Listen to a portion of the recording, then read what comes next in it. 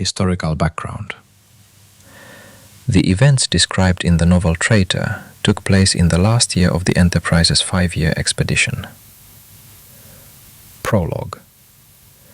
Hargemon, he'd already grown accustomed to the name, looked up at his commander and laughed. The laughter echoed sharply in the small, bare-walled computer bay. "So, this is the cruiser Enterprise, with Captain James Tiberius Kirk." His tone was laced with sarcasm. The commander smiled. "What luck. I think you're pleased. This captain suits us best. He always loves to be first. You'll have to change your appearance. It's necessary in any case. All Starfleet officers have excellent memories, among other virtues. But for Kirk, we'll need to add something to what nature has already provided." He grinned and ran his fingers through his wide, neatly trimmed red and gray beard that hid his face. The smile instantly disappeared from the commander's face. "I will decide what is necessary and what is not. I cannot allow failure. Too much is at stake. Too many people have worked long and hard on this project for it to fall apart because of one person's carelessness." He narrowed his eyes warningly and added, "Or because of his ambitions and personal plans." "Don't worry," Hargemon snapped. "I understand the importance of the task as well as you do." He pointed to the racks of equipment that filled the tiny compartment. "Don't forget that I've spent thousands of hours with this junk you call computers. Besides, without me, the mission can't be completed without you. Yes, I appreciate your abilities. I found you and recruited you for this job myself. But if we fail because of you, you'll be in trouble. Remember, I'll get another chance, and you won't. Now get to work. I'll check in when you're done." "I don't need—" "I'll check when you're finished," the commander repeated in an icy tone, turning his back to Hargemon and walking out through the flat metal door that closed the only exit from the compartment. "What a cocky bastard," thought Hargemon. "He's as much of a despot as Kirk." But he said nothing, merely glared at the slammed door, turned to the control panel, and sighed deeply. Kirk would be taken care of now. The commander and the others had plenty of time and opportunity for that. Chapter 1. Captain's Logbook. We are on our way to the planet Karella to, as Dr. McCoy would say, put out a small fire.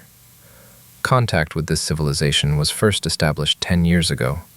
At the time, they refused to join the Federation, but during negotiations, Captain Brittany Mendez of the Exeter noted that the history of Karella's relationship with its colony on Vancadia could serve as an example of how a colony should be founded and governed. Unlike most rapidly developing technological civilizations, Karella had established a global government even before entering space.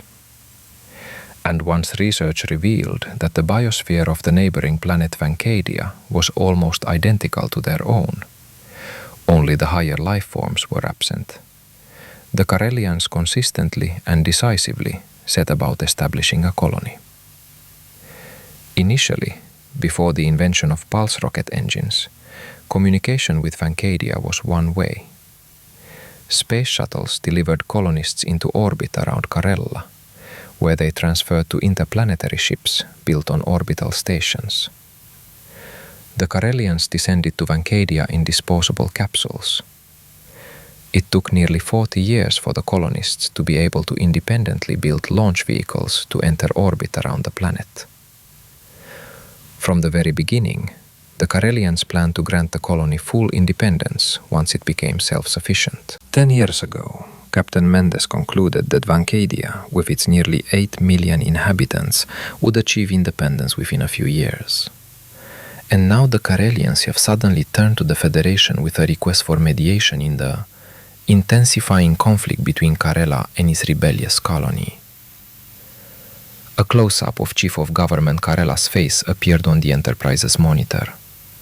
He had fair skin, a shock of raven-black curly hair, and a neat beard of the same color. Autofocus faces in the background appear blurry. "Welcome," he said. "My name is Coldren. Allow me to express my gratitude to the Federation, which responded so promptly to our request." "Thank you, Coldren," Kirk replied. "Prime Minister Coldren, aren't you?" The interlocutor nodded affirmatively. "And are you Captain James Kirk of the Enterprise?" "Yes. We will approach your planet in a few minutes, and as soon as our ship's orbits align, we will be ready to transport you aboard the Enterprise." Coldren raised his hand in protest. "Thank you for the offer, Captain. You're very kind. Perhaps it's a superstition, but I'm concerned about the prospect of being disintegrated into atoms, transported through space, and materialized in your transport device." "It's not a superstition at all," Kirk said, hiding a smile, and looked at Dr. McCoy's approving grimace. "I can assure you that the transport is completely safe. But if you prefer—" "I truly prefer it, Captain, especially since the starship is capable of accommodating my ship. Am I not mistaken?" "You're right, Prime Minister. Your vessel is slightly larger than our shuttles, but we can dock it without any problem. Our mechanisms will be able to capture—" "I prefer to let the ship sail under its own power, if possible." Kirk suppressed his displeasure. "Yes, that's possible. But you have conventional rocket engines. It's dangerous to fire them in a confined space, even one as large as the Enterprise's hangar. We can use the absolutely safe maneuvering engines and dock on our own. Only in the absence of gravity. But in the hangar, as throughout the entire starship, normal gravity is maintained." The Prime Minister thought for a second. "Artificial gravity," he finally said. "I hadn't thought of that. But couldn't it be temporarily disabled in certain sections?" "It's much easier to use our tug," Kirk replied, and mentally added, "or the transport system." "But is that possible? It won't damage the Enterprise, will it?" "Yes, that's possible. I'll give the appropriate orders."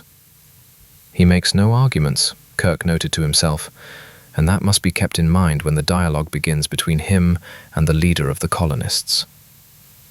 "Thank you, Captain. I look forward to our meeting."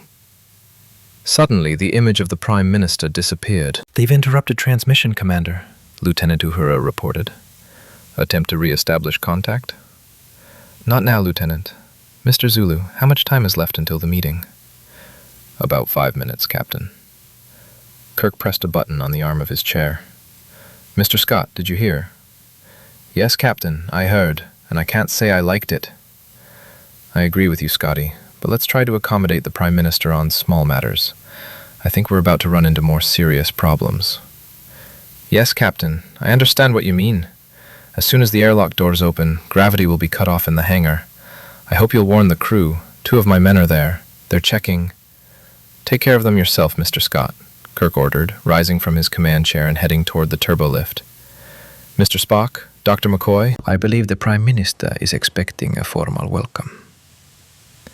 10 minutes later, the 3 of them stood on the hangar's gallery. Scotty had managed to leave normal gravity in the rear third of the room and watched the Karellian ship slowly float inside through the open airlock. The vessel reminded Kirk of a small, neat replica of the ancient American space shuttle, carefully preserved in the Space Museum.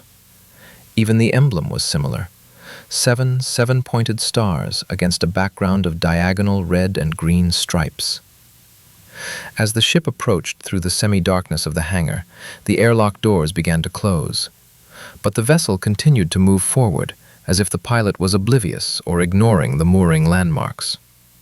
"What the hell is he doing?" McCoy muttered as the ship floated between 2 pillars toward the cargo elevator. "If he gets into the gravity zone—" "Don't worry, Bones," Kirk reassured him, glancing at the 2 technicians standing at the control panel. "We're prepared for this kind of situation." But the captain's intervention was unnecessary. Kirk had just decided it was time to give the command to the technicians and take control of the docking process when the bow thrusters ignited. But the ship didn't stop, instead continuing to move sideways.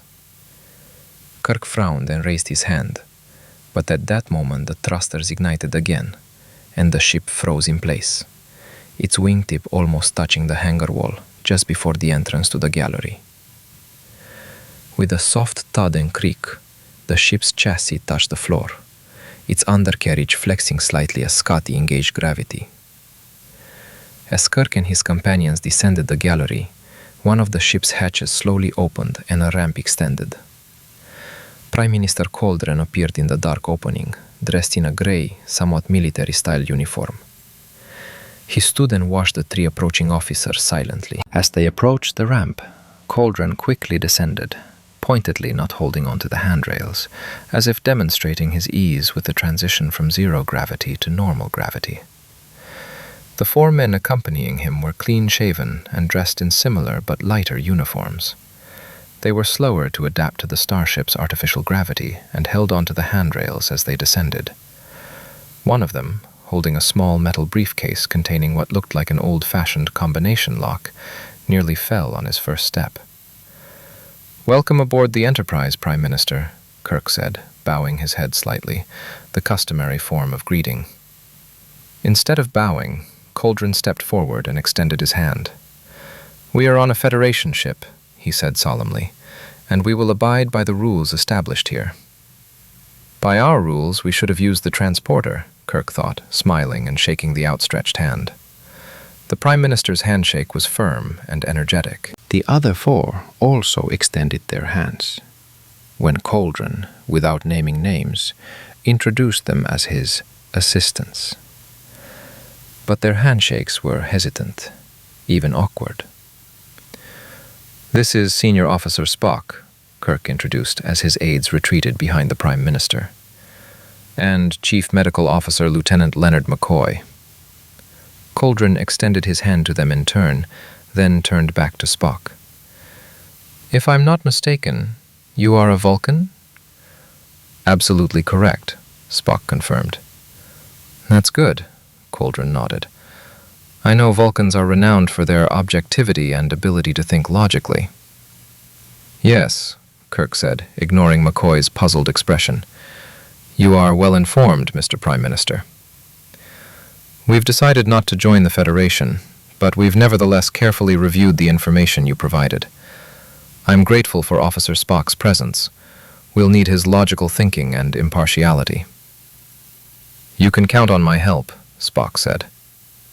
"Thank you," Coldren replied, turning to Kirk. "According to my information, the Enterprise's onboard computer, I think it's called Diotronics, is capable of reading information from our simpler devices." "In all likelihood, yes. Diotronics is a very flexible system." The Prime Minister carefully examined the hangar. "The computer probably controls all the systems of your starship." "Under the crew's control," McCoy interjected. "Of course. After all, a computer, even the most advanced, is just a machine that requires constant monitoring. That's the case with our technology, and I dare say the same with yours." "Of course," McCoy said meaningfully. Spock raised an eyebrow in confusion, and Kirk glanced quickly at the doctor.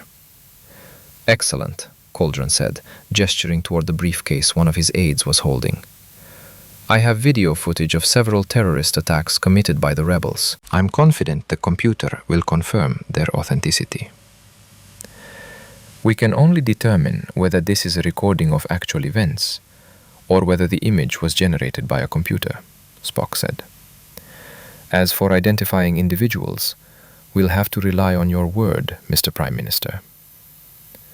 "You're suggesting," Coldren began irritably. "I'm not assuming anything. I'm just stating a fact." The Prime Minister pulled himself together. "Of course. My apologies, Mr. Spock. I'm afraid my interactions with the rebels, some of whom were my friends until recently, have made me distrustful. I simply ask that you listen to me and review the video recordings." Sighing, Coldren glanced back at his ship. Another man emerged and stood motionless in front of the hatch, which softly closed behind him. "I hope you won't mind, Captain, if one of my men remains on duty when we leave the hangar." "Of course not," Kirk said, trying to hide his displeasure. "But I assure you that is not necessary. It may seem strange, but I will feel calmer if my man stays here." "As you wish. Now let's go and get down to business." "If this will do any good," Kirk thought skeptically as he headed for the elevator, "when you don't trust us so much." A few minutes later, they sat around the table in the wardroom, and Spock connected the device Coldren had brought to the ship's computer. The control panel began to flash multicolored lights as the computer began analyzing the Karellian device and adjusting its input circuits to receive the information. "As far as I know," Kirk began as they waited in front of the blank screen, "Vancadia wasn't supposed to gain its independence for another 2 years, on the 100th anniversary of the Karellian landing on that planet." Coldren chuckled. "Absolutely correct. But they didn't want to wait. 10 years ago, when Starfleet first made contact with you, you had no conflicts with the colony. At least, our representatives didn't notice anything. There were no problems then. And now they exist. What has happened during this time, Mr. Prime Minister? Why did relations between your planets deteriorate so quickly?" Coldren waved his hand towards the computer that was processing the received information. "It has everything. Sabotage, murder, terrorist attacks." "I understand," Kirk insisted, "but none of this explains how the conflict arose and why. There must be some reason, and until we figure it out, we'll hardly be able to help you." Coldren frowned and shrugged. "If you contact the rebels, perhaps they can explain it to you. It's a complete mystery to me. As you already know, Vancadia was supposed to gain independence in 2 years, but 3 years ago the colonists unexpectedly demanded immediate independence. Their leader, Delkondros, made the announcement. Did they somehow explain their impatience?" Coldren shrugged again. "I can only assume they grew tired of waiting. Or Delkondros convinced them there was no need. He was only one of 20 council members at the time, but the most ambitious. Or perhaps he wanted to seize power this way.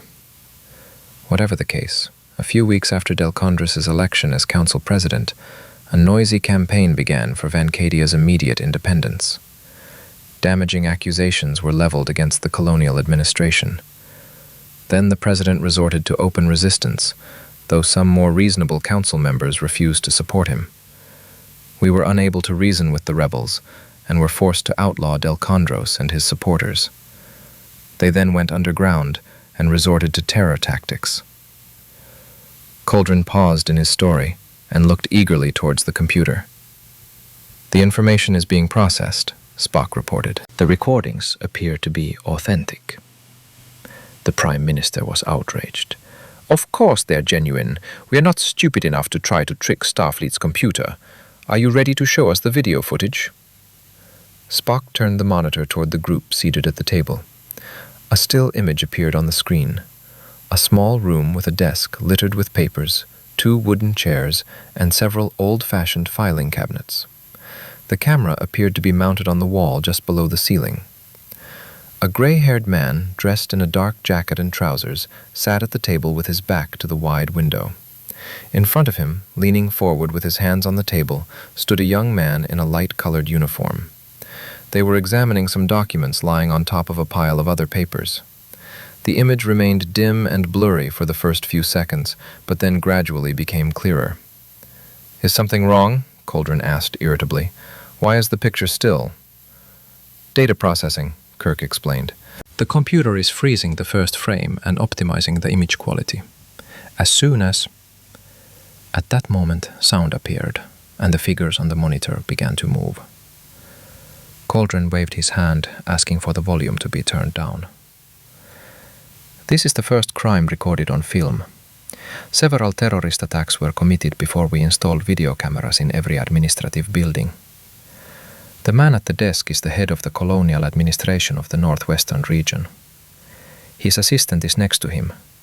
He's a native of the colony, but he too is considered an enemy for collaborating with us. Or perhaps he's just a random victim." The Prime Minister looked away and swallowed. "I've seen this footage many times before, Captain Kirk. The The computer has enhanced it, and it will look even worse. On the screen, two men continued their silent conversation. Suddenly, the window behind the table shattered, sending shards of glass scattering across the room. The man sitting at the table's face contorted in pain. A bundle, the size and shape of a brick, fell to the floor behind him. The two men quickly turned around, and then, without even having time to see the object that had flown through the window, they rushed away. But there was no escape. The young man standing in front of the table managed to turn and take one step toward the door, while the man sitting there quickly jumped up, knocking over his chair, and tried to jump onto the table. At that moment, an explosion occurred. The body of the man who had jumped was seen tossed upward and flipped in the air, and then some object, possibly a broken chair, smashed the camera lens. A few seconds later, a new image appeared. The footage was taken from the hallway. Rescuers were recovering bodies from under the remains of a table and partially collapsed walls and ceiling. "You see," Coldren said, returning his gaze to the screen, "this is a typical terrorist attack. They sent no warning, unless you consider previous murders to be warnings of future ones. These two, both friends of mine, had no chance of escape. They were simply murdered in cold blood." "Do all your videos contain similar information?" Kirk asked. "Yes. This is evidence of the cruelty of the rebels." "And that's all?" "If you doubt the authenticity." "We have no doubt about the authenticity of the events themselves, but as Mr. Spock has already noted, we cannot identify the killers or their victims. Showing these crimes, no matter how barbaric, explains nothing. We need..." "But this shows what kind of people we're dealing with. You can see for yourself." Kirk suppressed a sigh that mixed sympathy with irritation. "Mr. Prime Minister, we are here at the invitation of your government to attempt to establish peace between you and the rebellious colonists. The first step to achieving this goal would be to establish the underlying causes of the conflict. But we thought that if we familiarized you with the facts, then the Federation will side with you." Coldren narrowed his eyes, pulled away from Kirk, and sucked in a deep breath. "You're not going to help terrorists and murderers, are you?" "Mr. Coldren," the captain gestured to reassure the Prime Minister, "please understand that we are not here to take sides. Regulations strictly forbid that. We have come to ascertain the true state of affairs and use that information to end the conflict." "But Captain Kirk..." "Captain," Uhura's voice came over the intercom, "we've received a message from Vancadia." Kirk looked at Coldren, clearly unhappy at the interruption. "Turn on the broadcast, Lieutenant." "Yes, sir." A moment later, an angry male voice rang out. "Coldren's dirty lies." Everyone heard the end of the phrase. "I'm not lying," the Prime Minister exploded. His voice drowned out the next few words, and Kirk silenced him with a wave of his hand. "Before it's too late," the man finished and fell silent. "We've recorded it, sir," Uhura said quickly. "I'll play it from the beginning." "You mustn't listen to Coldren," the voice began without preamble. "Everything he says about so-called terrorism is a lie. I represent the colonists, and before you take any action, you must meet with us. You must come to Vancadia and see for yourself. Don't believe Coldren's filthy lies. Hear us out before it's too late." "Have you identified the source of the radio signal, Lieutenant?" Kirk asked. "Lieutenant Pritchard is leading the search, Captain." "Lieutenant Pritchard?" Kirk asked the young officer working at the computer in Spock's absence. "Yes, sir, I've picked it up. The transmission came from a small starship that launched from Vancadia a few minutes ago. Its engines are still running, and it will soon enter orbit around the planet. Lieutenant Uhura, try to re-establish communication." "I'm already trying, sir, but this is a regular radio transmission, not a subspace message. At this distance, we'll have to wait at least 3 minutes for a response. Roger that, Lieutenant. Keep trying. We'll try to get closer. Kirk turned to Coldren. If you want, we will wait until you return to your ship. What? Coldren exclaimed. Are you really planning to meet these barbarians, Captain? Kirk nodded decisively. We are indeed heading for Vancadia. If you wish to remain on board, please do so. If not, of course I'll stay. I can only imagine what new lies they've concocted there. Excellent, Prime Minister. Kirk's skirt stood up and announced over the intercom. We're returning to the bridge. Lieutenant Zulu, set course for Vancadia. But we have more recordings, Coldren began indignantly, gesturing at the blank computer screen. We'll look at them later. As you wish, Captain, but... Commander, Lieutenant Pritchard's voice interrupted them. The ship that transmitted this message has exploded. Chapter 2. Kirk glanced quickly at the impassive faces of Coldren and his retinue. Details, Mr. Pritchard. There were already several large ships in orbit around Vancadia, 2 of which almost simultaneously opened fire on the vessel that had launched from the planet's surface as soon as it left the atmosphere. What about the crew? At that distance, our sensors couldn't determine whether or how many living beings were on board, but judging by the ship's size, there couldn't have been more than 2 people there. Excellent. Mr. Zulu, turn the engines to full power. Yes, sir. Kirk turned off the intercom. Gentlemen, you can come with me to the control room. He headed for the nearest turbolift, followed by Coldren and his companions, and Spock and McCoy bringing up the rear. What do you think of what happened, Mr. Prime Minister? The captain asked as the elevator door closed silently behind them. You don't seem surprised at all. There's nothing surprising about that. One of our patrol ships simply accomplished its mission. Patrol ships? We've been keeping constant surveillance on Vancadia ever since they tried to move their terrorist activities to Karella. Destroying an unarmed ship is not observation, Mr. Prime Minister, Spock noted. Before Coldren could respond, the turbolift doors opened and everyone descended into the control room. The image of Vancadia took up almost the entire forward screen. Reducing engine power by 1/4, reported Zulu. We're entering a standard orbit around the planet.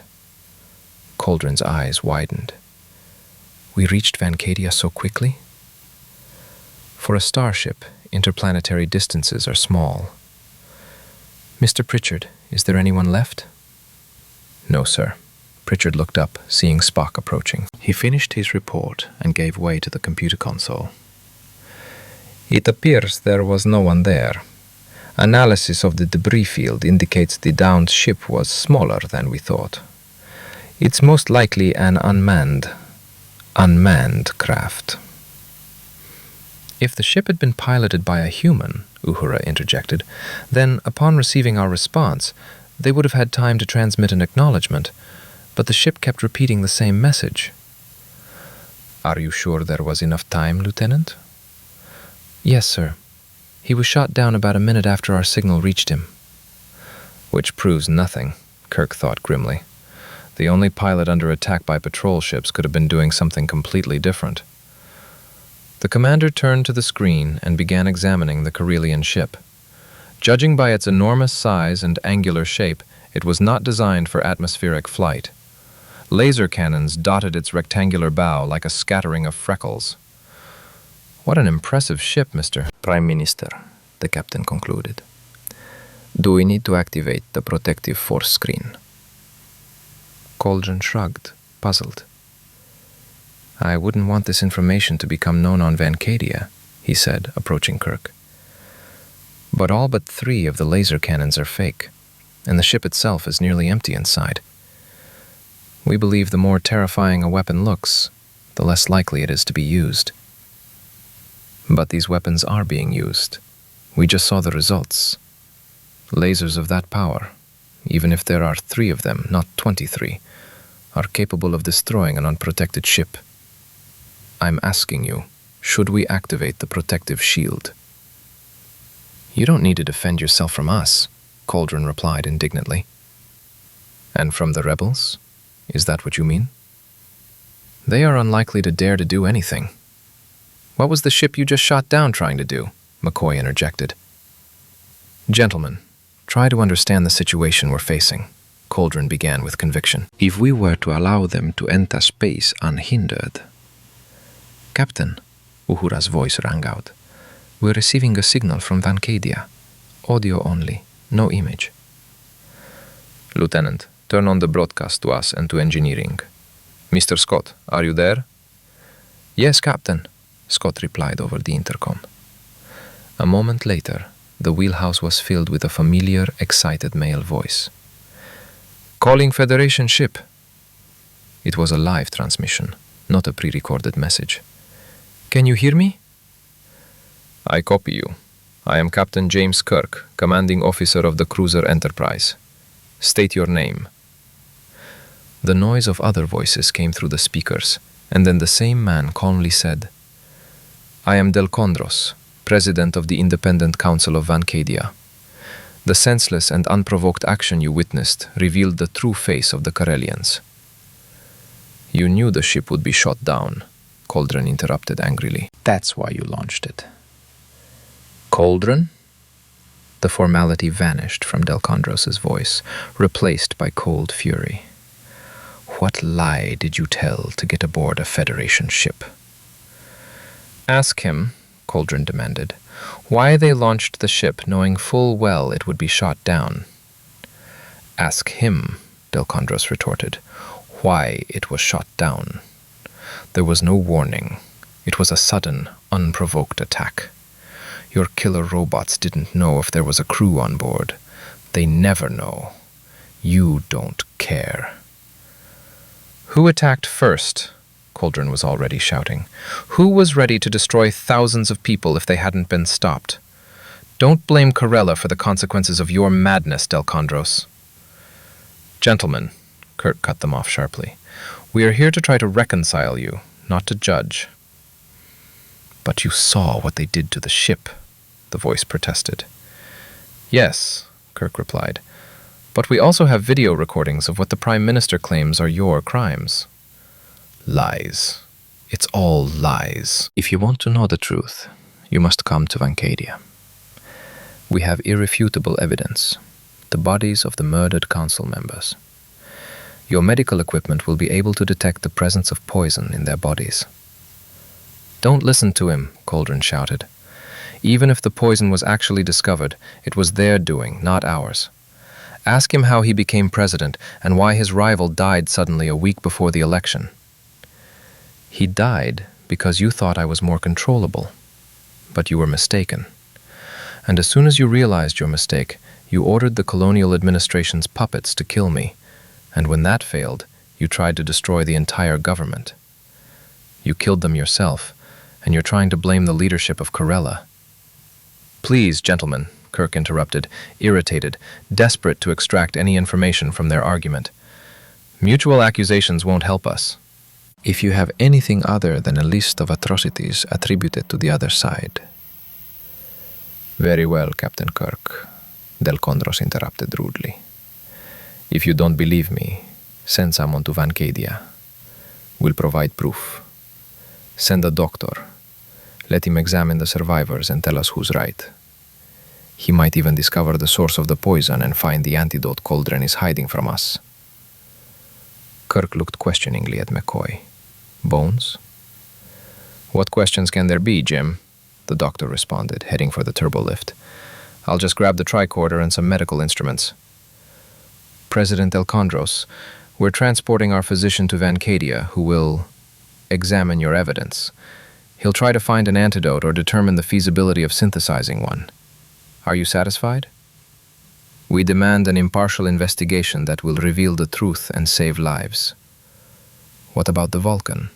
Coldren interjected. Ask Delkondros if he'd be willing to accept an observer who would be guided solely by logic, not emotion. Do you have a Vulcan on board? The president's voice was muffled by the sound of the turbolift doors closing behind McCoy. My senior officer, Spock, is half Vulcan, Kirk explained. Of course, we'll be happy to accept it. We have no reason to fear logic and impartiality. On the contrary, they're urgently needed now. Coldren frowned but said nothing. Mr. Spock, Kirk turned to the computer. Would you like to join the doctor and me? Of course, Commander. Captain, the Prime Minister protested. Are you really going to Vancadia? Kirk had difficulty concealing his displeasure. I think I should assess the situation myself. Do you have any objections? He's certainly concerned for your safety, Captain, Delkondros said, his voice dripping with sarcasm. But frankly, I'd also prefer you stay aboard the Enterprise and keep an eye on the Prime Minister. I wouldn't put too much trust in him. As you wish, gentlemen. Kirk's voice also took on a sarcastic tone. Admit it, this is, in fact, the first time since we began this conversation that you've agreed. President Delkondros, I'll connect you directly to the transport bay. Give the duty officer your coordinates. Kirk nodded to Uhura, who flicked a switch on the control panel. And now, Mr. Prime Minister. Captain Kirk, Coldren interrupted, I am categorically opposed to transporting your people to Vancadia. Kirk frowned and turned back to the Karellian. And why? Just now you wanted, even insisted, that Mr. Spock go there. I never doubted for a second that Delkondros would refuse. If he agreed, it's a trap. You haven't encountered these people yet, Captain, and you don't know what they're capable of. I ask you to first review all our video recordings before handing your people over to Delkondros. Kirk shook his head. They must understand the senselessness of any hostile actions. Their actions are completely irrational, Coldren continued. Kirk caught Spock's gaze and read his thoughts reflected there. They seem to be well suited to each other. He almost laughed, although the situation seemed hopeless. Mr. Coldren, the captain began, but was interrupted by the computer's voice. Alert, he said, as dispassionately as ever. An unknown individual has been detected in the main computer room on Deck 8. Chapter 3. Turning to the screen, Kirk glanced at Coldren's companions. They were all there. Lock the doors to the main hall, the captain ordered, pressing a button on the arm of his chair. Security, dispatch a team to Deck 8. Unauthorized access. Security, we understand, sir. Lieutenant Shanti's pleasant contralto voice rang out. There was a slight accent in her voice. Mr. Spock, give me an image of the computer room. I'm trying, Spock replied without raising his head. The control signals aren't getting through. Identify alien, Kirk ordered the computer. Unknown humanoid, the computer said, and fell silent. Computer. The machine didn't respond. Kirk glanced at Spock, who was bent over the controls. Are the doors locked? The instrument readings are inconsistent, Captain. Kirk quickly crossed the control room and found himself next to Spock. Turn off the automatics, Mr. Spock. The Vulcan shook his head. That's impossible. None of the control signals. Spock fell silent.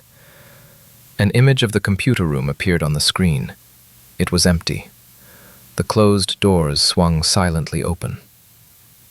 The control circuit malfunction, the computer said monotonously, has been detected and corrected. Control circuit failure? Kirk asked, turning to Spock.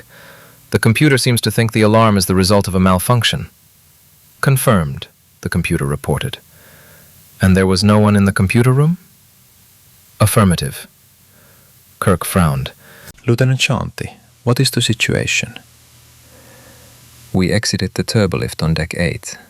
We're heading to the main computer room. It may have been a false alarm, but be careful anyway, Lieutenant. Report anything unusual. Yes, sir. Mr. Spock, can you determine the cause of the malfunction? No, Captain. The records indicate a discrepancy between readings from various sensor groups within the room. The computer's attempts to resolve the conflict resulted in a temporary blocking of control circuits and partial deletion of sensor readings from memory. Kirk thought Dr. McCoy would call it a nervous breakdown. What is the reason, Mr. Spock? Unknown, Captain. We need to run a diagnostic program, but since there was partial data loss, the chance of identifying the specific cause of the malfunction is no more than 10%. I've developed a special program to increase that percentage, but it hasn't been tested yet. Kirk nodded and turned back to the screen. Use all your abilities, Mr. Spock. Of course, Commander. Captain, Lieutenant Shanti's voice rang out. The computer room is empty, but one of my men heard the turbolift running. Show turbolift cabin, Kirk commanded the computer. The screen flickered briefly, and instead of the computer room, it showed an image of an empty turbolift cabin. The cabin doors closed, and everyone in the control room briefly saw the hangar and the Karelian ship moored there.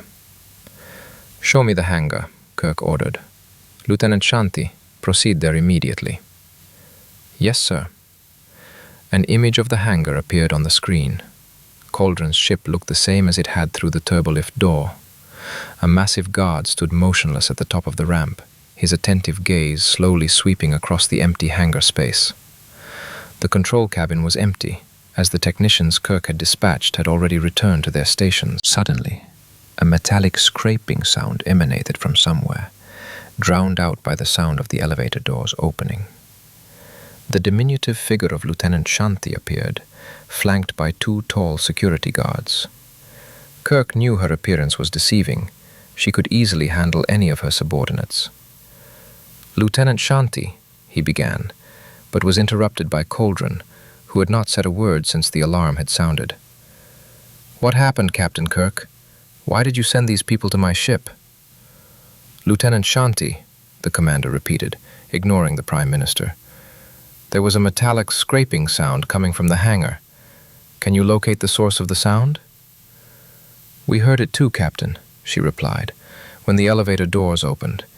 It seemed to be coming from the direction of the alien ship. I see. Kirk looked at Coldren again and turned to the computer. Mr. Spock, check the hangar for living creatures. The Vulcan bent over the control panel. There are only security personnel and a security guard there. Kirk stared at the image of the hangar in silence for several minutes. Lieutenant Shanti, he finally said, return to the main computer room. Inspect everything carefully and try to determine whether there really was a malfunction.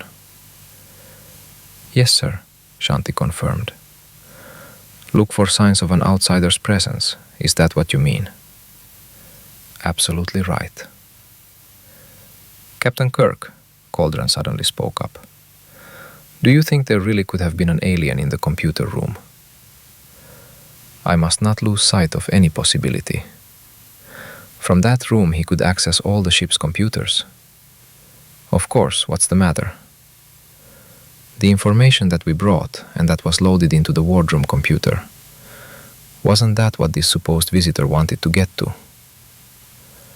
Kirk resisted the urge to tell the Prime Minister that the alien, if it was him, could only have come aboard the starship on a Karellan ship. If it really is an alien, the captain began to explain calmly.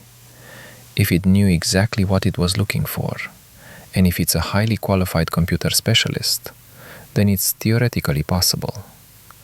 But there are no more than 2 or 3 dozen such specialists in all of Starfleet. And not a single one on board the Enterprise? Only one, and I assure you, at the time the alarm was sounded, it was far from the main computer room. Where do you get such confidence, Captain? You yourself can confirm, Mr. Prime Minister, that Mr. Spock has been constantly nearby since the time of your arrival on the cruiser. Coldren looked at Spock and seemed to relax. Of course, Captain. My apologies. I'm afraid I've become overly suspicious over the past few months. But the idea that the enemy possessed the knowledge and capabilities to infiltrate a Federation ship and destroy our records horrified me. Once again, I apologize. Returning to the matter of sending your people. At that moment, the turbolift doors opened, and Dr. McCoy stepped out and looked around. I see you and the Vulcan are still digging around here. Have you changed your mind? Am I going alone? There was a false alarm in the computer room, Kirk explained, but the problem has been fixed. Right, Mr. Spock?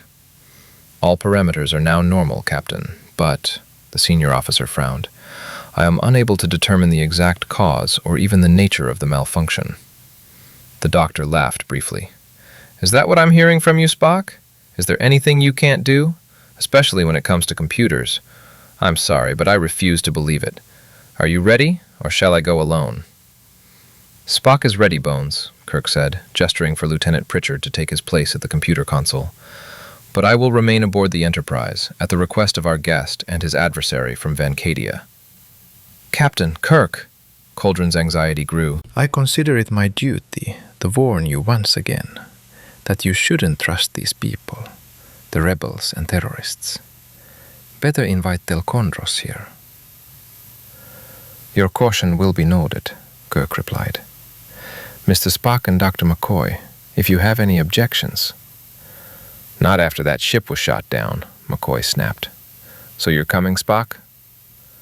Coming, Doctor, the Vulcan replied, throwing the strap of his tricorder over his shoulder and heading for the turbolift to join McCoy. As the doors closed behind them, Kirk turned to the intercom. Lieutenant Uhura, can you contact Delkondros? Yes, sir. Her fingers quickly ran over the keys of the control panel. Speak, Captain.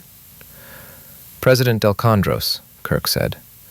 2 of my men, Chief Medical Officer Lieutenant McCoy and Senior Officer Spock, are ready for transport. I am completely satisfied, Delkondros responded. I am sure that as soon as they become acquainted with our evidence, I'm sure they'll examine everything carefully, the captain said. Of course. That's all we ask. Coldren grimaced with displeasure, but remained silent. A minute later, the link to the transporter bay was reactivated. Kirk smiled as he heard McCoy's angry voice explaining something to Spock. Suddenly, the link was cut off. We are ready, Captain, reported the duty officer in the transport compartment. Begin, Mr. Kyle, Kirk commanded, leaning back in his chair. Be prepared to bring them back immediately at the first sign of danger. Maintain constant communication with them. Yes, sir. And after a pause, I'm turning on the power supply. Silence fell over the control room. Kirk glanced at Coldren again, trying to read his expression. Fear? Anger? They're down there, sir, Lieutenant Pritchard said, at the coordinates you gave them. Lieutenant Uhura, are you in contact with Delkondros? No, sir. He cut off the transmission as soon as Mr. Spock and Dr. McCoy were downstairs. Kirk frowned. Restore the connection. Yes, sir, Uhura replied, pressing the keys. I warned you, Captain, Coldren began, but Kirk stopped him with a gesture, turning to Pritchard.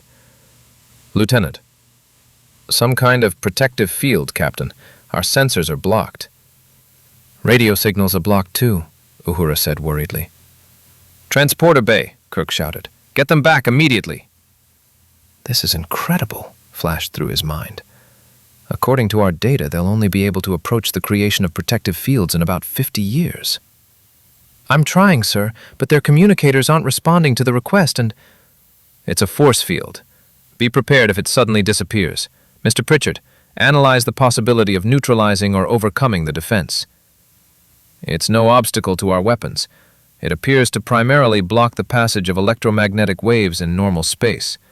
The field will offer some resistance to material objects, such as a photon torpedo or a phaser beam, but won't stop. Even a pulse from a small phaser is capable. And the transporter? If we increase the power... I wouldn't risk it, Scott interrupted, crossing the control room and stopping next to Uhura. Only as a last resort. It's dangerous. Understood, Mr. Scott. Lieutenant Pritchard, you said the sensors are also blocked. That means the field has a subspace component. There is, but I would call it random. It's more like a side effect of the field itself. Then the sensors shouldn't be blocked. Not completely, sir. It looks like interference. Many details are missing, and the rest of the image is heavily distorted. How should I know about this? I'm not a scientist. But I warned you about Delkondros' treachery. But not about this field. Is it new? I didn't know it existed, if that's what you mean. As far as I know, they've never used it before, but none of this surprises me at all. Why? Have they done similar things before? Coldren nodded affirmatively. That's why we're forced to keep the planet under constant surveillance. Their spaceships, though much smaller than mine, are capable not only of orbiting Vancadia, but also of traveling to Karella and back. The power plants... Captain, Pritchard suddenly interrupted him, the intensity of the protective field is rapidly decreasing. Kirk rushed to the screen. The image of Vancadia wavered. Then the distortion vanished, and the planet's surface became perfectly clear. At that moment, Delkondros' voice rang out in the control room. His tone was menacing. Any attempt to transport your people will result in their immediate death. Kirk's eyes widened in surprise.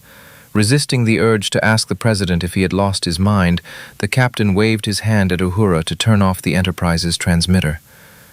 Transporter Bay, Kirk commanded. Engage automatic tracking of their communicators. Activate the power source only on my command.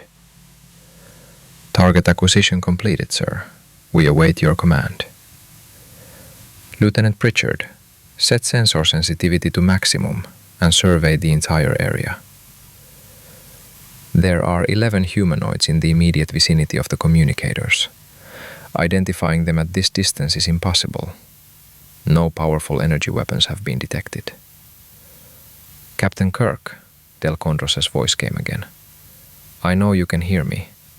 Do you understand me well? Transporter Bay, stand by, Kirk commanded, signaling Uhura to turn the transmitter back on. I hear you, Delkondros, he continued. But I hope I haven't understood you quite correctly. Do you mean to say that my people have been taken hostage? Essentially, yes. It's the only way.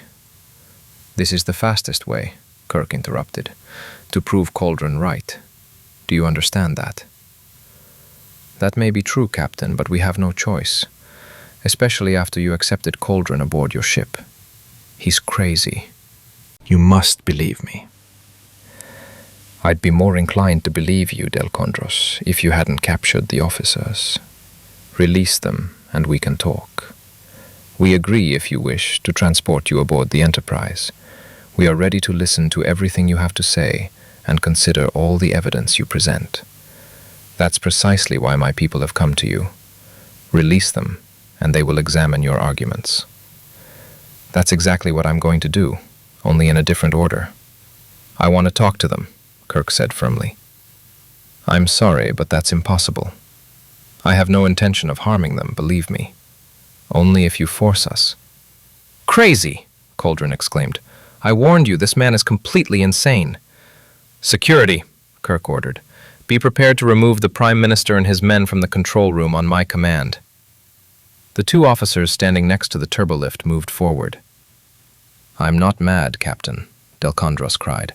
I'm simply driven to despair. I can't act any differently when this scoundrel is aboard your ship. He's lying. Suddenly, the sounds of other voices came from the speakers, shouting at the same time and drowning each other out. What happened?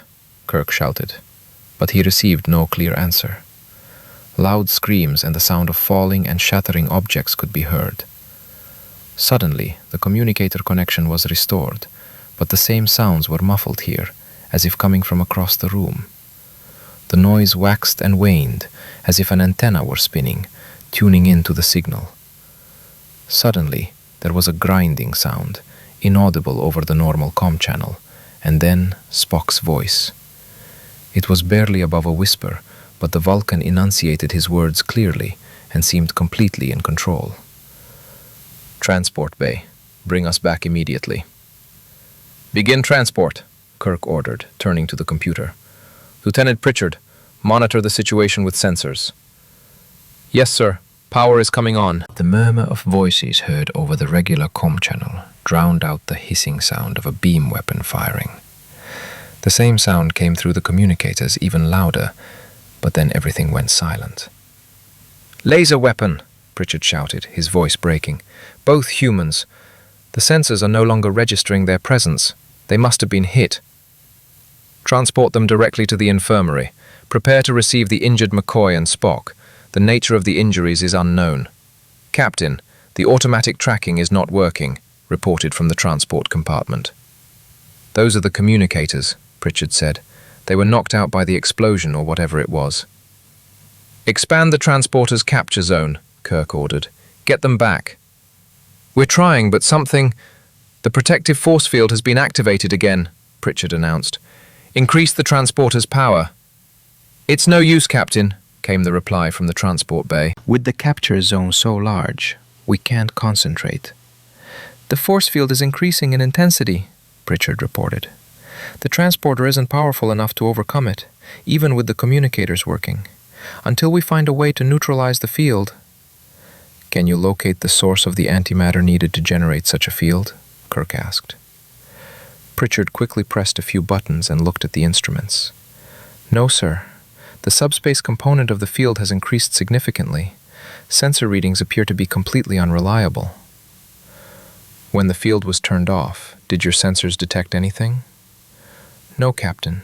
If the power source uses antimatter, it should have its own protective field. Kirk dropped his hands limply onto the armrests of his chair. Uhura. The connection was lost when the communicators failed. There's nothing in subspace or on normal frequencies. Kirk fell silent for a long moment, turning to the screen and studying the blurry circle, hundreds of kilometers in diameter, that indicated the protective field covering the area. It was more intense, and in some places the interference was so strong that the image seemed translucent. His throat was dry, and his stomach felt empty. It's useless, he thought, clenching his fists. We're helpless no matter what. We can destroy the planet, but we can't save Bones and Spock. We can't even bring back their bodies. Chapter 4. You trust this con man? McCoy grumbled, shaking his head as the turbolift doors closed, revealing Coldren and his silent companions still in the control room. If you're asking, Doctor, if I believe Coldren's claims are entirely true, then no. But we have no way of verifying their veracity. So what? I think it would be illogical to ignore them. For you, perhaps. But I'd be more concerned about the prospect of going to his planet, especially with him. The Prime Minister inspires much less confidence in me than the so-called terrorists. I can't help but agree, Doctor. Prime Minister Coldren's objectivity is seriously hampered by emotion. Regardless, his warnings cannot be ignored. As you often say, the presence of emotion doesn't necessarily negate. If you're so worried, Spock, you don't have to come with me. I can handle it myself. I'm not worried, Doctor. I'm just not dismissing Coldren's assertions outright, and would advise you to be objective in this matter. I can't match a Vulcan's objective logic, McCoy muttered. The elevator doors opened, and they stepped out into the corridor leading to the transport bay. But he's trying to confuse us. You saw that for yourself, Spock. We both saw what his observers did to the ship trying to reach us. Even if Delkondros sent it knowing it would be shut down, they did destroy it. And Delkondros was right. Whoever fired the shots couldn't have known, without sensors, whether there were people on board the ship they attacked. Of course, Doctor, Spock confirmed, entering the transporter bay. But the Prime Minister's evidence regarding the colonists' actions, we must take his word for it. You yourself said we have no way of identifying those people. Who knows? Maybe the crimes he showed us were the work of his people, and not the other way around. It's unknown, Doctor. When two mutually exclusive possibilities exist, logic dictates that evidence is required to draw definitive conclusions. Logic be damned, Spock! McCoy paused at the edge of the transporter platform and scowled at the Vulcan, who had already taken his place in the center of one of the circles. You only need a modicum of common sense to see right through this Coldren. Haven't you noticed he has completely misguided ideas about the Federation? The Prime Minister thinks we're as aggressive as he is, and he wants us to treat the colonists the same way he claims they treat him. He won't let something as insignificant as the truth stand in his way. I cannot but agree with the essence of your reasoning, Doctor, Spock said calmly. You have a unique way of agreeing with people, if McCoy fell silent as he heard someone cough discreetly behind him. It was Kyle, the transporter commander. "Ready, gentlemen?" McCoy gave Spock another displeased look, climbed onto the platform, stood in the center of the adjacent circle, and nodded to Kyle. "We are ready, Captain." "Begin, Mr. Kyle," the captain ordered. "Be prepared to bring them back at the first sign of danger. Maintain constant communication with them." "Yes, sir," Kyle replied. McCoy looked at Spock, shook his head, and sighed. The Vulcan stared fixedly at his tricorder, ready to read the instrument's readings immediately upon materializing on the planet's surface. "A routine precaution, Spock?" McCoy asked. His words were drowned out by the familiar hum of the transporter's force field, and the doctor concentrated on his sensations. "To tell you the truth," McCoy thought, feeling an internal tremor, "the movement through space with this damned machine worries me more than the possible dangers posed by the colonists, and even by Coldren." That was the only thing he agreed with the Prime Minister on. He'd never get used to the transporter, no matter how many times he used it. The very thought of ceasing to exist for a few seconds, becoming nothing more than a bundle of energy, made him feel helpless. And he hated helplessness, especially when it came to a machine. McCoy gritted his teeth as the transporter's force field enveloped him, and the image of the room slowly faded. When he regained the ability to move after materialization, the doctor relaxed the tense muscles of his face and sighed with relief. He stood next to Spock on the bare concrete floor of a large room, converted into a conference room, with 2 tables in the middle. The chairs, no 2 of which were alike, seemed to have been borrowed from waiting rooms and movie theaters. About a dozen people stood behind a table in the far left corner of the room, as if trying to keep their distance from where Spock and McCoy had materialized.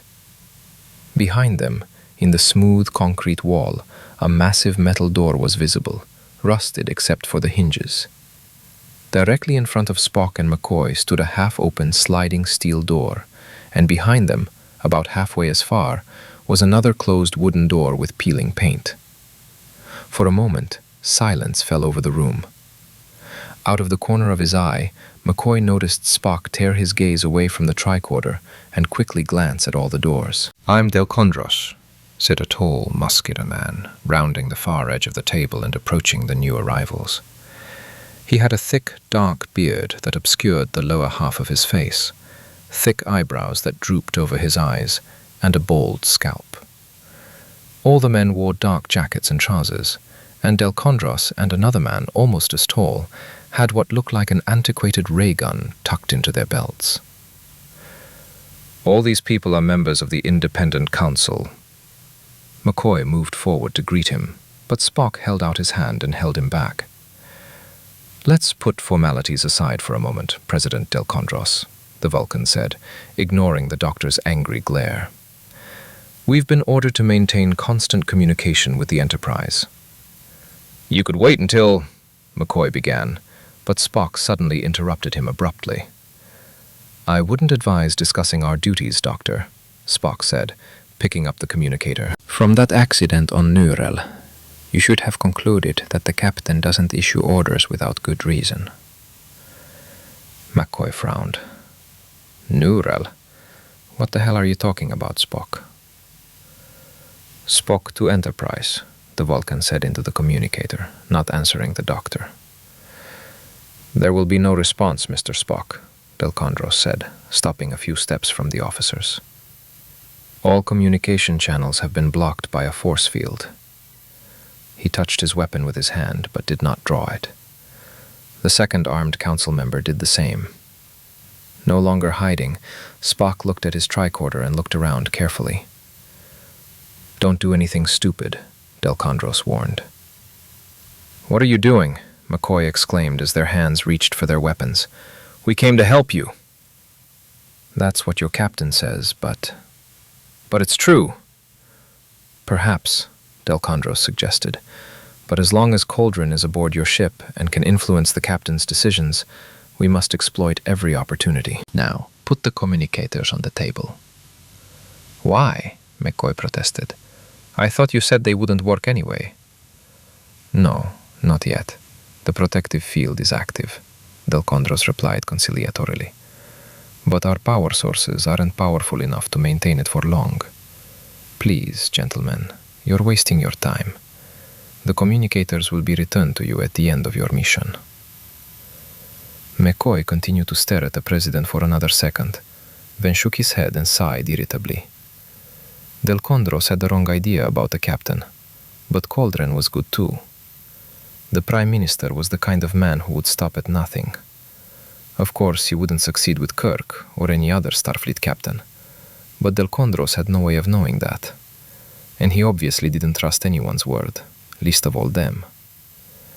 If he and Spock were going to get anything done here, they'd simply have to comply with the president's senseless demands.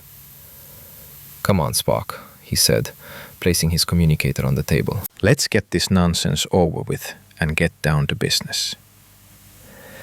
Spock hesitated for a moment, then put down his communicator as well. The doctor glanced at Delkondros. Now show us what you were going to show us. Before the president could answer, one of the council members, a small, wiry man with graying hair and beard, rushed towards him. "This is madness," he exclaimed. "I cannot allow this. Your actions are only making Vancadia's situation worse." The president turned to the speaker with displeasure. "We've discussed this hundreds of times, Tilmarek, and I thought you finally agreed with my opinion." Tilmarek shook his head. "Don't you see what you're doing, Delkondros? You're ruining our last chance. These people want to help us, but if you don't stop this madness, you'll turn them against us. You'll make sure the Federation refuses to talk to us." "He's right," McCoy interjected, emboldened by the unexpected support. Look, I know how you feel about Coldren, but kidnapping us won't help anything. It'll just make you look bad. "That's exactly what I told him," Tilmarek practically shouted, turning to Spock and McCoy. "From the very beginning, I'd been urging them to trust you. It's the only right path. You can't blackmail the Federation." He fell silent, looking back at the motionless members of the council. "Don't you see? Didn't you hear what they said? Even if they're lying, would that make them change their minds? And once they've studied our materials and we've released them, how are you going to control their actions? Or do you intend to keep them hostage forever?" McCoy noticed that during Tilmarek's speech, two members of the council, a young, beardless man in his 30s and a tall, heavy-set man in his 50s, walked around the table and headed for the door. Then a thin, dark-haired man spoke. "Tilmarek is right," he said nervously, not looking Delkondros in the eye. These people came here of their own free will. You told us that was impossible. But here they are, and I think they deserve our trust. "Besides," someone said from behind, "as Tilmarek says, if they're lying, we won't be able to verify them. We have to take their word for it. We have no choice. They're not just another pair of Karellan bandits." Delkondros looked at the faces of the council members for a moment, frowning. "Did Tilmarek talk to you too? Do you all think so?" At first, everyone stood silent and motionless. Then, one by one, they nodded their assent. Except for one, who, like Delkondros, was armed. He glanced sideways at the president, but remained silent. "Fine," Delkondros finally said. "If that's what you all want, so be it. But you'll be responsible for the consequences, not me." "Will you shut down the field?" Spock asked, "and allow us to contact the Enterprise?" "If you want it." "Yes." "Excellent." Delkondros nodded affirmatively. I'll turn off the field. He pulled his hand out of his pocket, pulled out some kind of device the size of a communicator, and pressed a button. "About time," McCoy muttered, heading for the communicator desk, but before he could take a step, the door behind him and Spock swung open. "What the hell?" he began, but didn't have time to finish. Without warning, Spock rushed toward him, grabbed him by the shoulders, and practically dove with him to the floor. The doctor's breath caught as he saw a laser beam hiss out of the open door and repeatedly sweep across the spot where he and Spock had stood a moment ago. One of the shots hit the armed council member in the shoulder. The weapon he'd managed to draw slipped from his hand. Before he could fall, another beam struck him in the chest. The room erupted in chaos, with people shouting and disregarding each other. Some followed Spock's example and threw themselves to the floor. Others rushed for the door, and the rest stood frozen in shock. Delkondros, snatching his pistol from its holster, leaped to the side away from the wounded man.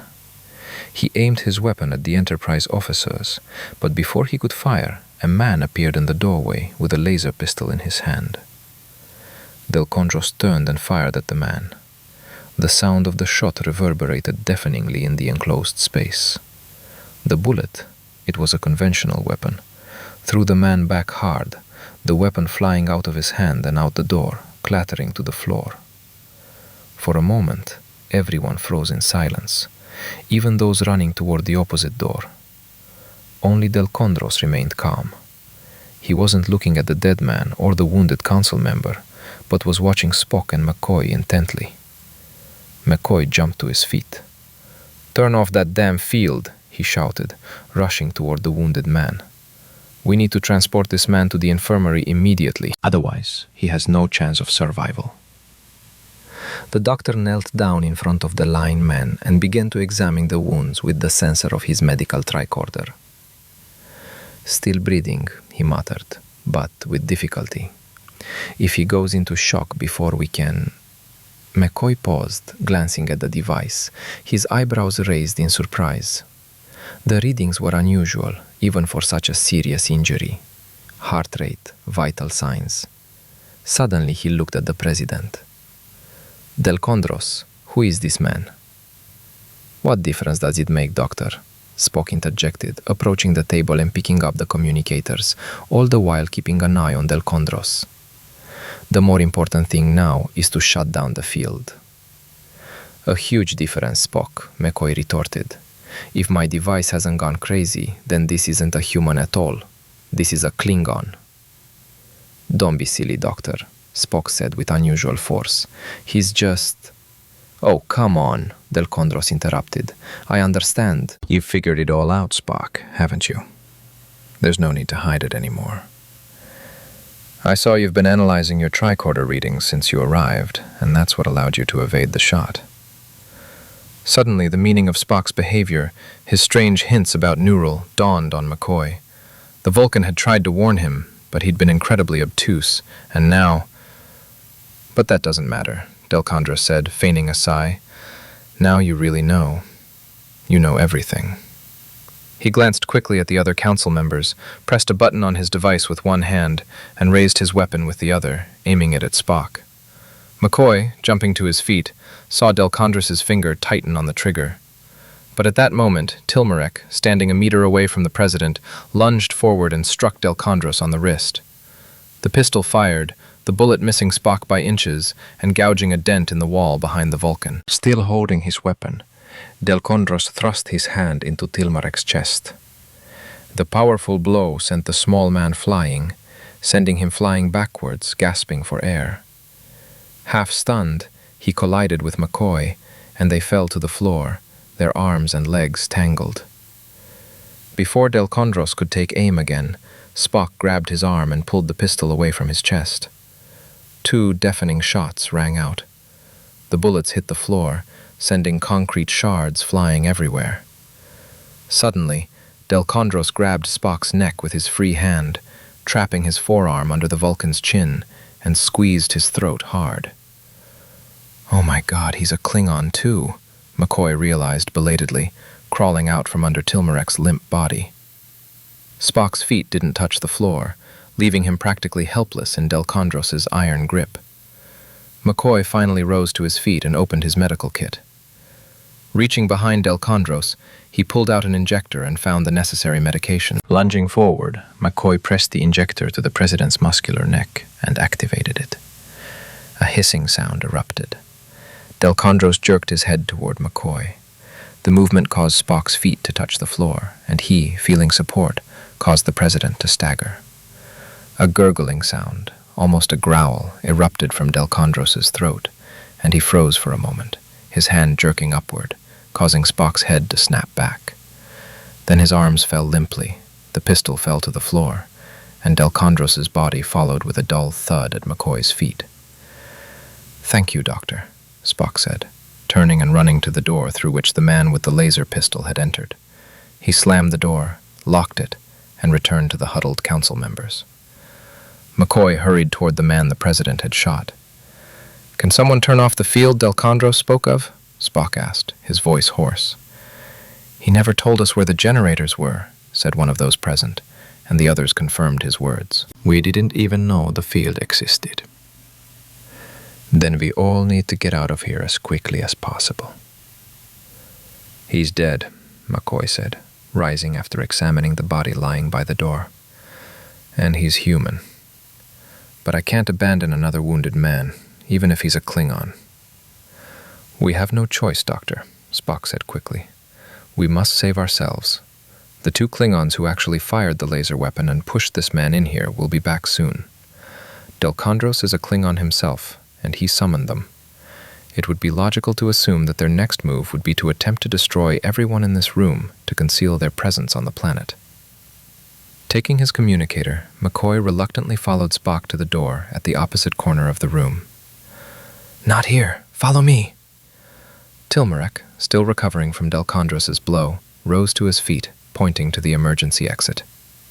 One of the 2 council members, who had separated from the others earlier, was fiddling with the lock. Without taking his eyes off his tricorder, Spock pointed it at the indicated door, which creaked open with a loud squeal. "Faster, Doctor. We only have a few seconds left." McCoy clipped his communicator to his belt and ran after the Vulcan. "If we get out of this mess, Spock, maybe someone could explain to me what's going on." The remaining council members paused, hesitant. Tilmarek shouted to them, "Listen to me. Vulcans never lie. You've all read the information Captain Mendez gave us about the Federation. If Mr. Spock says Delkondros is a Klingon, then it's true. And if he says the other Klingons are planning to kill us, then that's also true. If you want to be saved, follow me."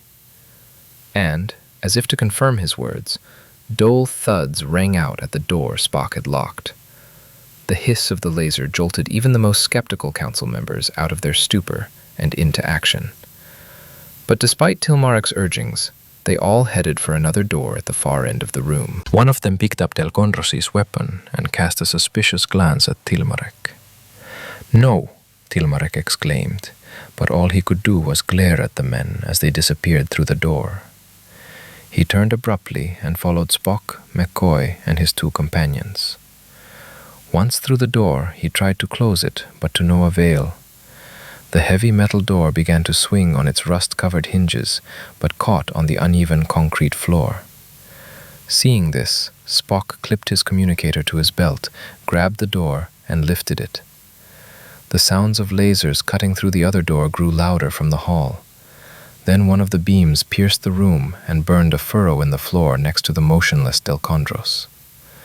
As the remains of the cut door clanged open, the backup door finally slammed shut and Tilmarek slid the bolt. They found themselves in a huge, dimly lit warehouse with crates of varying sizes lined along the walls, forming a network of dark corridors. Tilmarek ducked into one of the aisles. "Come here," he called, waving at them and starting to run. "We'll talk when we're safe. We need to come up with some kind of plan." The others rushed after him.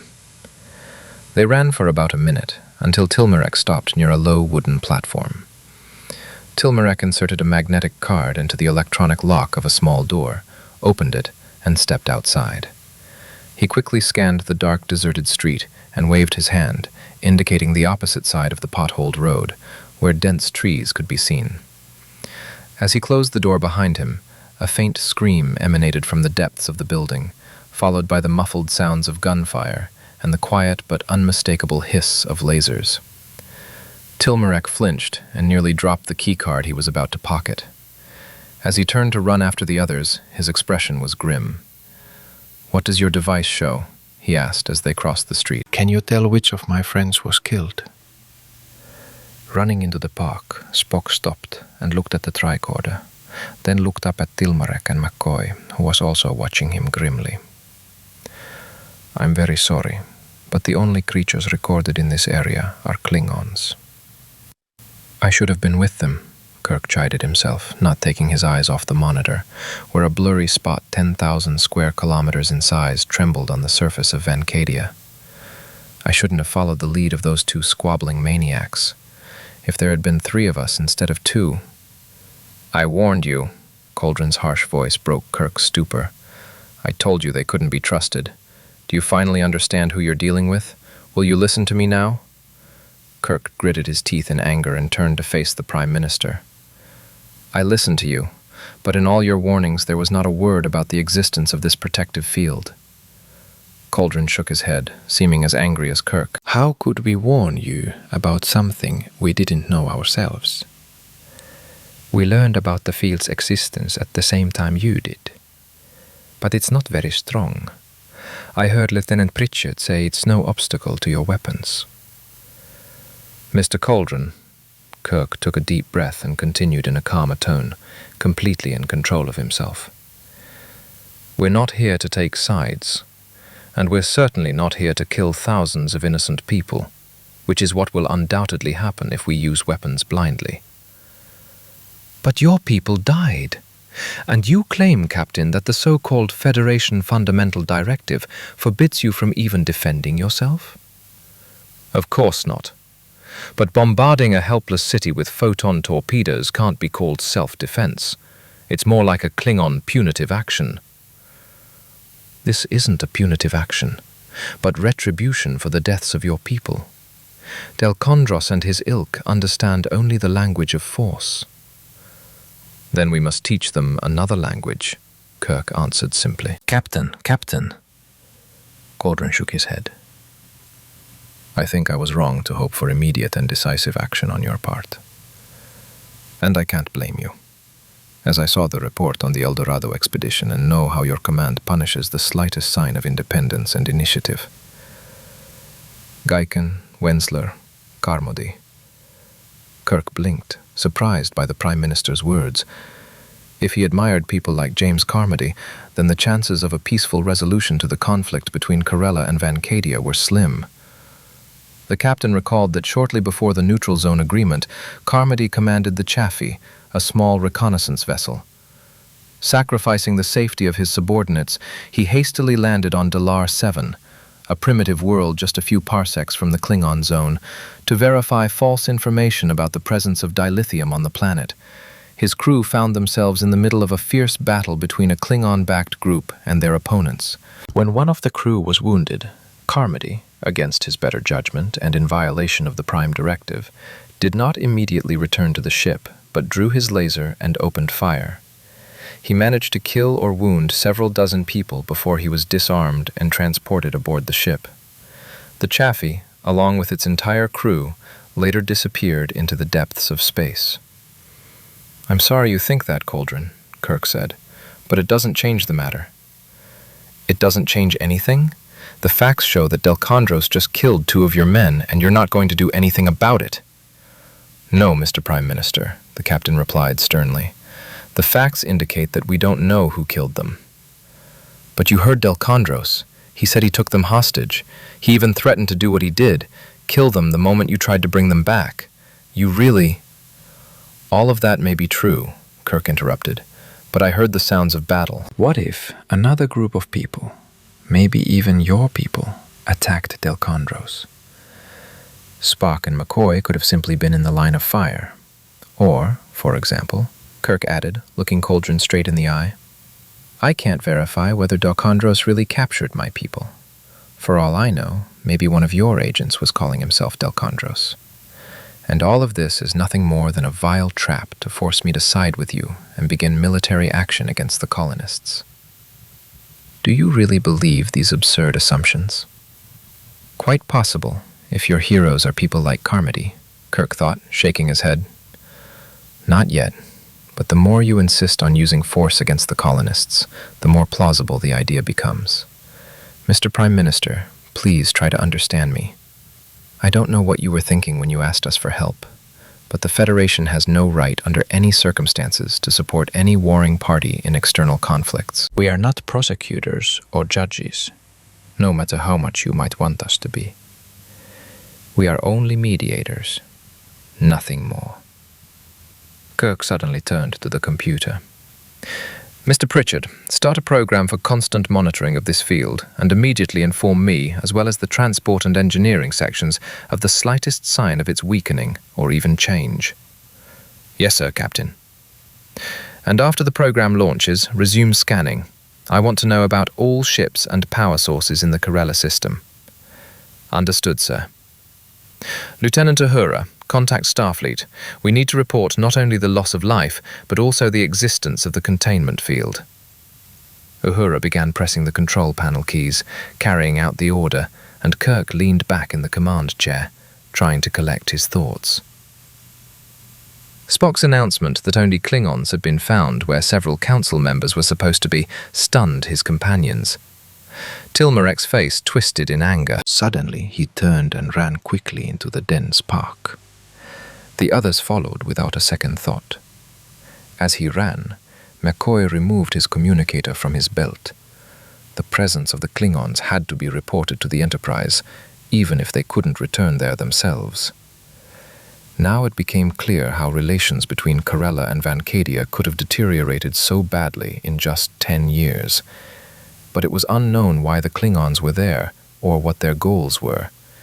And if he and Spock failed to inform the Enterprise and the Federation about the Klingons, they had a chance of succeeding. And that couldn't be allowed to happen. The last time, one of them, posing as a human, was tasked with poisoning a shipment of quadrotritical they were delivering to a starving planet. It is impossible to imagine how many people could have died if their plan had succeeded. "McCoy to Enterprise!" the doctor shouted, turning on his communicator as he ran. "Respond!" Spock, who was running ahead, turned around. The field is probably still on, And it's covering a much larger area than the building we were in.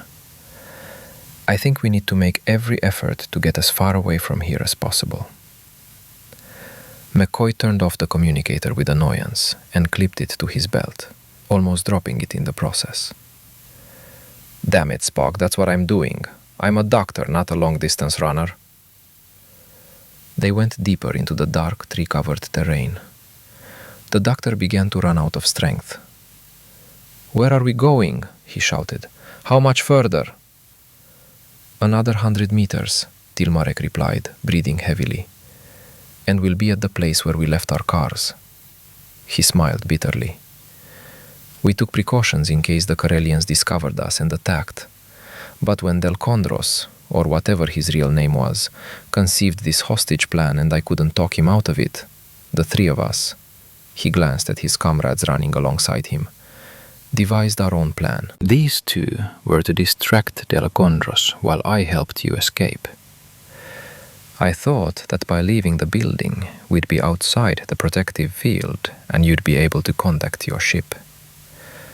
But as it turns out, I was wrong." "It seems so," McCoy agreed when Tilmarek fell silent, catching his breath. A few seconds later, he stopped near some evergreen shrubbery. Beyond it, a street was visible, very similar to a residential street on 21st century Earth, only it lacked sidewalks and the houses were rounded. Even the street lights were similar, round, bright bulbs. The street was empty, despite the clear, dry weather, perfect for an evening stroll. A lone, dark gray hovercraft sped past them, almost silently, and when it was out of sight, Tilmarek pointed to a gap in the bushes. "Curfew will be here soon," Tilmarek said, catching his breath a little, "but there's no need to take any risks." "But what are we going to do?" the young man asked, almost plaintively. Delkondros and the Karelians are one thing, and the Klingons are another. "Here's the address of the house," Tilmarek replied, handing them the note. "It's another precaution in case of escape. No one knows about this house. Not Delkondros, not the other council members. We'll be safe there, unless the Klingons have devices similar to your tricorders. He looked questioningly at Spock. I can't be completely sure, but I don't think they have anything like that. Even if they do have similar devices, they still wouldn't be able to pinpoint the location and identify an individual. That's a relief, Tilmarek said. Listening to your conversation with Delkondros, I thought they were downright wizards, and we have enough to worry about without that. And Delkondros knows our real names and addresses. He paused for a moment, grimacing. I should have killed him, but it's too late. Dr. McCoy, when will he wake up from what you did to him? It's hard to say. I've never tried this on a Klingon before. He might have come to by now, or he might be unconscious for another hour or so. Then we'd better hurry. We'll be safe in this house until we figure out a plan of action. Besides, he said, turning to his comrades, we have families, and you must take care of them. He turned back to the Enterprise's officers. You know more about the Klingons. I've only read about them in the materials the Federation provided us. What will they do? Will they try to track us down and capture us? That depends on their numbers and capabilities, Spock replied, as well as their reasons for being here. When they learn you've escaped, I wouldn't rule out the possibility they'll be waiting in ambush at your home. I wouldn't be surprised if the Klingons took your families hostage to force your surrender. And if you surrender to them, McCoy added grimly, they will kill you and your loved ones. Life means nothing to them unless it's their own. They care only about victory. The winner is the one who survives. The two men turned pale. Are they really going to do this? Are they going to threaten our families? The young man breathed out in surprise. That is quite possible, Spock said. More than possible, McCoy thought, suddenly realizing that for these people, the Klingons were greater enemies than they were for him and Spock. Karella's history isn't rich in villains like Hitler or Genghis Khan, and so the colonists were unprepared for the Klingons. There hadn't been a war on the planet for over 200 years, and even these people, who had seen their friends die, could hardly imagine the lengths the Klingons would go, not hesitating to kill innocents.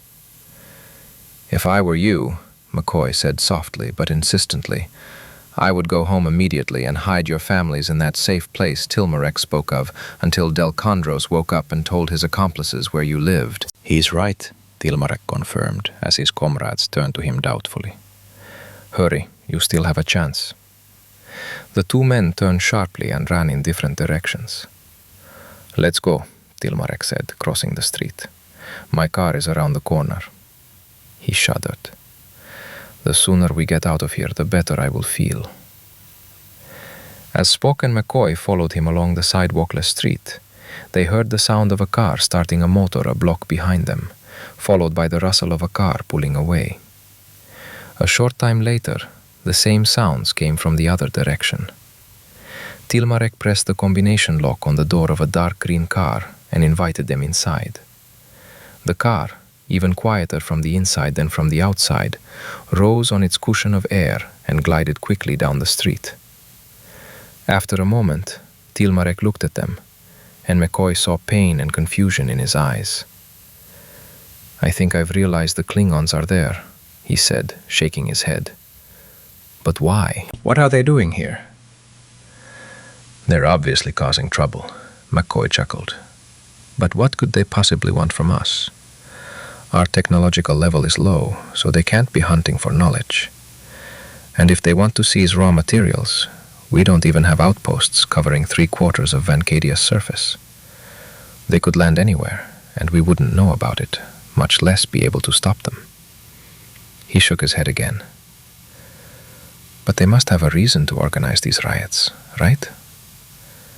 You think so, McCoy grimaced. But I wouldn't bet my life that it's true.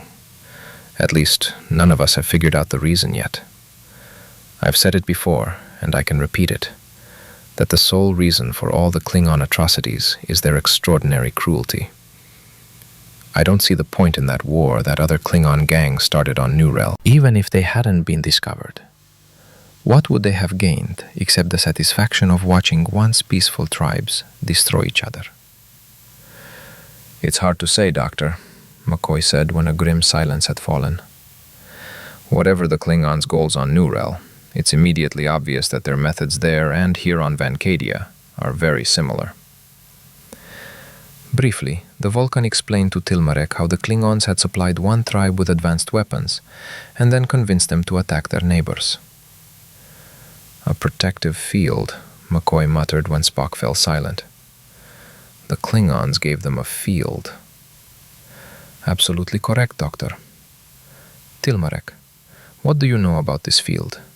Did Delkondros say anything about its creation? Tilmarek looked back at the Vulcan and shook his head. He didn't say anything specific. He didn't tell anyone about it, not even me, until he proposed his reckless plan. And even then, Delkondros explained practically nothing, only saying that the field would be activated when the need arises. He didn't give you any details? Its dimensions, its power? Who designed the generator? What power source is required? Nothing at all. Not at all. Ever since I told him what I thought of his intentions and tried to stop them, we've stopped trusting each other. I didn't tell him about the precautions I was taking, and he didn't share the details of his plan with me. Do you remember what Delkondros said when he took our communicators? McCoy asked. That the field required too much energy, and so it would soon have to be shut down? I don't know anything about that either. It seems he was lying all the time, the doctor commented, which is not at all surprising. While McCoy spoke with Tilmarek, Spock activated his communicator and attempted to contact the Enterprise again. Nothing happened. But instead of returning the communicator to his belt, he turned it over, opened the back panel, examined the device carefully, then closed it, attached it to his belt, and turned his attention to the tricorder.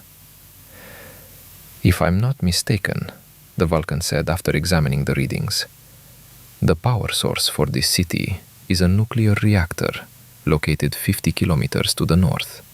Correct? Tilmarek raised his eyebrows in surprise, but did not take his eyes off the street. Yes. How did you find out? The tricorder registered it, Spock explained. But the odd thing is, there's no detectable energy field. Maybe they finally turned it off, McCoy said hopefully, taking the communicator off his belt and turning it on. Or there's been an accident. McCoy calling Enterprise. Over. But there was no answer. Hope vanished as quickly as it had appeared. Maybe my communicator is faulty, he suggested, still not giving up. Spock, what? The tricorder shows he's completely fine. Clearly the problem lies elsewhere, perhaps even on the Enterprise. What could happen there? I can't say while I'm here. Suddenly a new thought occurred to the doctor. If the Klingons are involved in this... Listen, Spock, what if they have a new type of field that the tricorder doesn't register? It's quite possible. So what? Then that means everything is fine on the Enterprise. We need to get out of here as quickly as possible to get beyond the field's range. We'll have to wait until tomorrow anyway, Tilmarek said. Otherwise, we'll be stopped for violating curfew. Spock's reply was interrupted by the buzzing of a buzzer and the flashing of a light on the car's dashboard. Tilmarek frowned and pressed a button next to the light. What else is there? He muttered and explained. This government, the Karelian colonial government, is transmitting an emergency message through all communication channels. As Tilmarek finished speaking, two small screens lit up, one next to the flashing light and the other built into the back of the front seat. Something really important, Tilmarek said. They don't usually broadcast images to moving cars. An image of a sharp-faced man in a dark uniform with red and green Karelian stripes on his sleeve appeared on the screen. This is the colony's governor, Tilmarek said with hostility. His name is Ulmar. Citizens of Vancadia, the governor began, and Tilmarek's face twisted even more, as if in pain. I have an important message. It concerns the very existence of our two planets. And since I am well aware that many of you have no sympathy for the colonial administration, I will not deliver this information myself. We cannot allow our words to be doubted because of a lack of trust in the speaker. This is too important. Therefore, I have invited here a man you have no reason to distrust. The governor fell silent, looking away, and for the first time the mask of official coldness disappeared from his face. A look of utter confusion flashed in his eyes, and his lips trembled for a moment. Then he looked back at the camera. Citizens, the President of the Independent Council of Vancadia will address you. The screen flickered, and Delkondros' image appeared. I urge everyone to listen to me and believe me, the President began without preamble. I sacrificed my freedom and voluntarily surrendered to the colonial authorities to convince the governor to listen to me and organize this broadcast. What I have to say is vitally important. He stopped and swallowed, mimicking the behavior of an agitated person. You know that the Karellians recently appealed to the Federation for help in resolving the conflict between our two planets. I hoped that the Federation envoys would listen not only to the Karellians who invited them, but to us as well.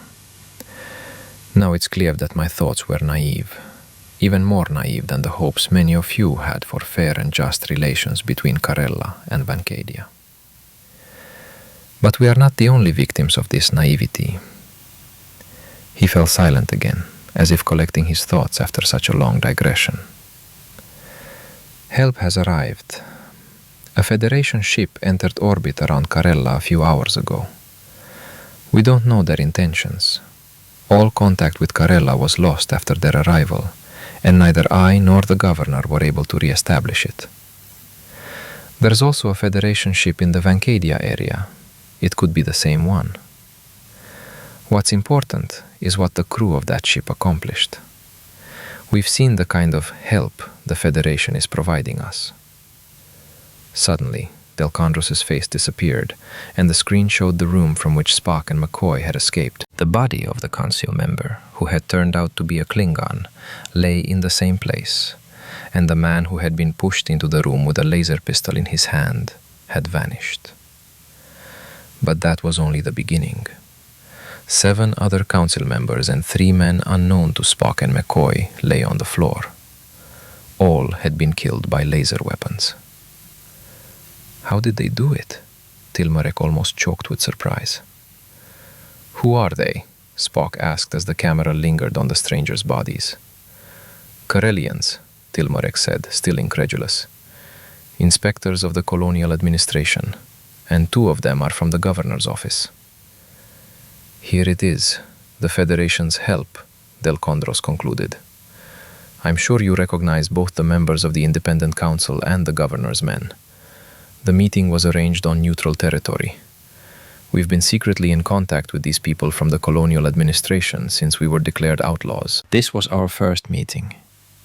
The first truce in over a year. And the reason for it was the arrival of the Federation envoys. We all hoped. Delkondros stopped and shook his head, precisely imitating the behavior of a person in a stressful situation. I don't know what we were hoping for, but the Federation sent a punitive detachment that committed this bloody crime.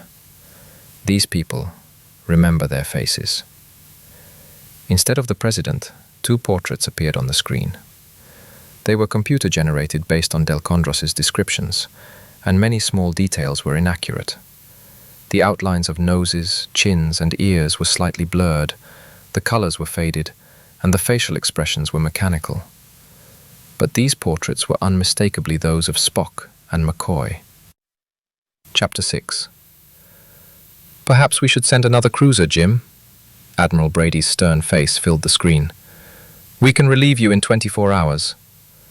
No, thank you, Admiral. I prefer to stay. I know, Jim, but under the circumstances... Under the circumstances, Admiral, Kirk said firmly, it is my duty. If you doubt my ability to remain objective, then order me to leave. I will obey. Brady looked at Kirk silently for a few seconds, then nodded. Okay. Keep in touch. I'll notify Sarek and Amanda. And Dr. McCoy's daughter. What's her name, Jim? Joanna. Don't do that yet, Admiral. Why? Do you want to tell them yourself? Actually, yes. Frankly, he didn't want to shift this heavy responsibility onto anyone else, but that wasn't the only reason. Admiral.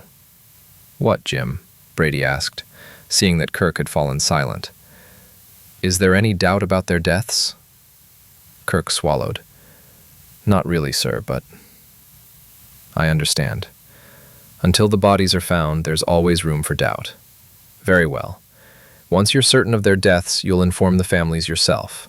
In the meantime, I'll order a search of the archives for all records of contacts with worlds outside the Federation. Any evidence of outside interference, Klingons or otherwise. There's more evidence here, Admiral. Coldren, who had been forced to remain silent this entire time, interjected. After hearing everything you and Captain Kirk have said about these Klingons and their devious methods, I can say this with certainty. Kirk turned quickly to the Karellian. What evidence, Coldren? Anything other than the field? Coldren nodded meaningfully. You wanted to know, Captain, what the current relationship between our planets is. Very well. Now I'll tell you that one of the main reasons that led to the conflict was the invention of improved rocket engines for interplanetary ships on Vancadia.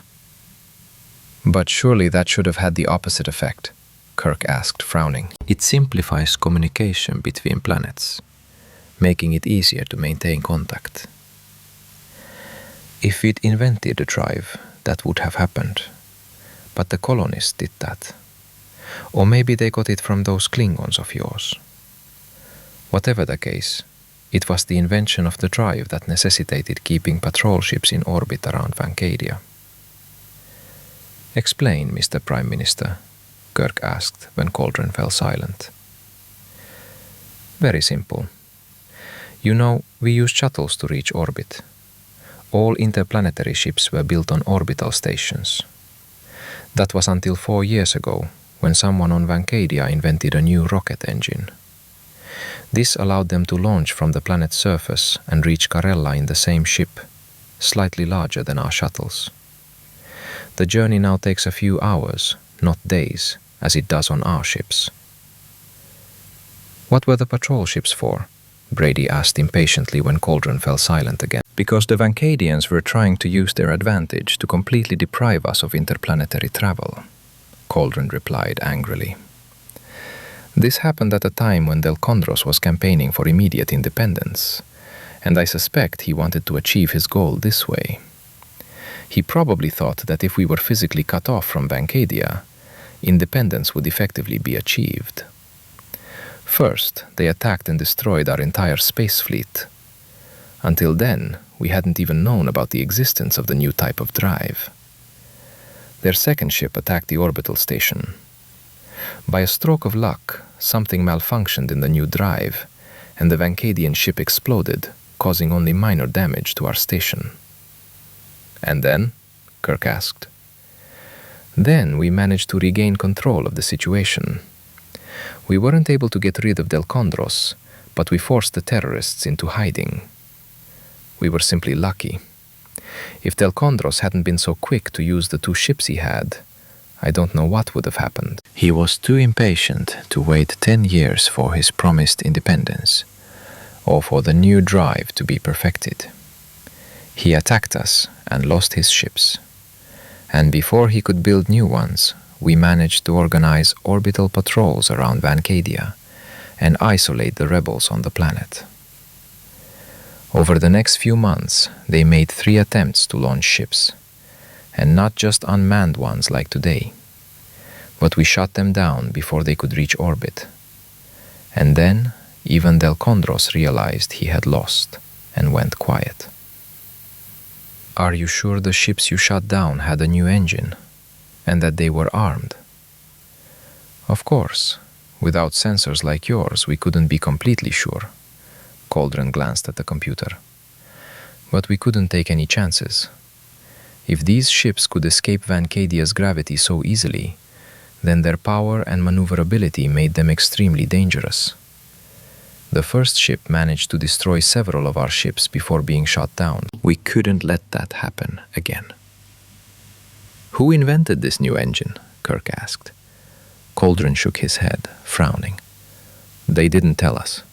Delkondros hid its very existence not only from us, but also from the inhabitants of Vancadia. He said the Karellians had made it all up to have a pretext to control their space flights and deny them independence. However, we managed to gather some information. And this information? Rumor has it that the theoretical foundations were developed by one of the local scientists who interned on Karella about 10 years ago. But this so-called inventor allegedly died during one of the first flights. They say his notes survived, and others were able to complete the work. All this happened long before we organized patrols of Vancadia, and so we can't say how much of this story is true. Did you know this scientist personally? No, I don't even remember his name now, but we dug up the archives of the university on Karella where he studied. He was one of the worst in almost every subject. Judging from his exam records, it's hard to even imagine that this man was capable of making such a significant scientific discovery. But he did, Kirk said when Coldren fell silent. And therefore you assume he had help. I think so. Now I know he had the opportunity to get help, and that's the only plausible explanation. Did you find anything while scanning their planetary system, Jim? Brady asked. No, Admiral. Sensors haven't detected any ships with subspace drives or antimatter sources. Couldn't they be hidden under a protective field? No, Admiral. The field may prevent us from determining precise coordinates and technical characteristics, but I'm confident our sensors aren't so heavily blocked as to fail to detect the existence of an annihilation power plant or subspace drive. We can, for example, detect the presence of a nuclear reactor hidden beneath the protective field, but we can't determine its power or location.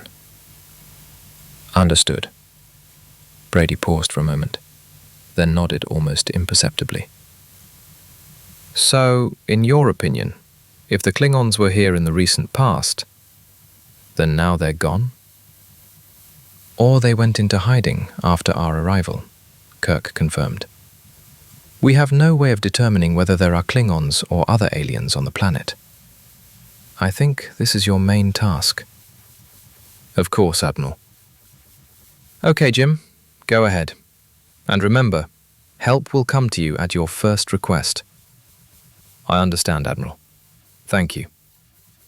Keep us updated, Brady ordered, and the screen went black. Kirk turned to Coldren. Mr. Coldren, he said calmly, if the Klingons gave Vancadia the field and a new rocket engine, they could give them something else. Perhaps even a weapon that would allow them to shoot down your patrol ships from the ground. Therefore, I request that you provide us with all the information, not just the terrorist attacks attributed to the colonists.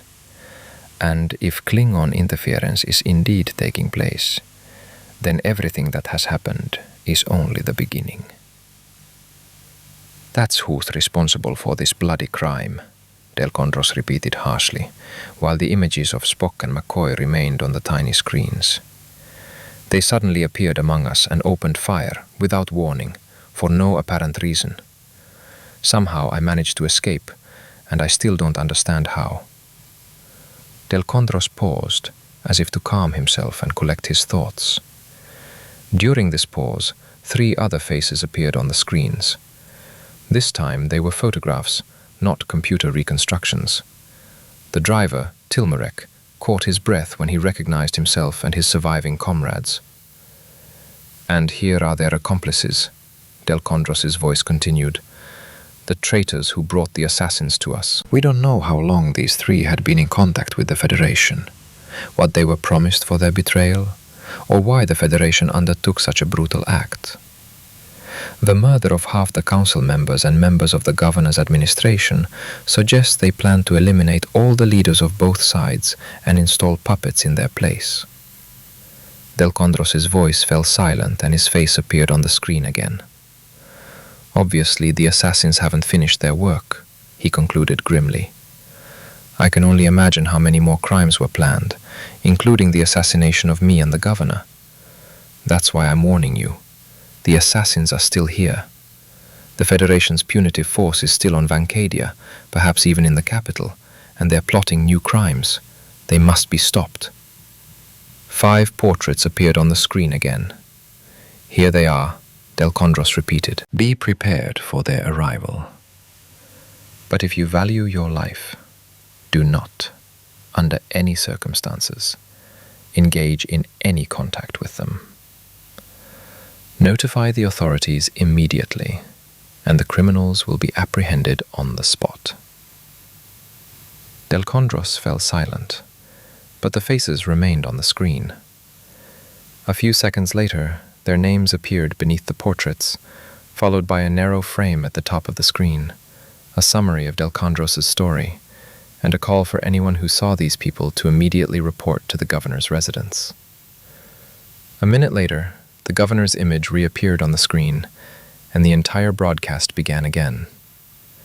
Delkondros' speech will likely be repeated until McCoy, Spock, and their accomplices are captured, or, more likely, killed. That changes everything, Tilmarek said quietly. After so many lies, we'll no longer be safe in that house we're headed to. Someone must have seen me there, and they have no reason not to believe.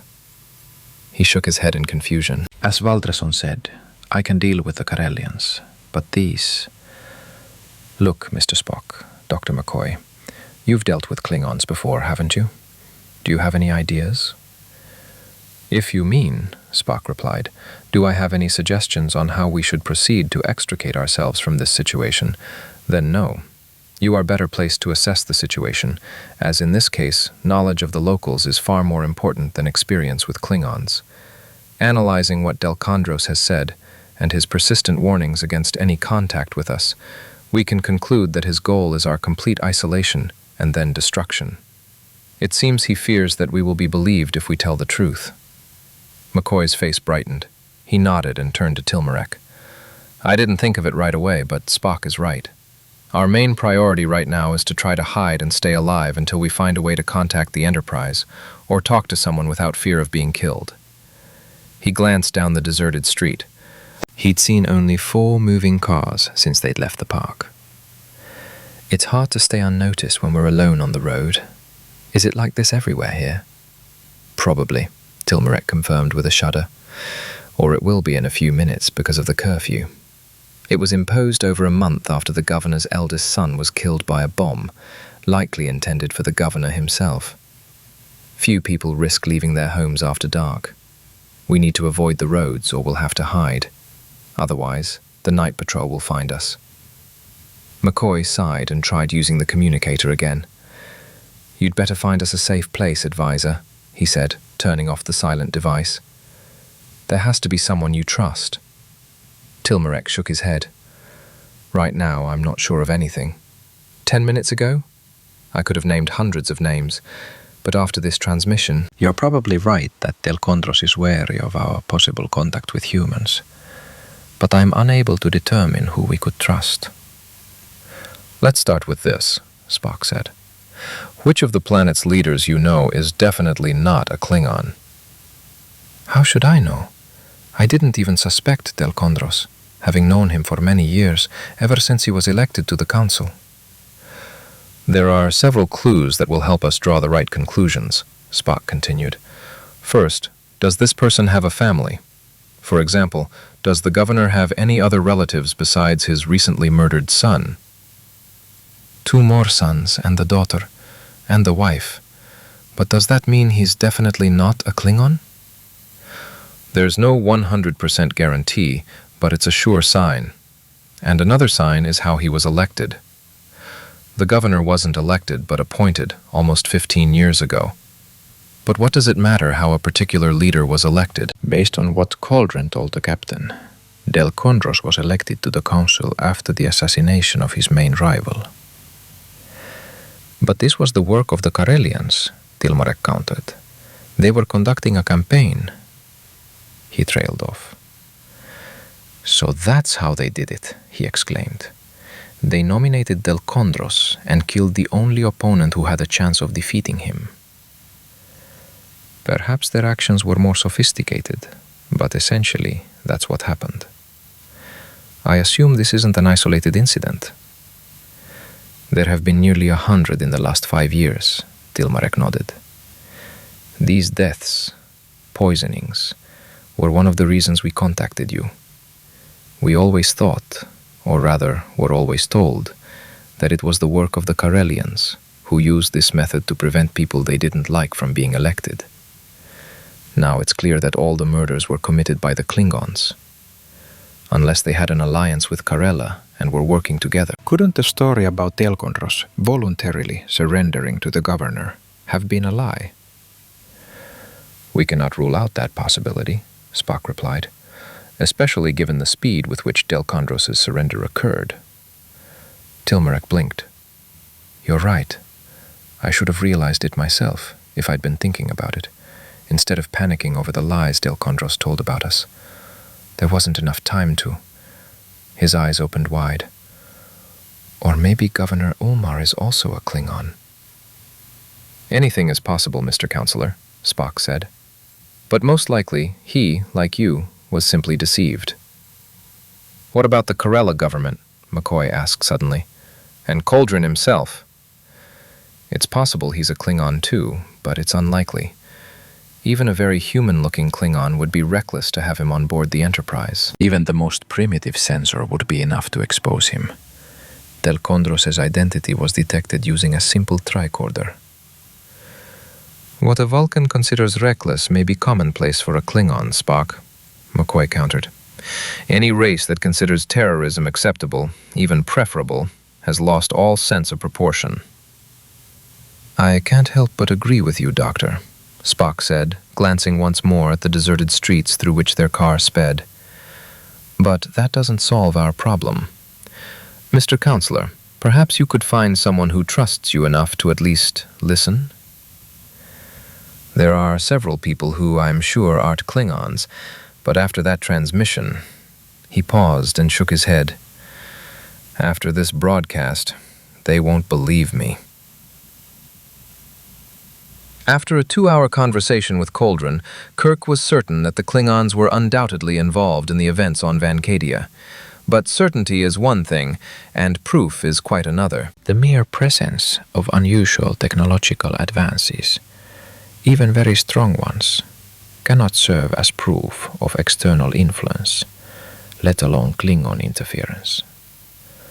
After all, geniuses exist, and sudden hostility between two friendly planets proves nothing either.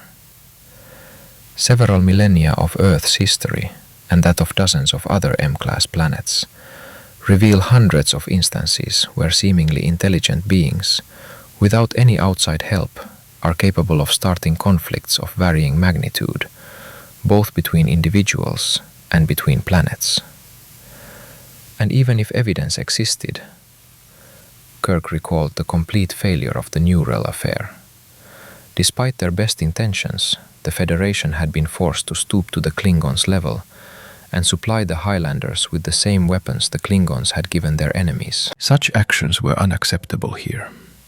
At such a high technological level, it was too dangerous, no matter how much Coldren longed to obtain something comparable or even superior to what Vancadia might possess.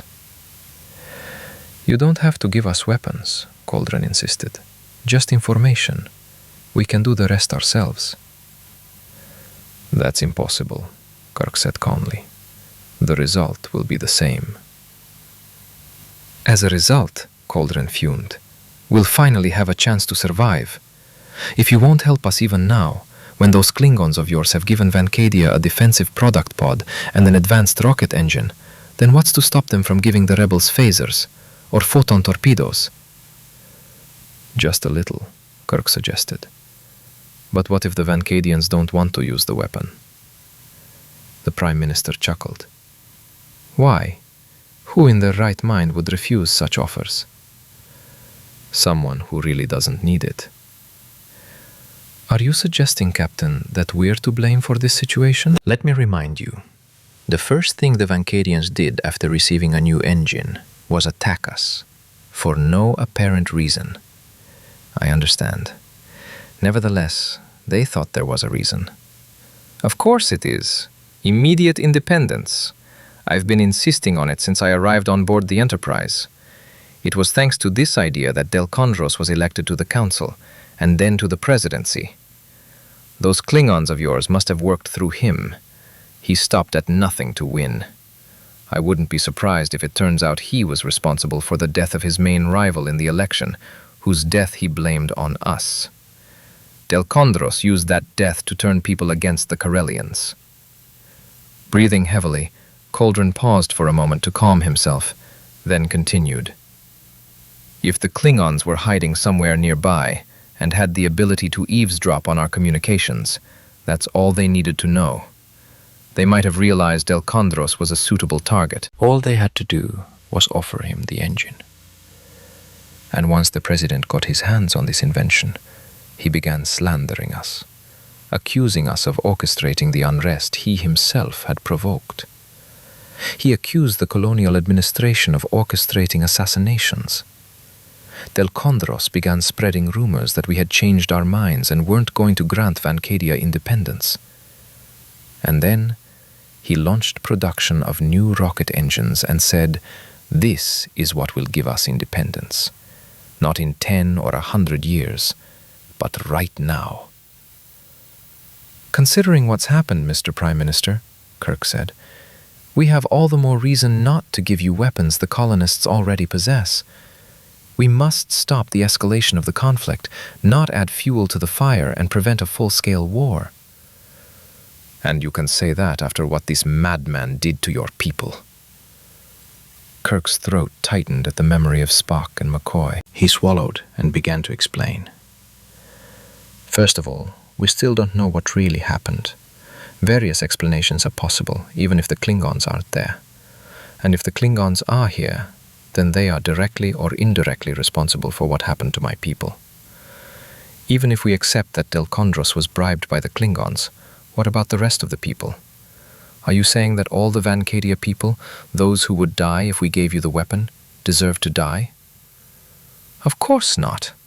But if I have to choose between their death and ours, then naturally I won't choose ours. And I'll have to choose if Delkondros gets phasers and photon torpedoes and installs them on his upgraded ships. With phasers, he'll be able to shoot down our patrol ships, the only thing holding them back for now. A single photon torpedo is capable of crippling an orbital station, and several can destroy an entire planet. Kirk shook his head sadly. No planet must be destroyed, Mr. Prime Minister. Instead of pitting our weapons against the Klingons, we will tell the people the truth. And how are you going to convey this truth to the people of Vancadia? The protective field is still up, and they refuse to communicate with you after they killed your people. Coldren suddenly stood up from the table. Clearly, further discussion is pointless, Captain. Therefore, I insist on being allowed to return to Karella. I have been out of touch with my government for long enough as it is. Kirk frowned. You don't even make an attempt to save people's lives. I made an attempt. You've already lost 2 people. Keep trying and sacrificing as many people as you want, but without me. I demand that you return me to Karella. Kirk sighed. Excellent, Mr. Prime Minister. We will continue on mediation mission without you. Our shuttle is ready to take you and your companions on board as soon as you are ready. A shuttle? And my own ship? It's not capable of making the distance to Karella, and I have no intention of taking the Enterprise out of orbit around Vancadia to tow it. We'll give it to you later, once the situation here is clearer. You can take whatever you need from the ship. Captain, this is unacceptable. I demand... I'm sorry, Mr. Coldren, but for now the Enterprise will remain in orbit around Vancadia. And how long do you intend to remain passive observers? Since you refuse to use weapons, I don't understand your intentions. We'll try to contact Delkondros or someone else on Vancadia. We are also hoping the field will shut down, or a way to neutralize it will be found, so we can conduct a detailed survey of the planet. For a moment, Coldren stared intently at Kirk, his fists clenched. Then he turned abruptly toward the wardroom door and walked out, followed by his silent retinue. The captain gestured to the guard standing near the door. Midshipman Carlucci will show you. We can find our way to the hangar ourselves without your escorts, Coldren snapped. As you wish. A moment later, the door buzzed shut behind them. Hangar security, Kirk called over the intercom. Yes, Captain, Lieutenant Shanti responded immediately. The Prime Minister and his men are heading down. They'll take everything they need from their ship and load it onto our shuttle, which will take them to Karella. Provide them with the necessary assistance. Of course, Captain. Lieutenant, send 2 people to the shuttle, 1 pilot and 1 observer. Okay, sir. Brixton and Spencer will go. Kirk nodded with satisfaction. Brixton had a photographic memory, and Spencer could easily neutralize Coldren's massive guard, who still stood motionless as a statue at the top of the ramp. Report the situation to me, Lieutenant. I'm going to the control room. Yes, sir. As soon as the turbolift doors opened in the control room, Lieutenant Pritchard's excited voice was heard. Captain, the field has been turned off. Transporter bay, Kirk immediately commanded, but before he could finish his sentence, Kyle answered over the intercom. We are ready, Captain, but... He paused and sighed. But there are no signals. Lieutenant Pritchard, Kirk shouted, hurrying to the command chair. Sensors. We're scanning, sir, but there are no living creatures at the specified coordinates, and no signals from the communicators. The captain nodded and slowly leaned back in his chair, his eyes fixed on the suddenly hostile image of the planet on the screen. Until that moment, hope hadn't deserted him, so he'd asked Admiral Brayley not to notify the families. While the protective shield was active, there was a chance, however small, that Spock and McCoy were alive. But now there was no hope. Sir, Uhura said, her voice breaking, and he turned to see tears in her eyes. No signals on any frequency. Kirk nodded, trying to remain calm. He needed to keep his composure now. Spock would never forgive mistakes caused by human emotions, even if those emotions were the result of his own death. And McCoy... Lieutenant Pritchard, Kirk asked, clearing his throat. Have you located the field generator? He didn't recognize his own voice. Nothing found, sir. No small protective fields, especially in the center? No, sir, nothing. No indication of significant energy consumption or the presence of antimatter. 2 solar power stations have been detected in the area, receiving power from satellites, as well as a nuclear reactor located a few kilometers north of the transport site, almost in the very center of the area. Is this enough to generate a protective field? Not for such a long time, sir. Are you saying, Lieutenant, that the field that covered 10,000 square kilometers did not exist at all? That it was an illusion? Pritchard was momentarily at a loss, but then pulled himself together. He shrugged his shoulders in bewilderment. I want to say that the scan results do not provide an explanation for this. Don't take it out on the guy, Jim, Kirk heard McCoy's reproachful voice in his mind. He forced a weak smile and nodded to Pritchard. Continue observation. The captain leaned back in his chair. Lieutenant Uhura, are you picking up any local radio transmissions or messages on Vancadia itself? No, sir. I've done a thorough search, but it appears the entire planet is silent. It's like Spock and McCoy fell into a hole, Kirk thought, and now that hole is sucking the Enterprise in. He pressed the switch on the arm of the chair. Lieutenant Shanti, is Coldren still in the hangar? Yes, sir. He and his men are boarding the shuttle. Stop him. I want to talk to him. Yes, sir. After a short silence, Coldren's irritated voice was heard. "What's the matter now, Captain? Are we already deprived of the right to return to our planet?" "The field is down," Kirk said, ignoring the Prime Minister's angry questions. "A field that, according to our sensors, Vancadia is incapable of creating, either on its own or with the help of the Klingons.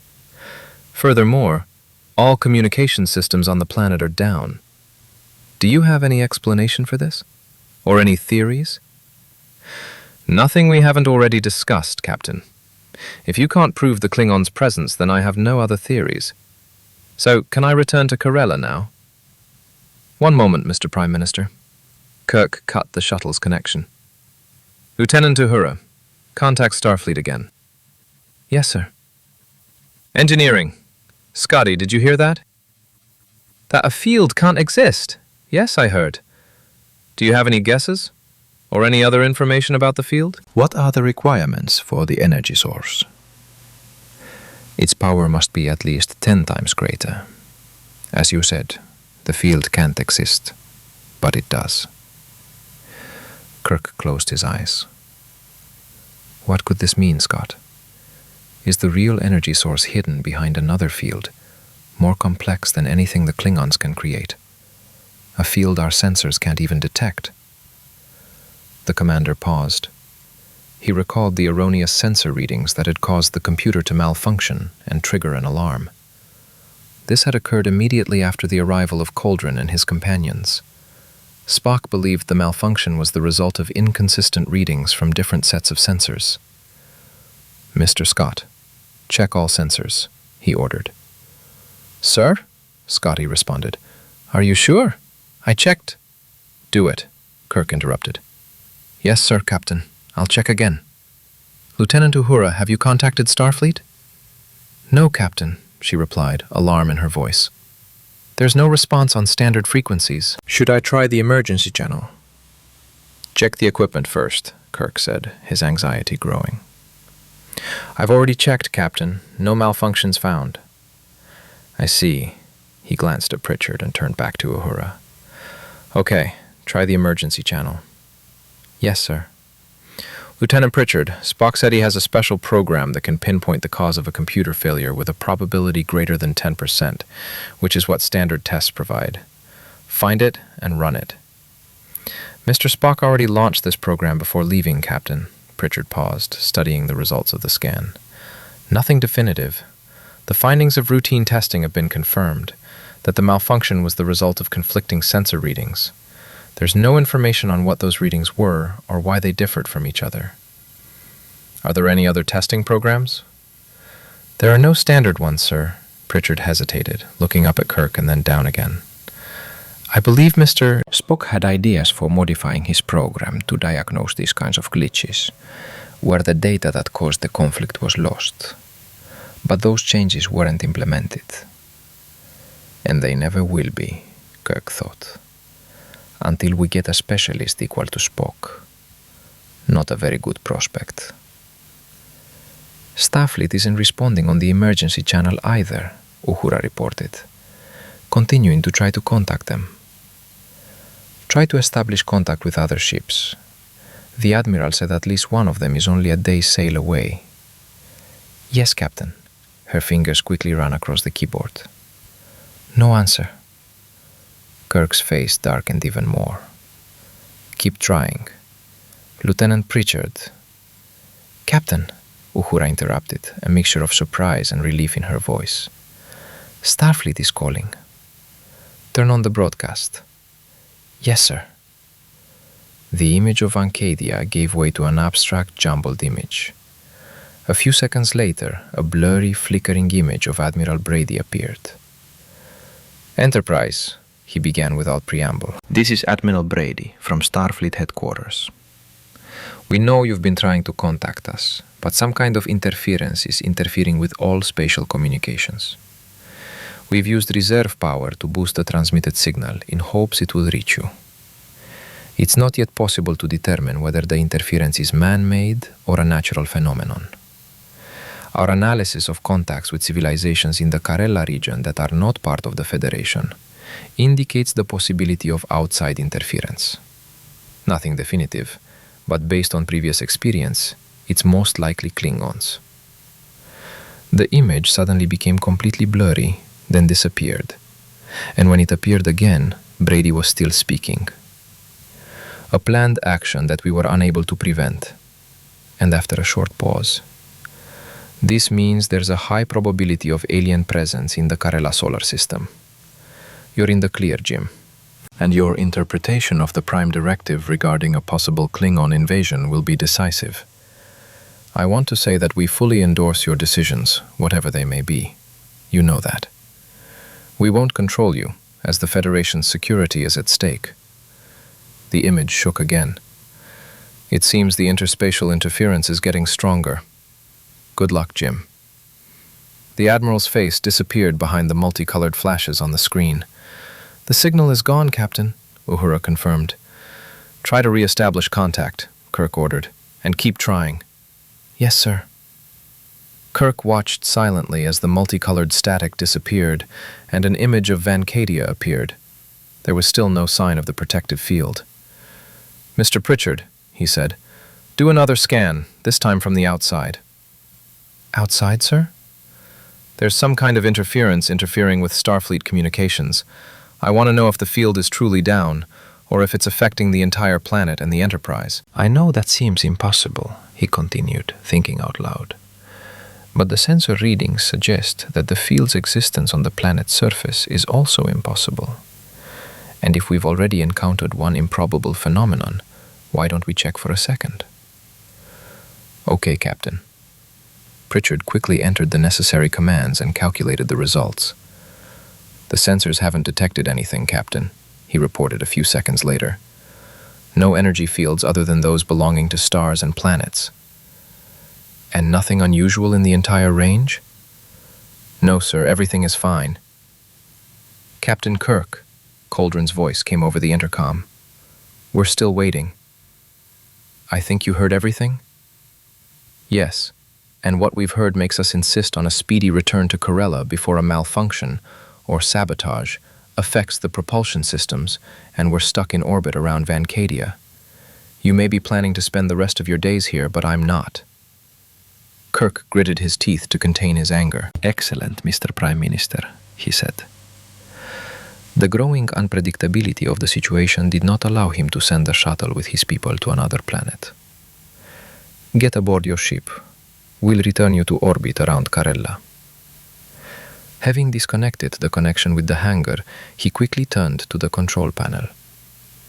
Set course for Karella, Mr. Zulu, as quickly as possible, and then turn back.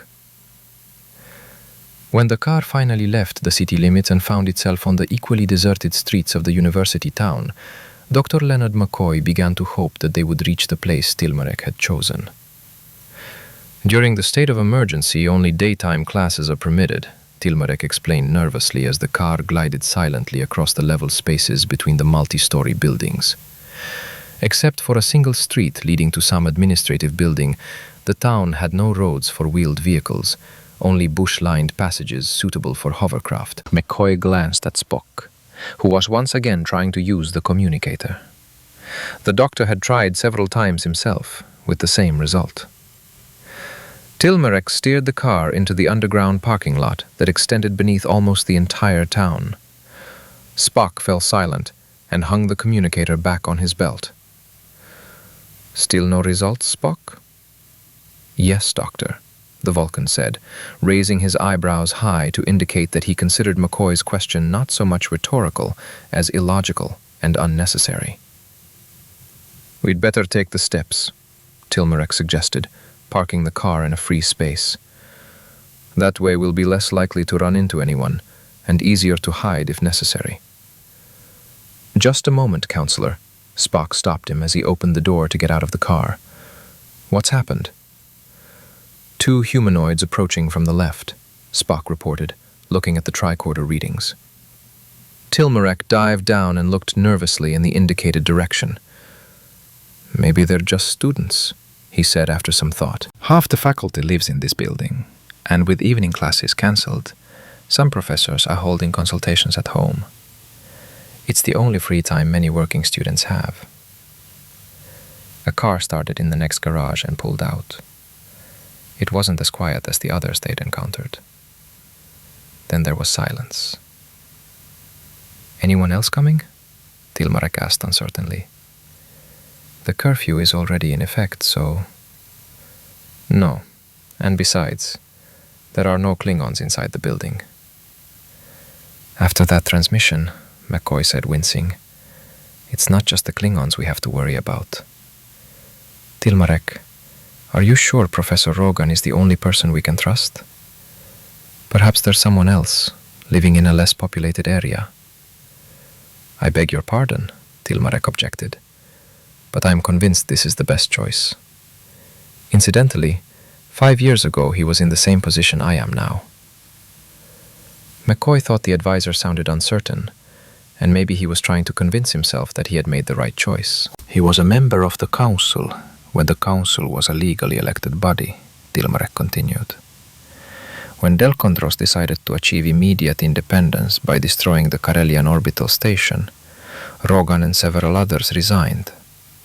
I don't know, maybe they even warned the Karelians about the impending attack, since the attack failed. The thing is, Rogan figured out Delkondros 5 years ago. I haven't seen him since we went underground, but now—" He fell silent, shaking his head again. "It's just a hunch, but I think he's the only person who'll listen to me without trying to kill or detain me, and who's capable of getting through to the authorities with the truth about Delkondros, if there's even one non-Klingon left." The advisor fell silent again, frowning. "When I think about it now, I'm surprised Delkondros didn't include Rogan in your list of accomplices. After our spaceships were destroyed and the council was outlawed, Delkondros wanted to have him executed, but we managed to prevent that." "Indeed, Rogan seems the most suitable candidate," McCoy said, trying to reassure Tilmarek. "Let's hurry before Spock tries to dissuade us, or before we get caught." "Why should I dissuade you, Doctor? I believe that under the circumstances, turning to Professor Rogan offers us the best chance of survival." McCoy's eyes widened.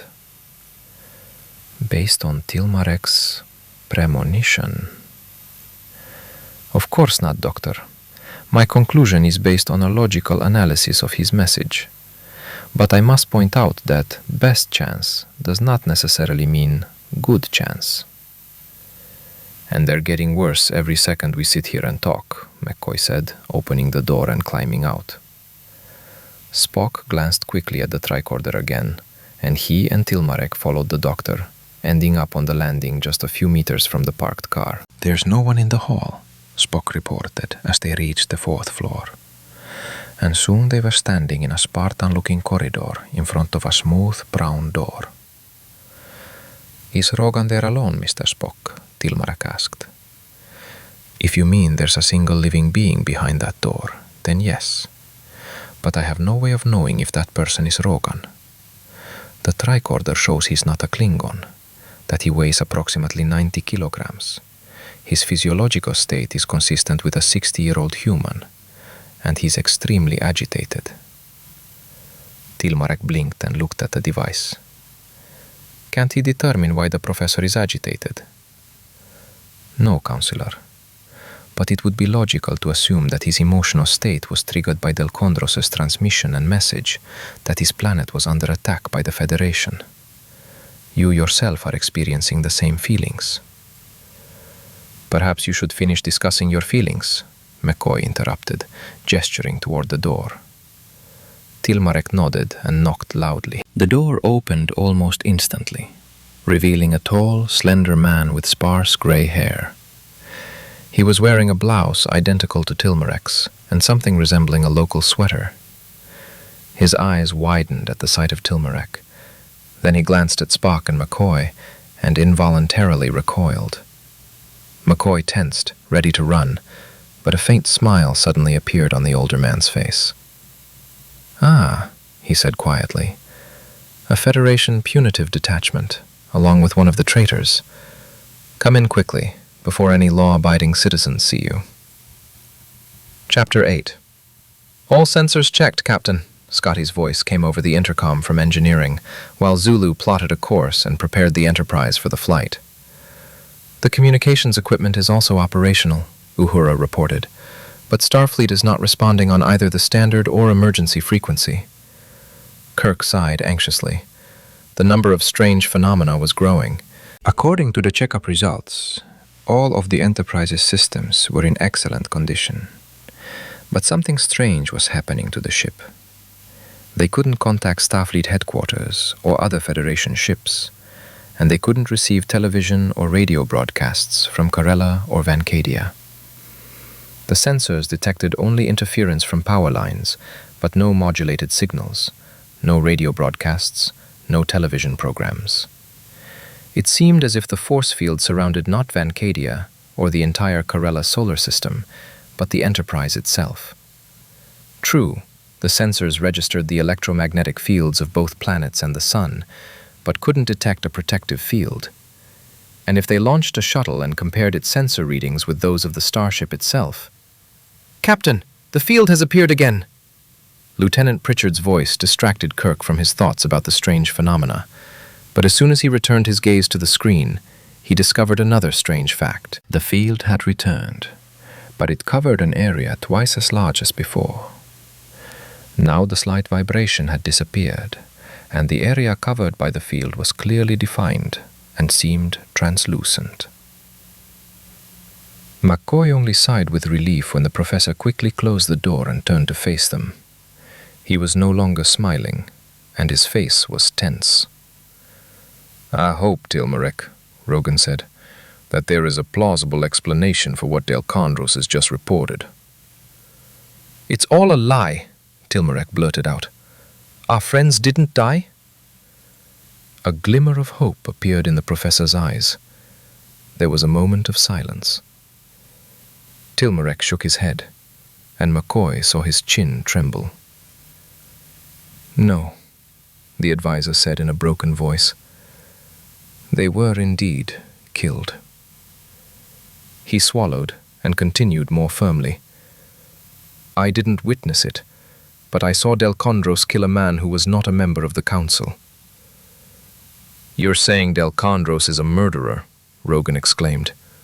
"Are you sure?" I didn't think he'd go so far in his madness. He did it himself, or ordered others to do it, but he's not insane. The Vancadian looked at McCoy and Spock.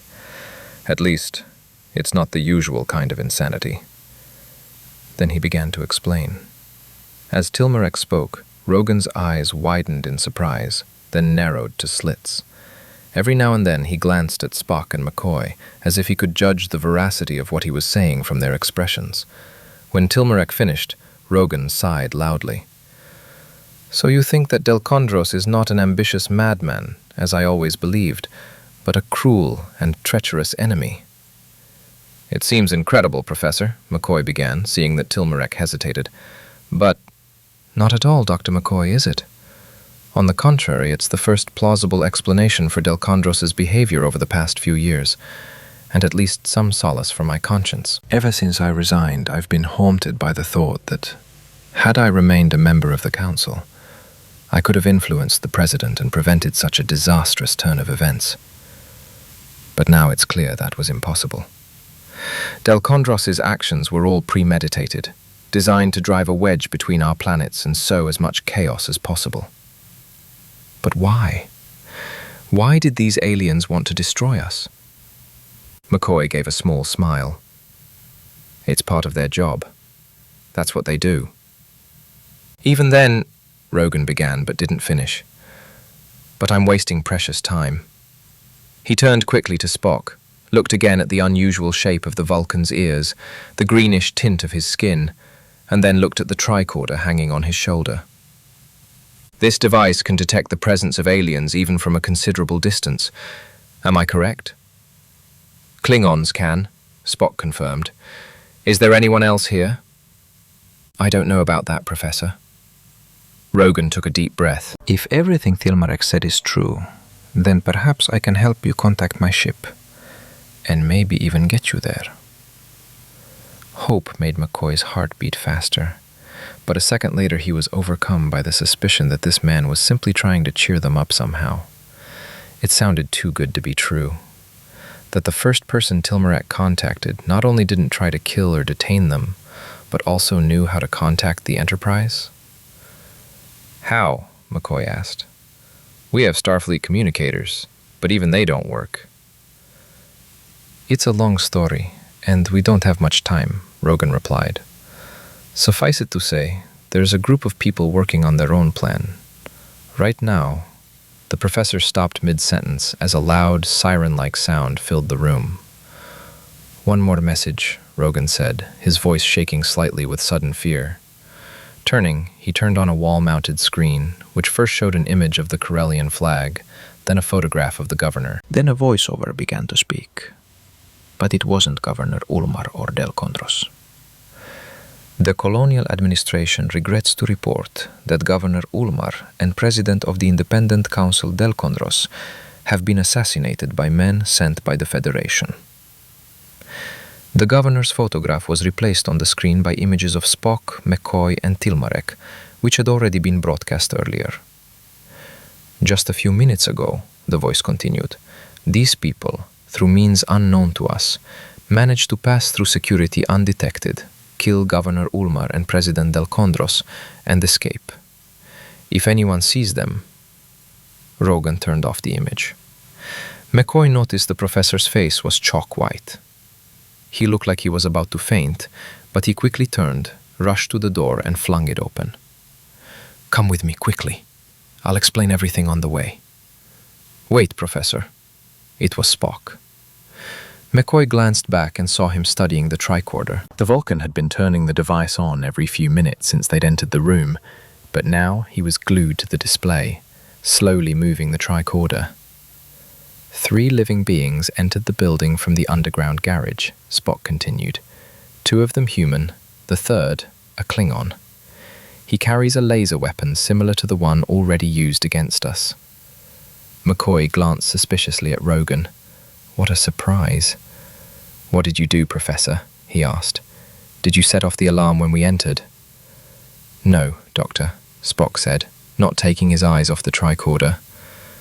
Judging by Professor Rogan's physiological reactions, he's as surprised as you are, perhaps even more so. But if we're going to leave here, gentlemen, I advise you to hurry. They're already at the elevator. Rogan, frozen in place by Spock's warning, began to run down the lobby. We can go down the stairs. A Klingon and one of the humans entered the elevator, the Vulcan reported. The other human appears to be returning to the car, from which the door to the stairs is clearly visible. Rogan stopped on the landing and looked down. So, we're trapped? Not necessarily, McCoy replied, recalling how they'd managed to get rid of Delkondros. He still didn't entirely trust Rogan and preferred to deal with those who'd come up in the elevator. Spock, he said, rummaging through his medical bag. I still have some left in the injector. Understood, Doctor, Spock replied, not looking up from his tricorder. Professor, we'll have a better chance if you stand directly in front of the elevator door at the far end of the lobby. When the door opens, distract them. What? Counselor, take cover, Spock ordered, waving his free hand. Doctor, the Klingon is on the left. Holding the injector, McCoy stood to the left of the elevator and leaned his back against the wall. Spock, grabbing the tricorder with his left hand, pressed himself against the wall to the right. The second floor, the Vulcan counted. The third, and... The elevator's hum died away. Spock switched off and lowered the tricorder, which remained hanging from his shoulder strap. For a moment, everything was silent, except for Rogan's nervous swallow. The elevator doors opened. The man in the elevator was surprised to see the professor in front of him and reached for the weapon hanging on his belt, which resembled Delkondros' pistol. The Klingon, who looked very much like a human, also held a laser weapon in his lowered hand. He paused for a moment, then smiled and raised his pistol. The 2 newcomers exited the elevator. Spock extended his hand, detached himself from the wall, and stepped forward. The human and the Klingon noticed the movement out of the corner of their eye and began to turn toward the Vulcan. At that moment, Spock's fingers closed around the neck of the human who had emerged from the elevator. At the same time, McCoy lunged at the Klingon and pressed the injector forcefully against his neck. The man fell as if mown down, but the Klingon had enough time to recognize the Vulcan, aim his laser pistol at him, and fire. Spock managed to dodge the man as he fell, grabbed the Klingon's arm, and yanked it down, sending the shot crashing into the floor. Before the stunned Klingon could overcome Spock and raise his weapon again, the injection took effect. The Klingon's face contorted with rage, and he fell. Tilmarek leaped to his side and snatched the laser pistol from his weakened fingers. "If I had done that to Delkondros," he began, but Spock grabbed his wrist and easily swung the barrel away from the Klingon's motionless body. The advisor tried to resist, but then gave in, letting go of the weapon. He seemed relieved that the Vulcan had stopped him. "When we return to the Enterprise, this individual will be evidence of the Klingon presence," Spock said, turning to Rogue. "How far do we have to go, Professor?" "About 200 kilometers, he replied, shuddering nervously, and with difficulty tore his gaze away from the prone Klingon and the melted trace of a laser beam a few centimeters from his feet. "But now I have no idea how to get there. Curfew, a TV show with your portraits." "Wouldn't it be better for us to use the car that those two arrived in?" "Perhaps, but—" "Then we'll try using it." Spock turned to McCoy. "Doctor, Delkondros regained consciousness rather quickly. Do you have anything that will keep this Klingon unconscious for a little while longer?" McCoy nodded. He had already loaded the injector with the new drug. "It doesn't work right away," he explained, pressing the device to the prone Klingon's neck. "But he'll stay that way for about 10 times longer."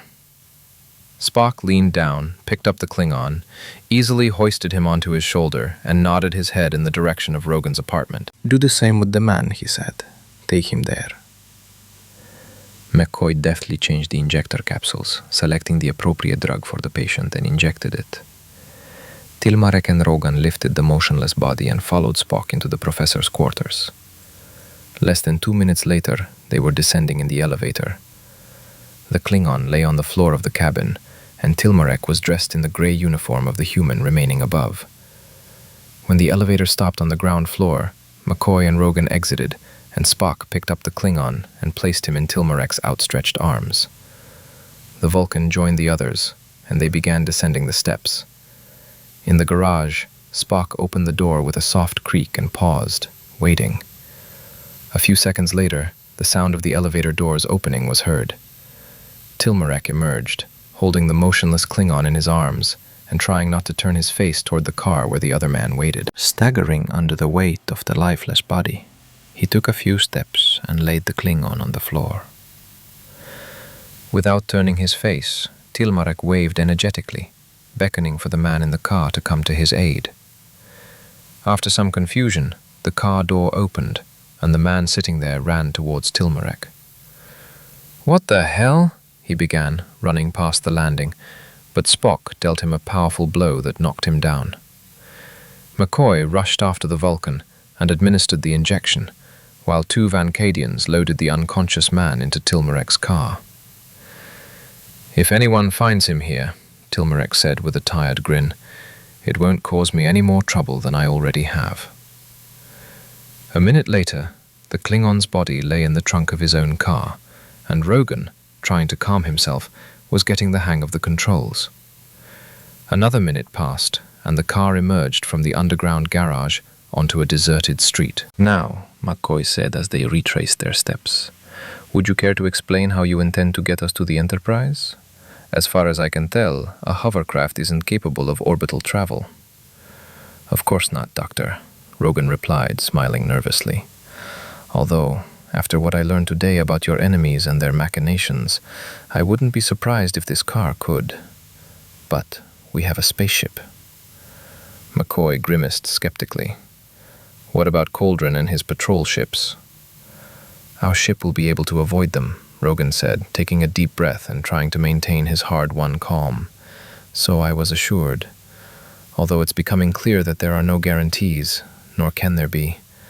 I wouldn't be surprised if the device that allows us to avoid Coldren's ships was also a gift from these Klingons of yours. McCoy glanced sideways at Spock, who had listened to the message with his usual composure. A very plausible assumption, Professor. But under the circumstances, the ship is our only chance, isn't it? I'm convinced we have no other way to break the protective field, if that's what's blocking the communicators, and contact your ship. Perhaps, McCoy agreed.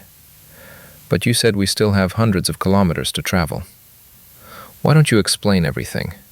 How is it that you have the only spaceship on Vancadia capable of bypassing Coldren's patrol? Yes, Professor Rogan, Tilmarek interjected, a hint of doubt in his voice. I'd like to hear about that, too. Rogan blinked, looking at Tilmarek in confusion. Either he's very surprised by such distrust, McCoy thought, or he's a great actor. The professor finally nodded. Very well, gentlemen, but it's a long story. After resigning as a council member, Rogan secretly maintained contact with the scientists working on the new rocket engine. Most of them agreed with the professor and did not want their brainchild used to attack the Karellan orbital station. A few weeks after that failed attack, Delkondros presented them with another set of notes, supposedly left by the mysteriously disappeared genius whose discoveries had led to the engine's creation.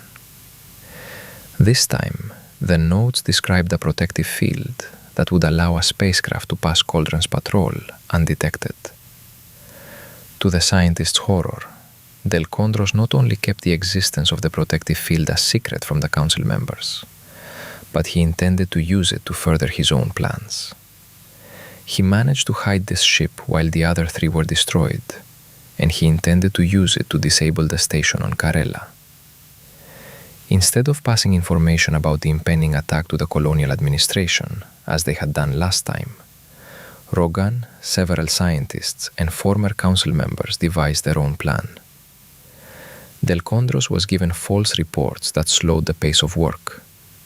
He was led to believe that the first tests of the protective field would not take place for at least a year. In reality, the generators had already been built, installed on the ship, and tested. Our plan, Rogan explained, was to hijack a ship, take off, and, bypassing patrols, enter orbit around Karella. There, we intended to disable the field so the Karellians could see us and announce our peaceful intentions. We wanted to convince them we didn't want war and that they could trust us. Rogan fell silent and shrugged. I know it seems naive, but for us it was better than Delkondros' planned murder of thousands of people on the orbital station. We hoped the Karellians would trust us and do the same in return. McCoy shook his head. He was beginning to believe this man. Many were just as naive until they encountered the Klingons. But this ship, you say it's ready for takeoff? Rogan nodded. We were almost ready for launch when we learned of the Enterprise's arrival. That changed our plans. We knew Coldren wouldn't tell you the truth. So we decided to hurry and launch as soon as possible, to tell you what we'd previously planned to tell the Karellians. And then you saw Delkondros' message today, McCoy interjected. Exactly, Rogan agreed. We had no reason not to believe him. After Delkondros reported your actions and showed us the bodies of people we knew well, we had no choice but to agree that either the Federation was evil, just like the Klingons, or you had sided with Karella. And if we approached your ship, we would simply be destroyed. But everyone who was planning to leave had already gathered on the ship. Launch was scheduled for this evening. So those who remained tried to contact the ship to stop it. But for some unknown reason, all communication was lost. Some tried to reach the ship themselves to warn the crew. They were the two who were leaving the building when you arrived. Now that the truth has been revealed, we can take the three of you on board and take off. The ship will take you beyond the field's range, and you can use the communicators to report the situation here. McCoy frowned skeptically when Rogan fell silent. He no longer doubted the professor believed what he was saying and wasn't trying to deceive them, but even so, their chances were slim. Delkondros and the other Klingons likely knew Rogan and his comrades' intentions from the very beginning. This meant that by heading for the starship, he and Spock were placing themselves in enemy hands. And yet, no matter how hard he tried, he couldn't think of anything better that would allow him to see the Enterprise again. Chapter 9. Kirk stared gloomily at the screen, where a protective energy field covered an area of 20,000 square kilometers. Lieutenant Pritchard, can a physical object still penetrate the defenses? I'm not sure, Captain, since our sensors are almost completely blocked, but most likely it can. Kirk pressed a button on the arm of his chair. Mr. Scott, he said, waiting for a response, I've decided to send a shuttle down. Gather all the necessary equipment and, together with Lieutenant Pritchard, calculate a course that will take the shuttle inside the field. We'll try to determine the nature of this field, its source, and the possibility of neutralizing it. Okay, Captain. I'll meet the lieutenant in the hangar. In a couple of minutes. He's already on his way. Still frowning, Kirk turned back to the screen. He felt the field's intensity increase as he gave his orders. Harjamon smiled with satisfaction as he watched the helpless Enterprise on the screen. The small transmitter attached to the starship's nearly kilometer-long docking device was working perfectly. If he wanted, he could destroy the Enterprise right now. He had hundreds of ways to do so. Neither Kirk, nor Scott, nor anyone else could stop him. Only Spock, if he were on board, had a chance of discovering the cause of the malfunction and preventing the ship's destruction. Maybe Spock couldn't have done it either, he thought, with a hint of regret. It was a shame the Vulcan hadn't had the chance to try. Harjamon had wanted to give him a chance, but the commander had forbidden it, and this time he was forced to comply. But soon it would be Harjamon's turn. The commander had called it a trial run, and the test was going well, though not everything had gone as planned. Smiling, Harjamon thought of the Klingon cruiser that would arrive for them after the operation on Karella was completed. Then it would be his turn to run the test. His onboard computer was child's play compared to the Enterprise's. He could have simulated it on a rig in a few weeks. Even that dumbass Kelgar the commander had assigned to him was capable of fooling such a primitive device. Harjamon turned his attention back to the screen. The Enterprise's hangar was opening. What had Kirk intended to achieve by sending the shuttle? For a moment, he felt an unpleasant emptiness in his stomach. Had Kirk figured it out? Hadn't getting rid of Spock been enough? But no, that didn't matter. Even if Kirk had figured out the problem and sent a shuttle to test his theories, he was still unable to pinpoint the specific cause of the ship's strange behavior.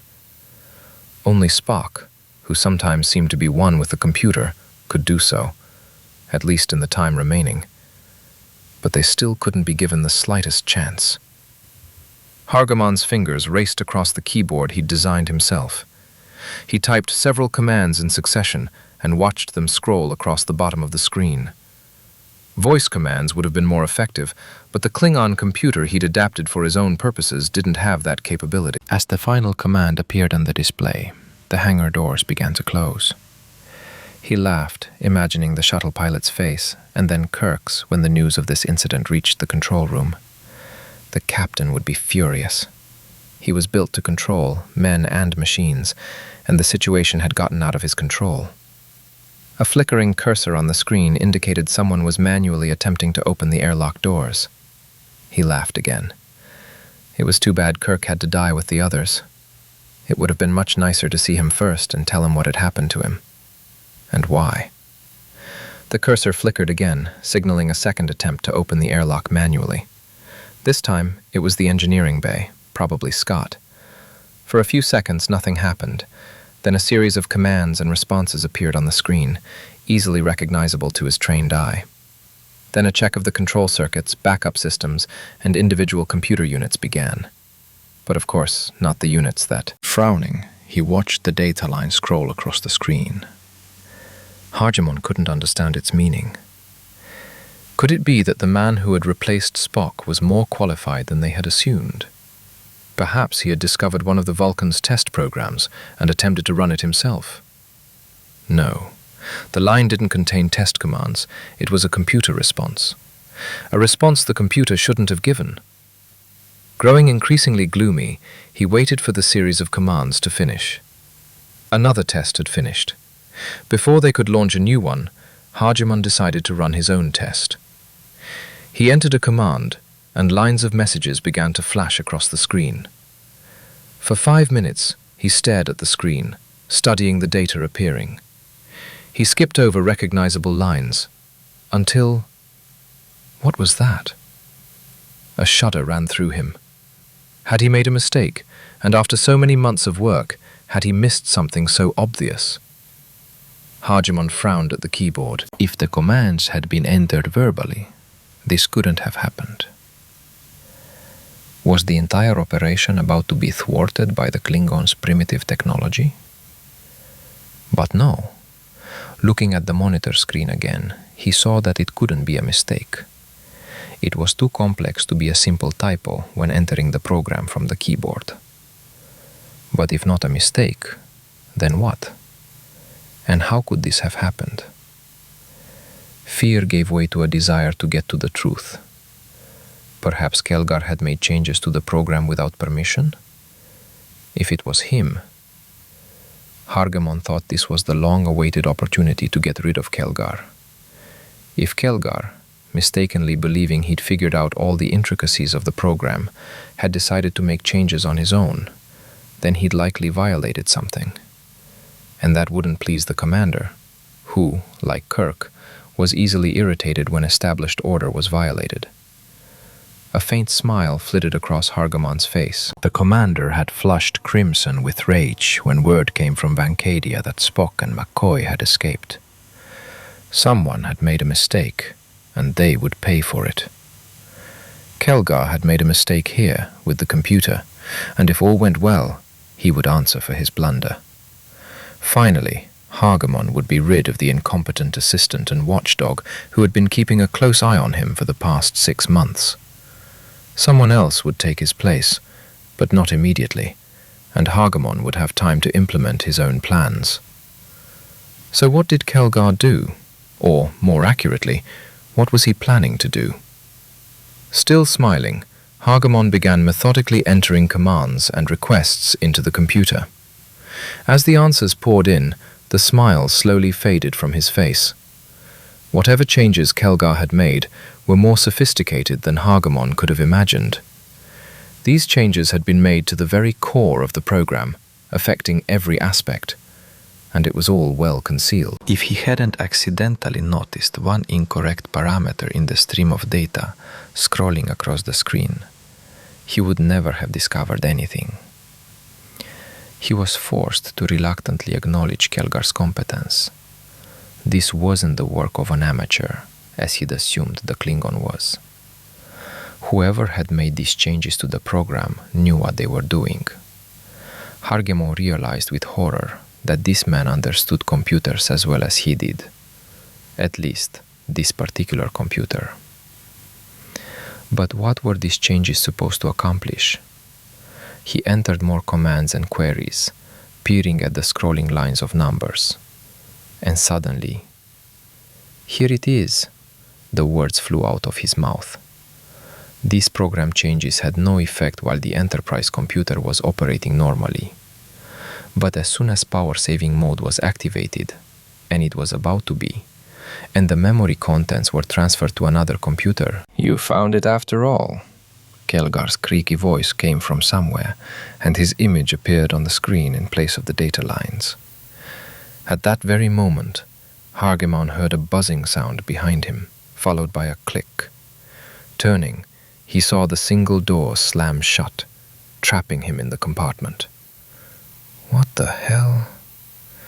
"To tell you the truth, Hargemon," Kelgar said, ignoring his exclamation, "I am neither surprised nor disappointed. I warned the commander that you would likely find changes. Did the commander know about this?" "Of course. It was his idea." Hargemon suddenly jumped up, turned to the door and pushed it. It didn't budge. You won't be able to open it, Kelgar said. But why? First, we weren't sure how you'd react. Second, destroying a ship commanded by a man you hate is one thing, but destroying the entire Starfleet is quite another. Even a traitor like you wouldn't go that far. Looking at Kelgar's grinning face, Hargaman suddenly understood everything. Kelgar, in the worst Klingon tradition, had plotted to get rid of his immediate superior and slandered him to the commander. And then they would get rid of the commander too. And then the credit for Starfleet's destruction would be attributed to a true Klingon. "You fool," Hargemon shouted. "If you think that simply transferring my program to the computers of other Federation starships is enough, then you're a bigger amateur than I thought." "We'll see, Hargemon. We'll see. Or rather, I'll see. But first, I'll give you time to evaluate my work and perhaps change your mind about my abilities."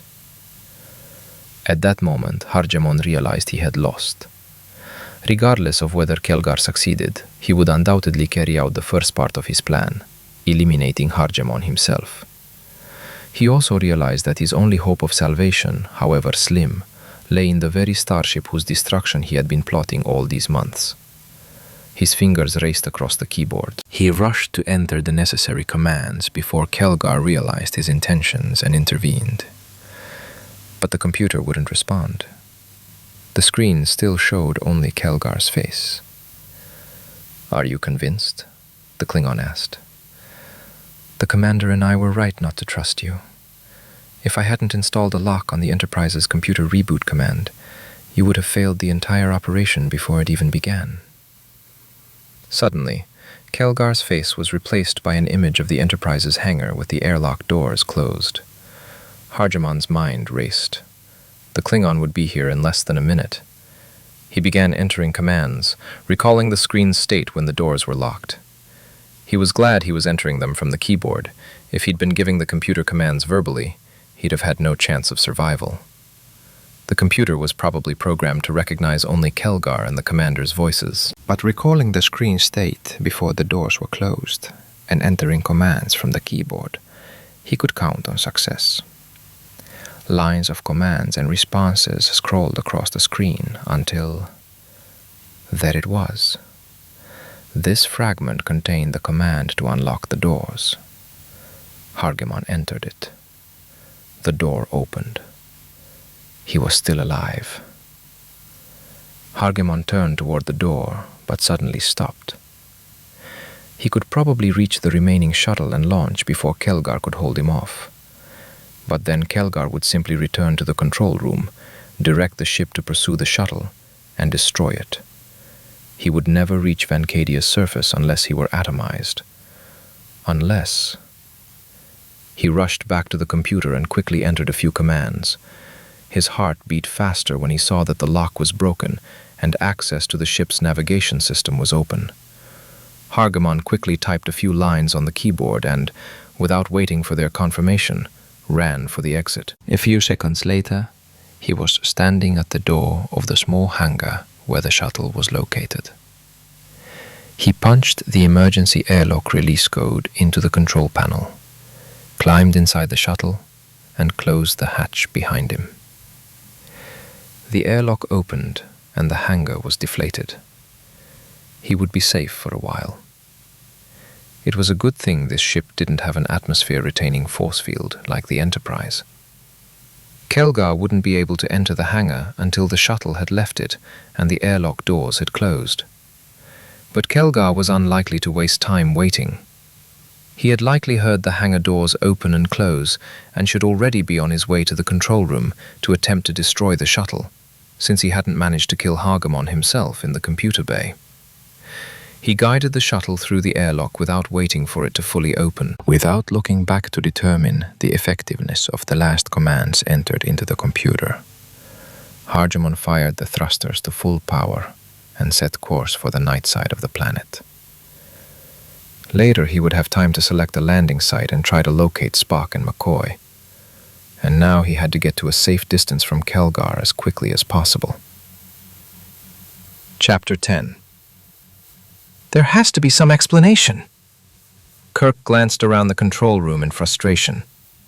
The screen still showed an image of Vancadia, 20,000 square kilometers of which were hidden behind a protective field that had significantly strengthened over the past half hour. The hangar airlock stubbornly ignored computer commands and manual overrides, even those Scott attempted from the console inside the hangar. In the communications room, Lieutenant Uhura tested the equipment with every method known to her, but still couldn't contact Starfleet headquarters or another Federation ship. "Yes, Captain. There's always an explanation," Scott replied, walking away from the computer where he and Lieutenant Pritchard were working together to figure out one of Spock's test programs. "But if you ask me, I'm asking you, Scott, and I want to hear your guesses. I wanted to say, Captain, that the only explanation that comes to mind is that we are dealing with another Organia." Kirk cringed inwardly, but remained calm. The thought came to him every time a new, inexplicable fact emerged, but the captain pushed it away. That would be truly bad. If they truly encountered beings with intelligence and technology even remotely comparable to the Organians, then the Enterprise was likely helpless.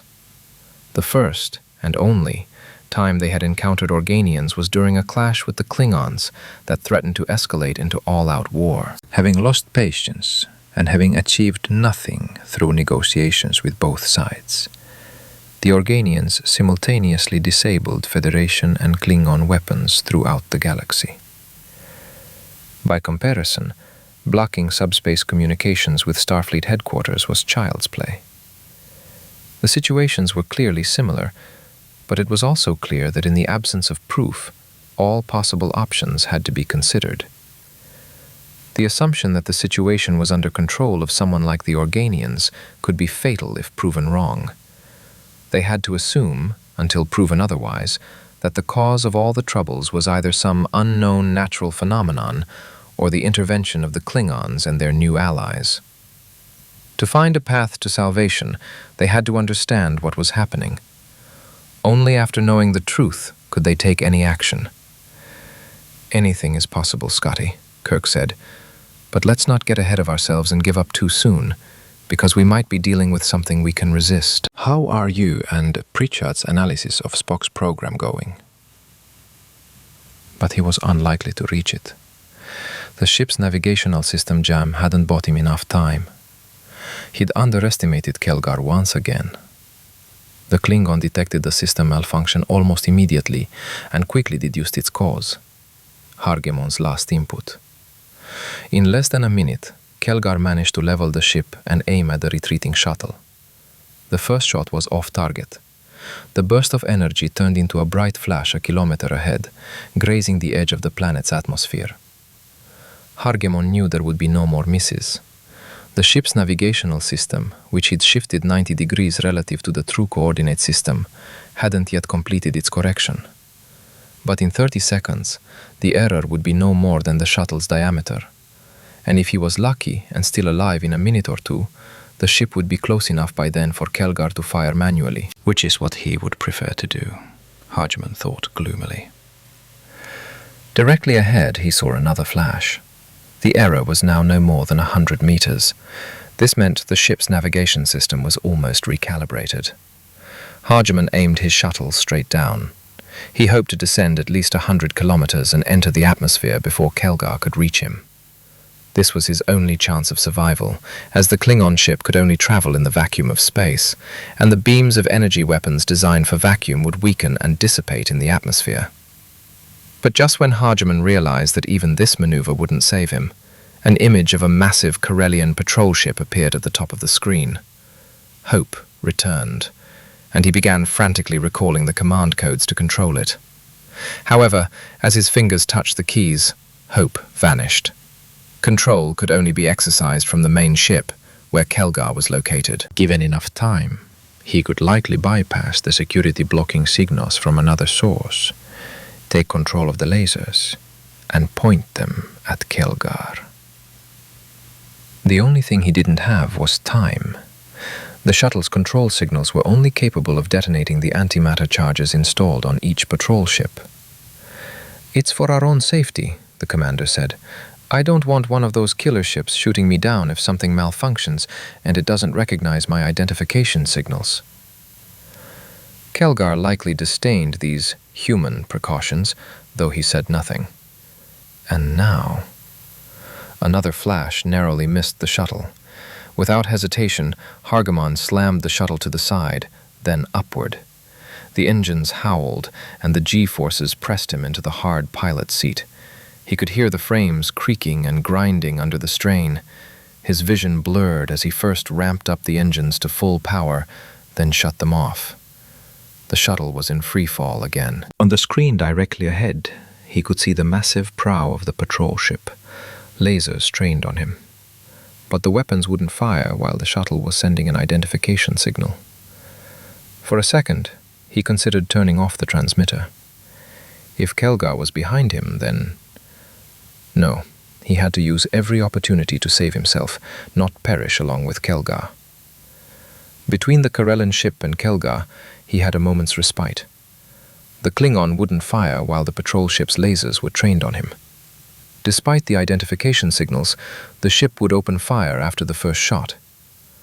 At the last minute, Hargamon veered off, passing less than 100 meters from the patrol ship, and then returned to its original course. Even if Kelgar's sensors detected the shuttle, its image would be obscured by the giant patrol vessel. He sent the command to detonate the charges mounted on the Karellan ship. The force field containing the antimatter was deactivated. Within milliseconds, annihilation occurred, releasing a massive amount of energy. A bright flash, like the detonation of a photon torpedo, engulfed the ship. The shuttle's aft sensors were blinded and disabled, and the shuttle itself shook violently. Taking control again, Hargamon lowered the shuttle's nose, aiming it straight for the planet's atmosphere. Now he had a chance. Several chances, actually. It would be best if the explosion occurred while Kelgar was nearby. Then he and his ship would simply evaporate, turning into a fireball with temperatures of millions of degrees. If the explosion had occurred a little earlier, Kelgar's forward sensors would have been disabled, just as his shuttle's aft sensors had been. If the Klingon's ship hadn't been damaged at all, there was still the possibility that Kelgar had lost sight of him and presumed him dead. He'll find out in a minute when the shuttle enters the atmosphere, if it enters the atmosphere at all. Chapter 11. In the city, they encountered only 3 moving vehicles, all government vehicles like theirs. One of them had 3 passengers, one of whom was a Klingon. Spock's tricorder identified the others as human. No one paid any attention to the fugitives, but Rogan noticed the car with the Klingon inside pull away from the home of his comrade, also a former council member. "They know something," Rogan said nervously. "But probably not everything, since they're checking people who have been on the ship for more than a day." "Perhaps," Tilmarek remarked, trying to sound optimistic. "They're checking out all my contacts, people I might turn to for help. Maybe that's why they came to you." Rogan nodded. "We can only hope." As they emerged from the city limits, everyone but Spock breathed a sigh of relief. McCoy, though not entirely relaxed, wondered if perhaps the Klingon crew wasn't waiting for them at the ship. Now they were racing along a highway even more deserted than the city streets. The only illumination was the dim, diffuse glow of the smaller of Vancadian's 2 moons, hidden behind high, sparse clouds. Not a single artificial light was visible anywhere. It seemed as if the entire planet had shut down for the night. "It wasn't always like this," Rogan said, as the last lights of the city faded behind them. "But I hope that after the Klingons leave, life will return here." For the next 100 kilometers, they traveled through rolling hills and cultivated fields that reminded McCoy of his childhood in Georgia. The 2 Vancadians were trying to determine when the Klingons first appeared in the Karella solar system.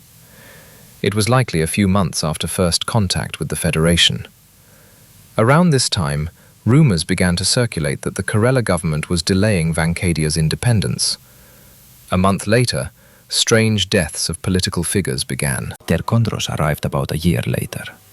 And simultaneously, a new anti-Vancadia Prime Minister, Coldren, was elected on Karella. He tightened his grip on the colony, wresting power from the legitimately elected Vancadia government and granting broad powers to his viceroys, such as Governor Ulmar. Then the terrorist attacks began. Coldren delivered a video recording of one of them to the Enterprise. The Karellians responded with mass arrests. Sometimes they fabricated evidence, Tilmarek said bitterly, and sometimes they didn't. The final straw was Delkondros' failed attempt not only to destroy the Karellian space fleet, but also to deprive them of the ability to build a new one. From that moment on, the Karellians began to act like occupiers, despite the fact that the vast majority of Vancadia's inhabitants, like Rogan, disapproved of attacks on spaceships and the murder of Karellians. It's perfectly clear that all these crimes were committed by a small group of utterly ruthless people who would stop at nothing to achieve their goals. We, I mean the Vancadia and the Karellians, could not have acted in such a way. There had been no war on Karella for over 200 years, and they had formed the world government long before the colonization of Vancadia began. But those years of peace had made us naive. We believed what Delkondros and his accomplices said. We simply couldn't have imagined. He sighed and fell silent, and for the next few kilometers, no one said a word. Soon the road turned sharply left, and they caught the scent of salty sea air, a scent similar to that of Earth, but sharper and cleaner. A minute later, the first lights and several dozen isolated houses appeared ahead. Above all the buildings, delicate structures rose into the night sky, resembling miniature replicas of the launch pads on display at the Space Museum. Spock's tricorder detected a large number of living creatures within a radius of several kilometers. Over 100 people were in the immediate vicinity of one of the structures. "This is our only spaceport now," Tilmarek explained. "It's heavily guarded and, according to reliable reports, will be used for the evacuation of Karellians and the landing of troops. 10 years ago we had virtually no armies, but we had several similar spaceports, handling hundreds of new colonists a day, and even a small number of tourists. Delkondros and the Klingons destroyed all of that." "Is your ship around here somewhere?" McCoy asked, concern in his voice. Rogan shook his head. "These are launch systems for regular shuttles. Our ship doesn't need them. Its engine allows it to launch from virtually anywhere." Braking, Rogan turned right into a gap in the bushes that lined both sides of the road. He simultaneously revved the engine, and McCoy heard the muffled hissing intensify. The craft rose even higher off the ground, moving off-road. For several minutes, they drove through what resembled a wild park, with tall grass, dense trees, and overgrown paths. Carefully maneuvering through the trees, the vehicle was approaching the top of the hill when Spock looked up from his tricorder. "I believe, Professor, that your ship is on the starboard side, bearing 57 degrees. Rogan looked at the Vulcan. "How did you find out?" "An antimatter concentration is detected at this location. This is likely your ship's power plant. All the shuttles we've passed through are equipped with conventional, low-power nuclear reactors." "Antimatter?" McCoy exclaimed. "That proves the new drive, like everything else, wasn't a Vancadian invention. The antimatter was undoubtedly provided by the Klingons." He looked at Rogan and Telmarek. "Unless Vancadia itself is capable of producing a sufficiently large amount of antimatter." Rogan shook his head again. "I have no such information. I know that a small amount of it is produced in Karella's laboratories for scientific experiments, but Delkondros never shared the details of these inventions with me." "I don't know anything either," added Tilmarek. "To my questions—" "Number 17, a muffled voice came from the speakers. "Please answer." Spock immediately looked at the tricorder. "The signal source is in the city," he said. "I believe our car is number 17, McCoy said after the call was repeated, looking at the two Vancadians. "Can you answer?" "I don't think so, gentlemen," Spock interjected. since you don't know the names of the people in the car. But if we don't answer, McCoy began. If we don't answer, Doctor, they'll become suspicious. But if we answer incorrectly, they'll be certain. The call repeated for several minutes, but Spock continued to study the tricorder readings even after the voice had died away. After a few seconds, he looked up at Rogan. Stop the car, Professor. What? Why should I? Our ruse proved futile. 5 seconds after we stopped attempting to contact the vehicle, an electronic device emitting identification signals activated. Its purpose was likely to identify the vehicle. McCoy winced as the car stopped and landed. They were already near the top of a hill covered with sparse trees. Can you locate this device and remove it, Spock? The doctor asked. I've already located it, but I doubt we'll be able to extract it without special tools. The transmitter is 25 centimeters behind the communications panel, and the tricorder doesn't show us how to reach it. It's a very well-designed anti-theft device. Damn Klingons, McCoy muttered. They thought of everything. We're already close to the ship, Rogan said, and if we hurry, we can reach it before they send pursuit. After all, we are 200 kilometers from the city. Spock studied the tricorder readings for several minutes, scanning the space ahead of them. Perhaps, Professor, he finally said. But I'm afraid we'll have some difficulty getting inside the ship. What? Why should we? At this distance, I can already identify individual living beings, and 2 of them in close proximity to the antimatter source are Klingons. He'd made it. He'd be saved after all. The shuttle had entered the atmosphere at an excessively steep angle, causing its outer shell to overheat from friction, and the nasal sensors had failed. Until the hot cloud of air around the shuttle cooled, he'd be practically blind, and even then, he'd only be able to rely on the imperfect but reliable instrument of his own eyes. But he was still alive. The cloud of hot gases finally cleared, and he saw the planet's surface, dimly lit by a single moon.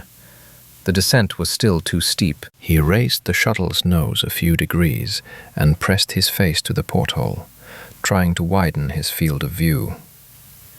His heart leaped with joy when the lights of the spaceport appeared a few kilometers to the right. Luck was with him. The other ship he needed to reach to have a chance of leaving this planet and exacting revenge on his commander was located a little further south, 10 kilometers from the coast. It was amazing how, with such a descent, he'd managed to reach the right area. But he was still far from his destination. That ship wouldn't be as brightly lit, and his shuttle's sensors were malfunctioning and couldn't home in on the antimatter source.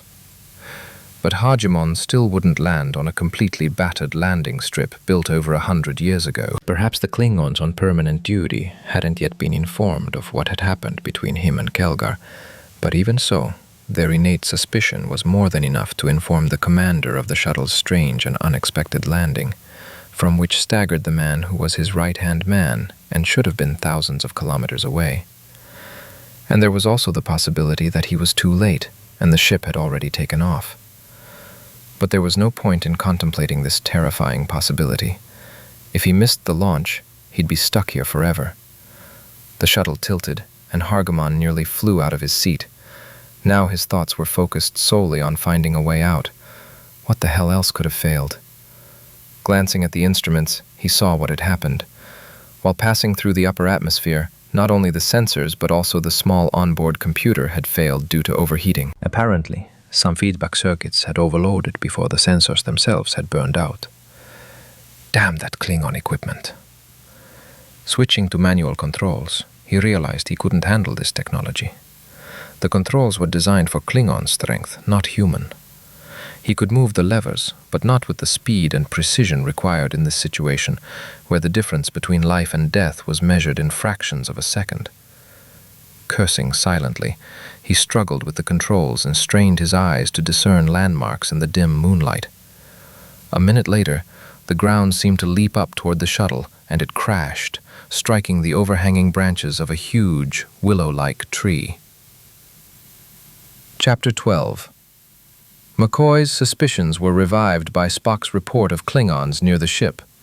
If Rogan wasn't acting in concert with Delkondros and the Klingons, he was simply deceived by them. In any case, the activities of this group of scientists and former council members were no secret to Delkondros, and he and Spock had no chance of survival. "You haven't been very good at keeping secrets, Professor Rogan," he said, frowning. "Under the circumstances," Spock retorted quietly, "that is neither surprising nor reprehensible. In any case, it would be more useful to focus our efforts on developing a plan of action rather than on blaming previous mistakes." McCoy turned his dark gaze to Spock and nodded. "That makes sense. I think you're right, but I'm out of ideas. And I'm almost out of the Klingon neutralizing medication," he added, rummaging through his first aid kit. "If we could find another car without a radio beacon," Rogan began. "You were the one who suggested using it," Tilmarek countered. "If we'd gone in my car—" "Professor Rogan," Spock interrupted. "Are you familiar with the layout of the launch complex?" Rogan paused for a moment, then turned to Spock. "More or less. If I tell you where the Klingons are, can you lead us past them and straight to the ship?" "I think yes." "Are there people on the ship whom you trust and who will not raise the alarm upon our appearance?" "A few people I'm sure of, but it's probably best if I have a minute to talk to them before they see you." "Of course, Professor, but we may not have that opportunity. If..." Suddenly something flashed in the night sky, a bright spot, like a small sun, immediately eclipsed the moon. "A ship!" Rogan exclaimed, turning sharply and watching the fading flash. "They shot down a spaceship." "No, Professor," Spock responded immediately. "Your ship is still on the ground. The source of the explosion is..." He fell silent, studying the tricorder readings. "This device is not able to determine precisely, but the nature of the radiation indicates an annihilation explosion." "Photon torpedo?" McCoy asked anxiously. "No, Doctor. The Enterprise's weapons are far more powerful." "But the Klingon ship..." "It is possible, Doctor." Spock continued to look at the tricorder display. "That a small ship is descending to the planet's surface, and its trajectory begins in the immediate vicinity of the explosion site." "Klingon?" "The ship is made using Klingon technology, but there's a human inside." McCoy shook his head. "What the hell is going on here? Tilmarek? Professor Rogan?" "Since this involves the Klingons," Rogan replied, "you should have a much better understanding of the situation than any of us." "If its trajectory remains unchanged," Spock said, "it will land not far from here." "Land?" McCoy looked at the Vulcan. "Or crash?" "It's impossible to determine yet. It appears the pilot has some control, but it's unclear whether that's enough for a safe landing. In any case, we need to find out before we attempt to approach the ship." "Are you crazy, Spock? We need to get to the ship as fast as we can." "If that thing lands nearby, it'll distract the Klingons. We need to take advantage of the fact that the explosion has already distracted them." "Not necessarily, Doctor. Firstly, the explosion might not have distracted the Klingons and their allies, but rather further alerted them. Secondly, it's entirely possible they know the cause of the explosion and are therefore not confused. And finally, by speaking with the pilot, or, if that's impossible, by examining the landed ship or its wreckage, we might gain vital information." McCoy rolled his eyes. "You're never short of information, Spock. But there are times when you have to stop gathering information and start taking action." "Of course, Doctor, and we will act as soon as the situation becomes clear." He looked at the tricorder again. "Professor Rogan, keep heading about 10 degrees to the right of the launch pad." "To the possible landing site?" "Judging by the ship's trajectory, although it's a little unstable, it will land there." "I think, Professor, we can't waste any more time talking." "Which everyone seems to agree on," McCoy muttered as Rogan drove in the direction Spock had indicated. 5 minutes later, As they were climbing to the top of the next hill, a light appeared in the sky about a kilometer above them, confirming the tricorder readings. "That wasn't exactly a perfect landing," McCoy grimaced as the light disappeared over another hill. "Perhaps not, Doctor," Spock said after a few seconds. "But the pilot is alive, although wounded." The ship they saw 5 minutes later turned out to be a small, primitive shuttle, big enough for only one person. The shuttle had crashed into the branches of a huge tree on the hillside, which saved it from an even harder impact. The single hatch was slightly displaced. "The pilot is unconscious," Spock reported, as Rogan stopped the car a few meters from the ship. McCoy glanced sideways toward the launch pad as he got out of the car. "What about the Klingons you discovered? Are they heading here too?" "It appears not, Doctor. According to the tricorder readings, they haven't moved since then." Following McCoy, Spock kept his eyes on the instrument, checking to see if the landed ship's engine or power plant was about to explode. McCoy reached him first, picked up the medical tricorder, and peered inside, and froze. Damn it! He stuck his tricorder through the gap, but couldn't crane his neck enough to see its readings. "Spock, help me! This man is from Starfleet." "Starfleet?" "He's wearing a midshipman's uniform. Help me, quickly. We need to get him out so I can help." While Spock struggled to open the hatch wider, McCoy struggled to decipher his tricorder readings. Finally, the hatch slid open wide enough for him to climb inside. Pushing McCoy aside, the Vulcan began to free the pilot, who was leaning forward, though still strapped into his seat. Half his face was covered in blood. As Spock lifted the pilot, he groaned softly. "Looks too old for a midshipman," McCoy muttered, eyeing his closely trimmed gray beard as Spock laid the man down on the uneven ground a few feet from the wrecked ship. Crouching down, the doctor began examining the wounded man. "That's because he was once a lieutenant," Spock said quietly. "What?" McCoy looked up in surprise. "What the hell are you talking about?" "It's a long story, Doctor. What matters now is his condition. Is he seriously injured?" Still frowning, McCoy turned to the man lying on the ground. "Surprisingly, nothing's broken," he said after a few seconds. "Just a few bruises, a few head wounds, and a minor concussion." "How soon will he regain consciousness, Doctor?" "If I'd put him in the Enterprise's sickbay, it would have happened quite quickly. But under these conditions, with limited medications, it would have been much safer to wait until he woke up on his own. Using drugs for a concussion and the lack of medical equipment, I understand, Doctor, but I believe this man holds the answers to many important questions for us. Answers that will significantly impact our chances of successfully returning to the Enterprise." McCoy was silent for a moment, glancing back and forth between his medical tricorder and Spock. Despite their constant disagreements, even in the heat of the most heated debates, McCoy never doubted the Vulcan's knowledge, intelligence, or intentions. "Okay, Spock," he finally said. "I know you never insist without reason. Give me a minute and I'll see what I can do." Oya took a sponge from the first aid kit and wiped the dried blood from the pilot's head, then covered the wounds with a bactericidal compound that forms a protective film and accelerates blood clotting. Spock looked up from his tricorder and glanced around quickly. "Is he transportable, Doctor?" "Yes, if we save his head. But you wanted me to bring him to his senses?" "Right now, there's a more urgent matter. Klingons from the launch complex are heading here in 2 vehicles.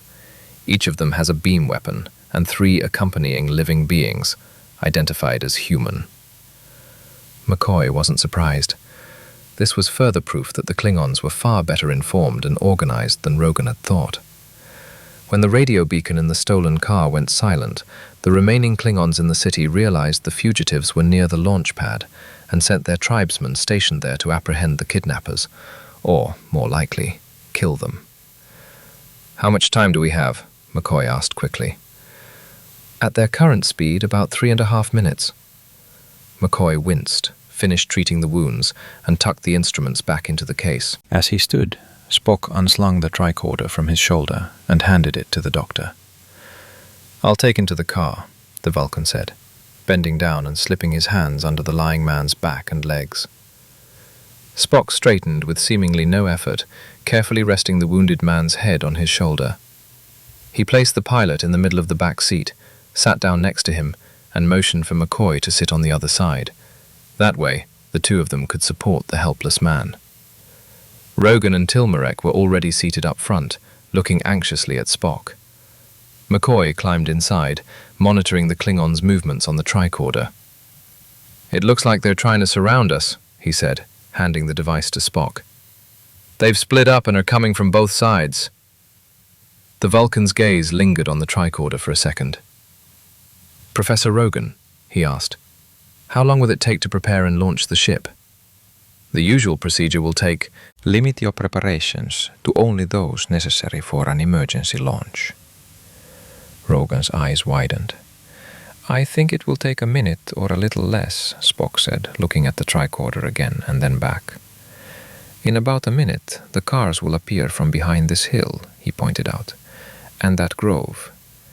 It seems to me, Professor, that we need to take the shortest route to the ship, if you're sure you trust most of your comrades." "I don't know what to think anymore," Rogan replied, licking his lips nervously. He looked in the direction Spock had said the Klingons would emerge from. "But it looks like we have no choice." The car howled and rose sharply off the ground. McCoy held the helpless pilot. The car vibrated at first, then leveled out and began moving toward the top of the hill. "Both Klingons have altered course to intercept us," Spock reported. "They are likely tracking our movements with a beacon." "I can't say I'm all that surprised," McCoy muttered, but the Vulcan ignored him, scanning the area with his tricorder. "What are the dimensions of your ship, Professor?" Spock asked after a few moments. "How many passengers can it carry?" "I don't know for sure. It was converted from a standard shuttle designed for 40 people. But the seats were completely unusable, and they had to remove them and put soft carpet on the floor and walls. That's what I was told. I was also told there were supposed to be more than 20 of us on board." They crested the hill and raced down. McCoy's eyes widened in surprise at the sight before him. In the dim moonlight, he saw a valley roughly 1 kilometer wide and 10 kilometers long, straight as an arrow, with a virtually flat bottom. Down the center of the valley ran an abandoned runway, similar to the one used by Earth's first shuttles. On either side were hundreds of dilapidated, prefabricated buildings, stretching in a chain from enormous hangars and factory floors. On the hill at the opposite end of the valley, a complex of several dozen receiving antennas, each up to 10 meters in diameter, was visible. All of them were designed to receive beams of energy from satellites launched into equatorial orbit to harvest solar energy. But now, only a few antennas were pointed in that direction. All were bent, covered in rust, and some were completely destroyed. Directly ahead of them, at the edge of the runway, stood a ship resembling a large, crude replica of an ancient Earth shuttle. Only the jet engines had been replaced with impulse engines. One of the hatches was open, and a makeshift ramp led up to it, and people were climbing up it. "Oh my God," Rogan breathed. "We don't have a second. They're ready to launch." He shrugged his shoulders in bewilderment. "But they shouldn't have..." "If the people sent to warn them after Delkondros' message." "There are 50 living beings inside and around the ship, all of them human," Spock said, looking at the tricorder display. "Everyone's here, including those who were sent with the warning," Rogan said. "What the hell is going on?" "I'd like to know too," McCoy said irritably. Looking back, he saw 2 cars appear at the top of the hill and begin to descend into the valley. "But whatever happens, it looks bad." Rogan increased speed, and they hurtled downwards even faster. Regardless of the Klingons' intentions, the ship remained the fugitives' only hope. The homing beacon made it impossible to move in the car, but if they disembarked, the Klingons would catch up within seconds, and they didn't even have a phaser to defend themselves. Suddenly, they found themselves among buildings. Rogan steered the car between 2 ruined hangars. Ahead, the last passenger had already climbed the ramp. He stopped before the hatch and looked back, hearing the sound of an approaching car. The Klingon cars seemed to have fallen behind, traveling along wide streets rather than the narrow passage through which Rogan had passed. The machine stopped abruptly and landed a few meters from the ramp. Rogan and Tilmarek immediately jumped out. The professor waved to the man standing at the hatch. "It's Gerlach," he explained to McCoy and the others. "One of those we sent with a warning." "Rogan," a man shouted down. "What are you doing here? The last message you sent—" "It was a fake," Rogan shouted back. "I haven't sent any messages since you left my apartment. I'll explain everything later. Now please, trust me. We need to get on board the ship and take off immediately." "But the official announcement said that Tilmarek—" Gerlach began, but then fell silent as he saw Spock and McCoy emerge from the car. Spock was carrying a wounded man, and the doctor was holding a tricorder. "Are you their prisoner?" "Nothing of the sort." Rogan and Tilmarek were already climbing the gangway. "The official announcement is a lie. Everything you heard today, and most of what we've been told for the past few years, is also a lie." Reaching the top of the gangway, Rogan grabbed the man's hand, while Tilmarek paused on the step below, looking even more agitated than Gerlach. "There's an explanation," Rogan insisted. "But if we don't take off immediately, we'll be killed, and then we won't be able to tell you anything. Everything you heard today about the Federation, Gerlach, is a lie. What we need now, it's a matter of life and death for all of us, is to take off as quickly as possible, before these," he glanced back at the approaching vehicles, "interfere with us." "But the preparation for the launch itself—" "It can be cut," Rogan interrupted. "It must be cut." Gerlach stared into the professor's eyes for several long seconds. Then, as Spock was approaching the ramp, he stepped back, turned, and entered the ship. Rogan quickly stepped aside, letting the others inside. Spock, despite his burden, took 2 steps at a time. McCoy, running after him, paused for a moment, remembering the Klingon lying in the trunk of the car. Spock's proof. But there was no time to retrieve it, and besides, they now had more than enough evidence. Taking another look at the car, McCoy hurried inside. From the inside, the ship resembled a prefabricated house made of corrugated iron, the walls and floor covered with a thin layer of some soft material. A large crowd of people sat right on the floor, many of them holding onto makeshift handrails. Ahead was a bulkhead with an open door, behind which was the pilot's cabin. Gerlach was there, convincingly demonstrating something to the man in the pilot's seat. As Spock lowered the lifeless body to the floor, Rogan closed and locked the hatch. The humans looked at Spock and McCoy with undisguised surprise, and some with fear. The doctor glanced at the tricorder again, grimaced, and handed it to the Vulcan. The Klingons no longer pursued them. They stopped the machines 100 meters from the ship and remained inside, likely observing and requesting further instructions. "Rogan," one of the passengers spoke up, nervously glancing from Tilmarek to Rogan and the 3 men in Starfleet uniforms. "Why did you bring these killers here?" The professor turned sharply and moved away from the tightly closed hatch. "The official report was a lie," he said loudly. "Those people were killed by Delkondros himself, not by Tilmarek and the so-called Federation punitive force." Several people started talking at once, interrupting each other. Rogan quickly raised both hands above his head. "Wait a minute," he repeated 3 or 4 times, trying to be heard over the din of voices until everyone fell silent. "You must believe me now." "I know it's hard for many of you to imagine Delkondros as a murderer, but it's true.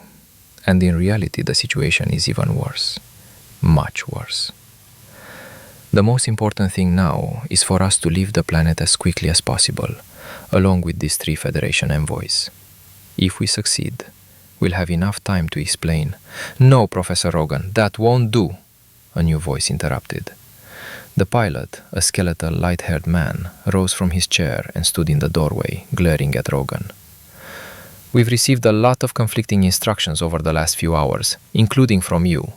And now you burst in here at the last minute, bringing with you 3 people, your own messengers, called cold-blooded killers? They're not murderers, Rogan was almost shouting. They barely escaped with their own lives. The government's message was a fake. Please, you have to. Suddenly, the ship shuddered, silencing everyone. The pilot turned to the control panel. His seat was empty, but the display on the console flickered. Numbers, commands, and calculation results scrolled across the screen. Without a word, the pilot rushed to his seat and began frantically pressing keys. The display continued to flicker, and messages scrolled across the computer screen. The ship continued to shudder, then began to move. The pilot turned furiously and looked at Rogan. "Another surprise from you, Professor?" he almost growled. Rogan looked at Spock and McCoy in confusion. "What's going on? Did you deceive me?" As soon as the ship's engines started up, Spock turned to his tricorder. Now he looked up and said, "Your ship is controlled by signals from space. The source of the signals is beyond the reach of my device." Rogan and the pilot looked at the Vulcan. The ship was rapidly gaining speed, forcing those not lying on the floor to cling to the handrails. "Impossible," the pilot protested. "The ship doesn't have a remote control unit." "Nevertheless, gentlemen, it is happening. This is your ship, the Enterprise, sending signals." "No, gentlemen, the Enterprise does not have such a capability." "But would you like this, Spock?" An unfamiliar voice made everyone look around to find the speaker, until someone realized that the sound was coming from the control panel. The pilot turned in his seat and tried to silence the voice. At that moment, the ship lifted off the ground and soared upward. "Who are you?" the pilot asked, leaning back. "What are you doing to us?" Spock looked at the tricorder again. "The voice is coming from the same source as the ship's control signals," he said. "Excellent, Mr. Spock," the voice said mockingly. "May I assume you have already identified me?" "In your current incarnation, yes, Prime Minister Coldren." The Vulcan's words were followed by a general gasp of astonishment. "But I have not yet determined your true name." "I wouldn't want you to die without knowing him, Mr. Spock. My name is Carmody, Jason Carmody." Spock was silent. "The situation is becoming clearer, Lieutenant Carmody. Starfleet headquarters believed you were either killed or captured by the Klingons." "I thought you had that information in your databank." "That's right. After Delar 7, I was captured along with the entire crew of the Chaffee. But after my imprisonment on a Federation starship, the Klingons seemed downright ridiculous to me.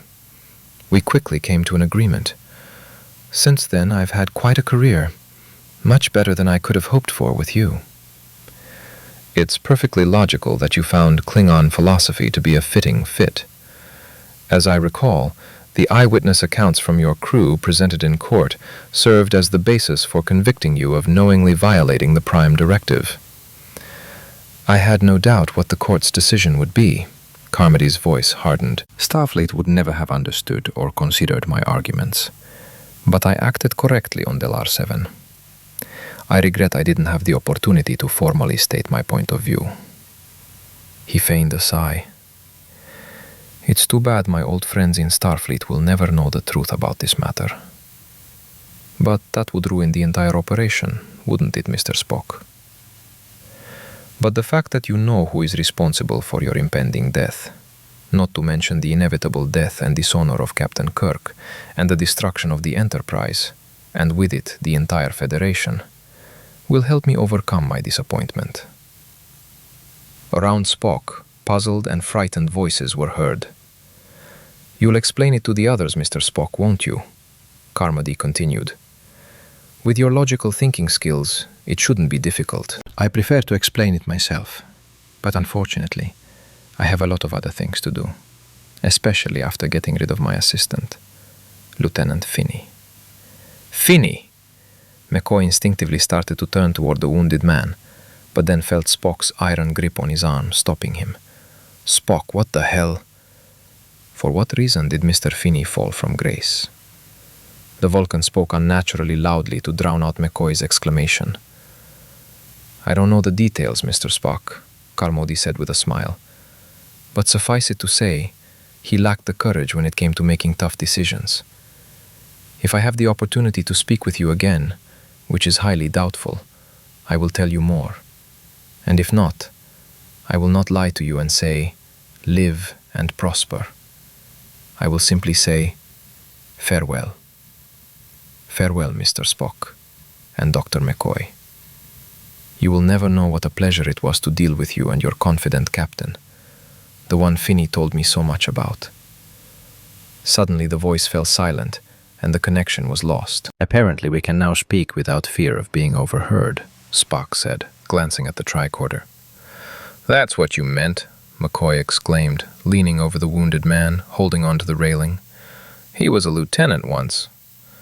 That's Finney. You recognized him right away. Of course, he ran away without completing a full course of psychotherapy. But what did Coldren Carmody mean when he said he got rid of... McCoy was interrupted by a general gasp of surprise. He looked up anxiously and glanced at the screen in the cockpit where everyone else was looking. The scrolling numbers and messages had vanished.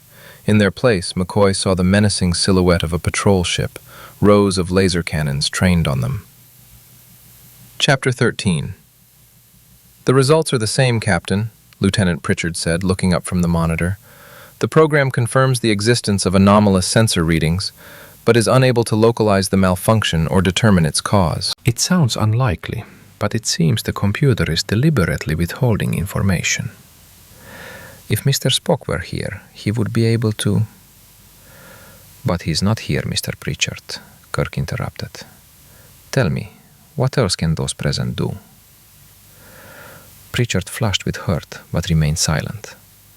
Like everyone aboard the Enterprise, he knew the captain was grieving Spock's loss more than anyone else, and now Kirk couldn't control his feelings.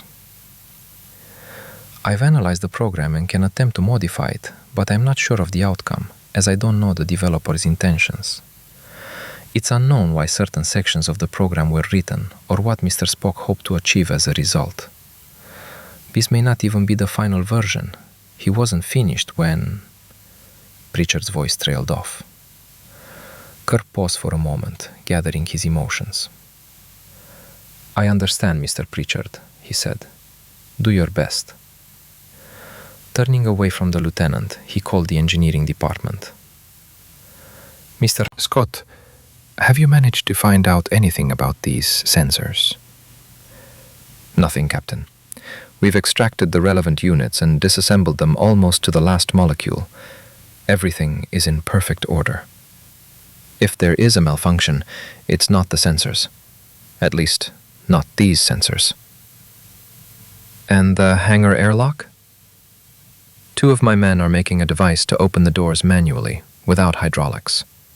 It'll be damn difficult. They're so big. They weren't designed to be opened manually at all. Understood, Scotty. Go on. Lieutenant Uhura, what's up? Nothing, Captain.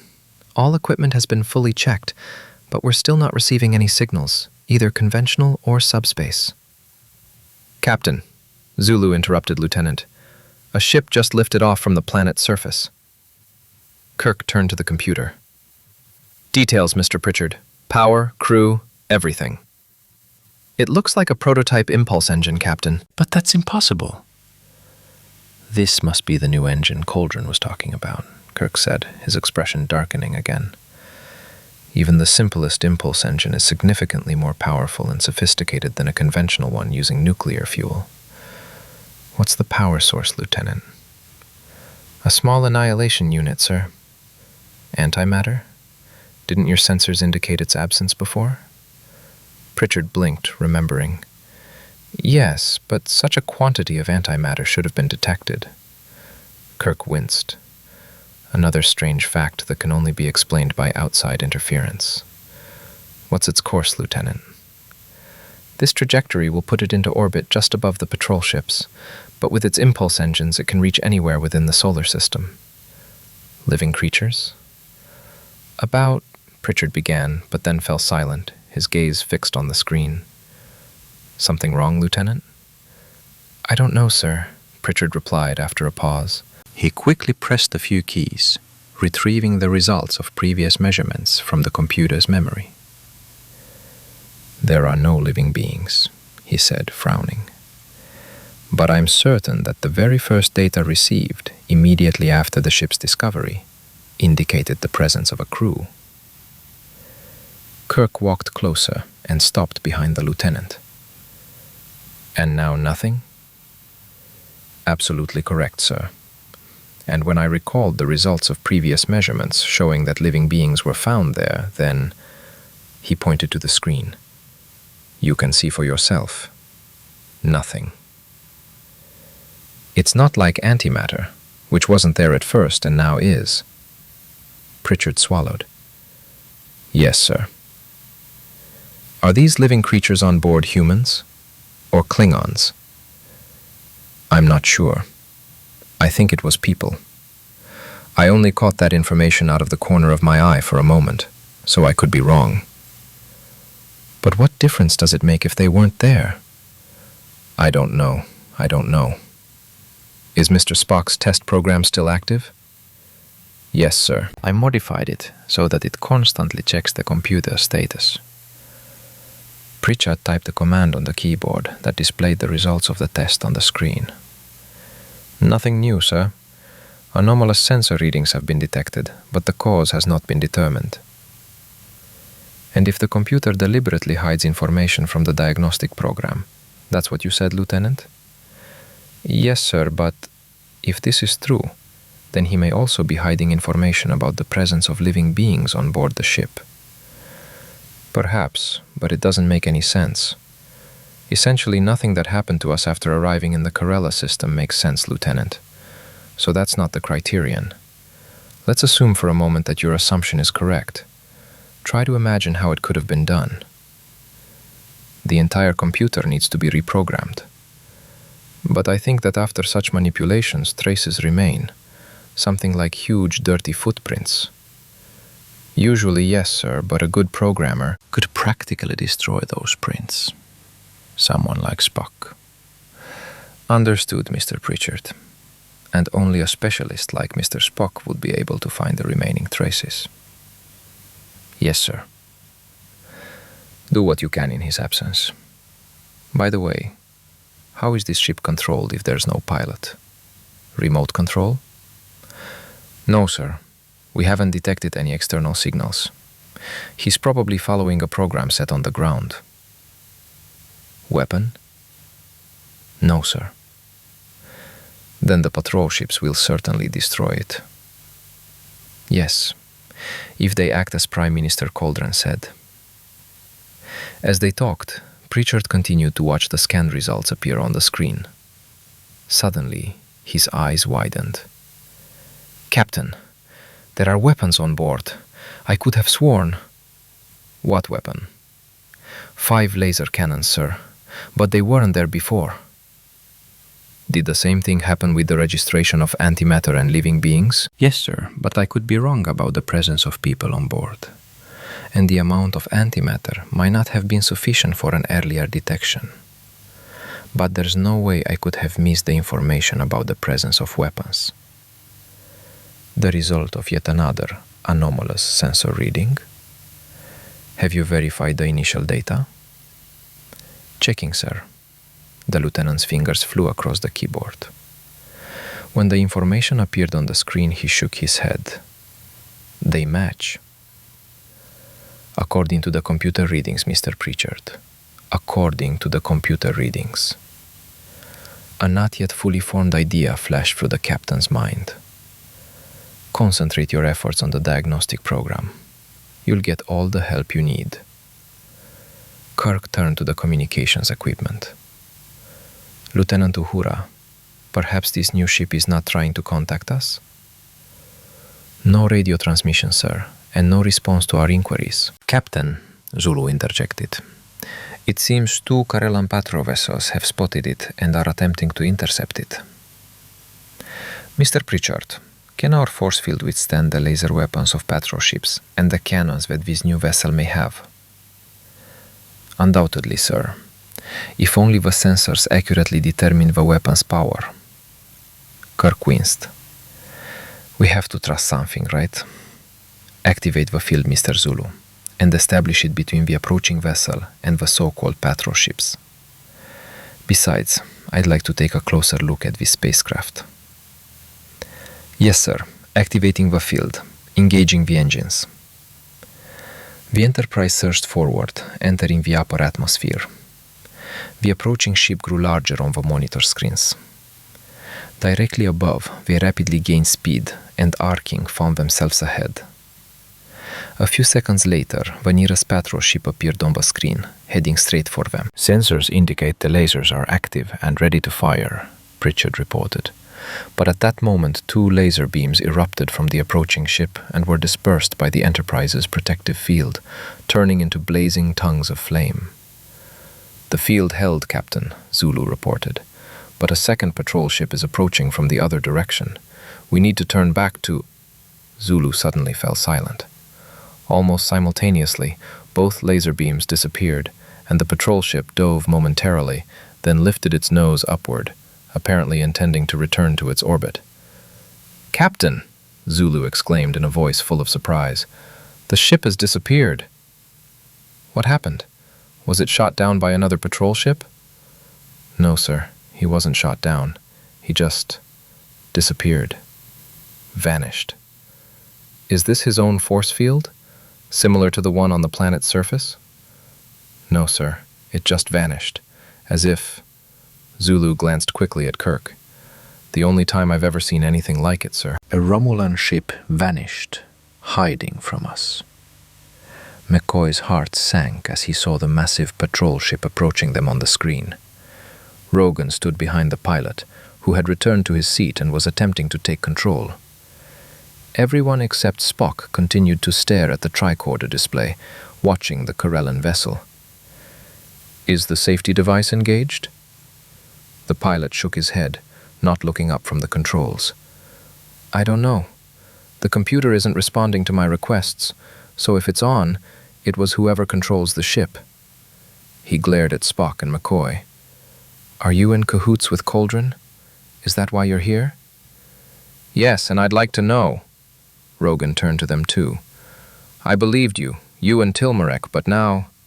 He glanced anxiously at the image of the patrol ship. "Are we going to be shot down now? Is this what Coldren meant when he spoke of his responsibility for our deaths?" "I don't think so," Spock replied calmly. "I suspect we will soon be destroyed by one means or another. But we don't know for sure the intentions of the man you know as Coldren." "Whoever he was," Rogan said, "he thought you had figured it all out, Mr. Spock. And he was pleased about it, not worried." "I suspect more than I know," Spock countered. "But that's not enough for salvation. The only real chance of survival..." He suddenly fell silent, looking from the tricorder to the screen. A ship. Possibly a Federation ship. Possibly the Enterprise, has just entered tricorder range, he said, removing his communicator from his belt. When he turned on the device, the Enterprise itself appeared on the screen, half of which was occupied by the patrol ship. McCoy picked up his communicator a second later, but neither he nor Spock received a response. "What the hell is going on?" the doctor shouted irritably, shaking his device as if challenging it to an answer. "That field can't block us now." "No, Doctor," the Vulcan said, picking up the tricorder again. "The Enterprise's force field is activated, but it shouldn't." He fell silent again, watching on the screen as the beams from the patrol ship's laser weapons were dispersed by the Enterprise's force field, and then the fire ceased. A few seconds later, the Karellan ship changed course and began returning to a higher orbit. "Maybe if they got close enough," McCoy muttered, turning his attention back to the communicator. "I don't think we should count on that, Doctor," Spock said, still looking at the screen, where the Enterprise was also rapidly moving away. "It looks like they're returning to standard orbit on their own." "This is madness. They just saved our lives when that thing went off. You saw it as well as I did." "I saw the patrol ship open fire, and that the Enterprise's force field protected us. But there's no reason to believe they know we're on board. Their behavior suggests they don't. What's even more incredible, Spock, is that they can't possibly not know we're here. Even if our communicators are somehow jammed, their sensors should detect us. At that distance, they'd know there's a Vulcan on board, and... A bright flash lit up the screen, far brighter than the laser beams colliding with the Enterprise's force field. A collective gasp erupted, and all eyes turned to the screen. "He shot at us again!" someone almost shouted. Then there was silence. "He's not firing," Spock said, looking up from his tricorder. The nearest patrol ship was destroyed in an annihilation explosion. McCoy shook his head, refusing to comprehend what was happening. Then his gaze fell on the unconscious, wounded man they had brought aboard the ship. "Does this look like the explosion we saw just before our friend landed?" McCoy asked, his expression darkening. Is someone shooting them down, Spock, or what? "The explosions are very similar, Doctor," Spock replied, studying the tricorder readings again. "But I suspect they weren't shot down. Another such ship is approaching us, and it also contains a small amount of antimatter, though its engines are powered by a nuclear reactor. The antimatter isn't part of the power plant, but simply contained within a force field. It would be logical to assume that the first ship simply exploded when that force field was somehow disabled. Why the hell would a ship need antimatter if not to use it for energy or as a weapon? I don't have enough information to draw a logical conclusion, Doctor. However," Spock paused again, his eyebrows slowly rising as new messages appeared on the display. "I have now received additional data. The patrol ship behind us was destroyed by a similar explosion." This occurred after it received signals similar to those used to remotely control our ship. "And what does that mean, Spock?" McCoy asked when the Vulcan fell silent again. "It can be assumed, Doctor, that antimatter is used in a self-destruct device triggered by remote control signals." "Does that mean," Rogan interjected, "that our ship also has an antimatter charge that can be activated in the same way?" "Doubtful, Professor, though possible. The antimatter here is part of the power plant, not a separate device of unknown purpose. You'll have to ask former Officer Finney about that." Turning to McCoy, Spock continued, "The sooner you can bring him back to his senses, the better our chances of saving him." "I wouldn't want him to die after he regains consciousness," McCoy snorted. "Be careful, Doctor. I have great confidence in your skills." Over the next 5 minutes, Spock's tricorder registered 2 more antimatter explosions, but McCoy ignored them, bending over the wounded man. Coldren Carmody had called him Finney, and now McCoy saw that it was indeed him.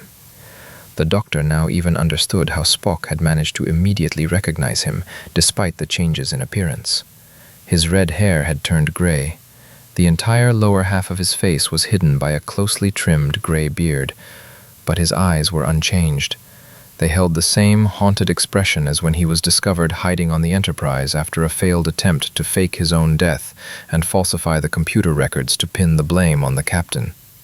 And even now, unconscious and with his eyes closed, his face retained that haunted expression, a reaction to the harassment from his superiors that he believed began during his training at the Academy. The expression seemed permanently imprinted on him. The man calling himself Hargemon suddenly came to his senses and shuddered involuntarily as the final images of the shuttle's fall flashed through his mind. A groan escaped his lips as he tried to move his broken head. Where the hell? His vision cleared, and he groaned again as he saw the grim face of Dr. Leonard McCoy leaning over him. Behind him stood Spock, and Rogan with several of the men he and the commander had used.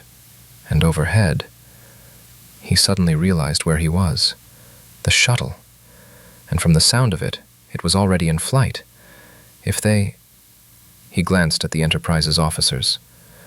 "How far are we from Vancadia?" "We're entering orbit, Mr. Finney," Spock replied quietly, "but the engines are still firing." Finney sighed with relief and relaxed, leaning back on the soft floor covering. "Then we have plenty of time."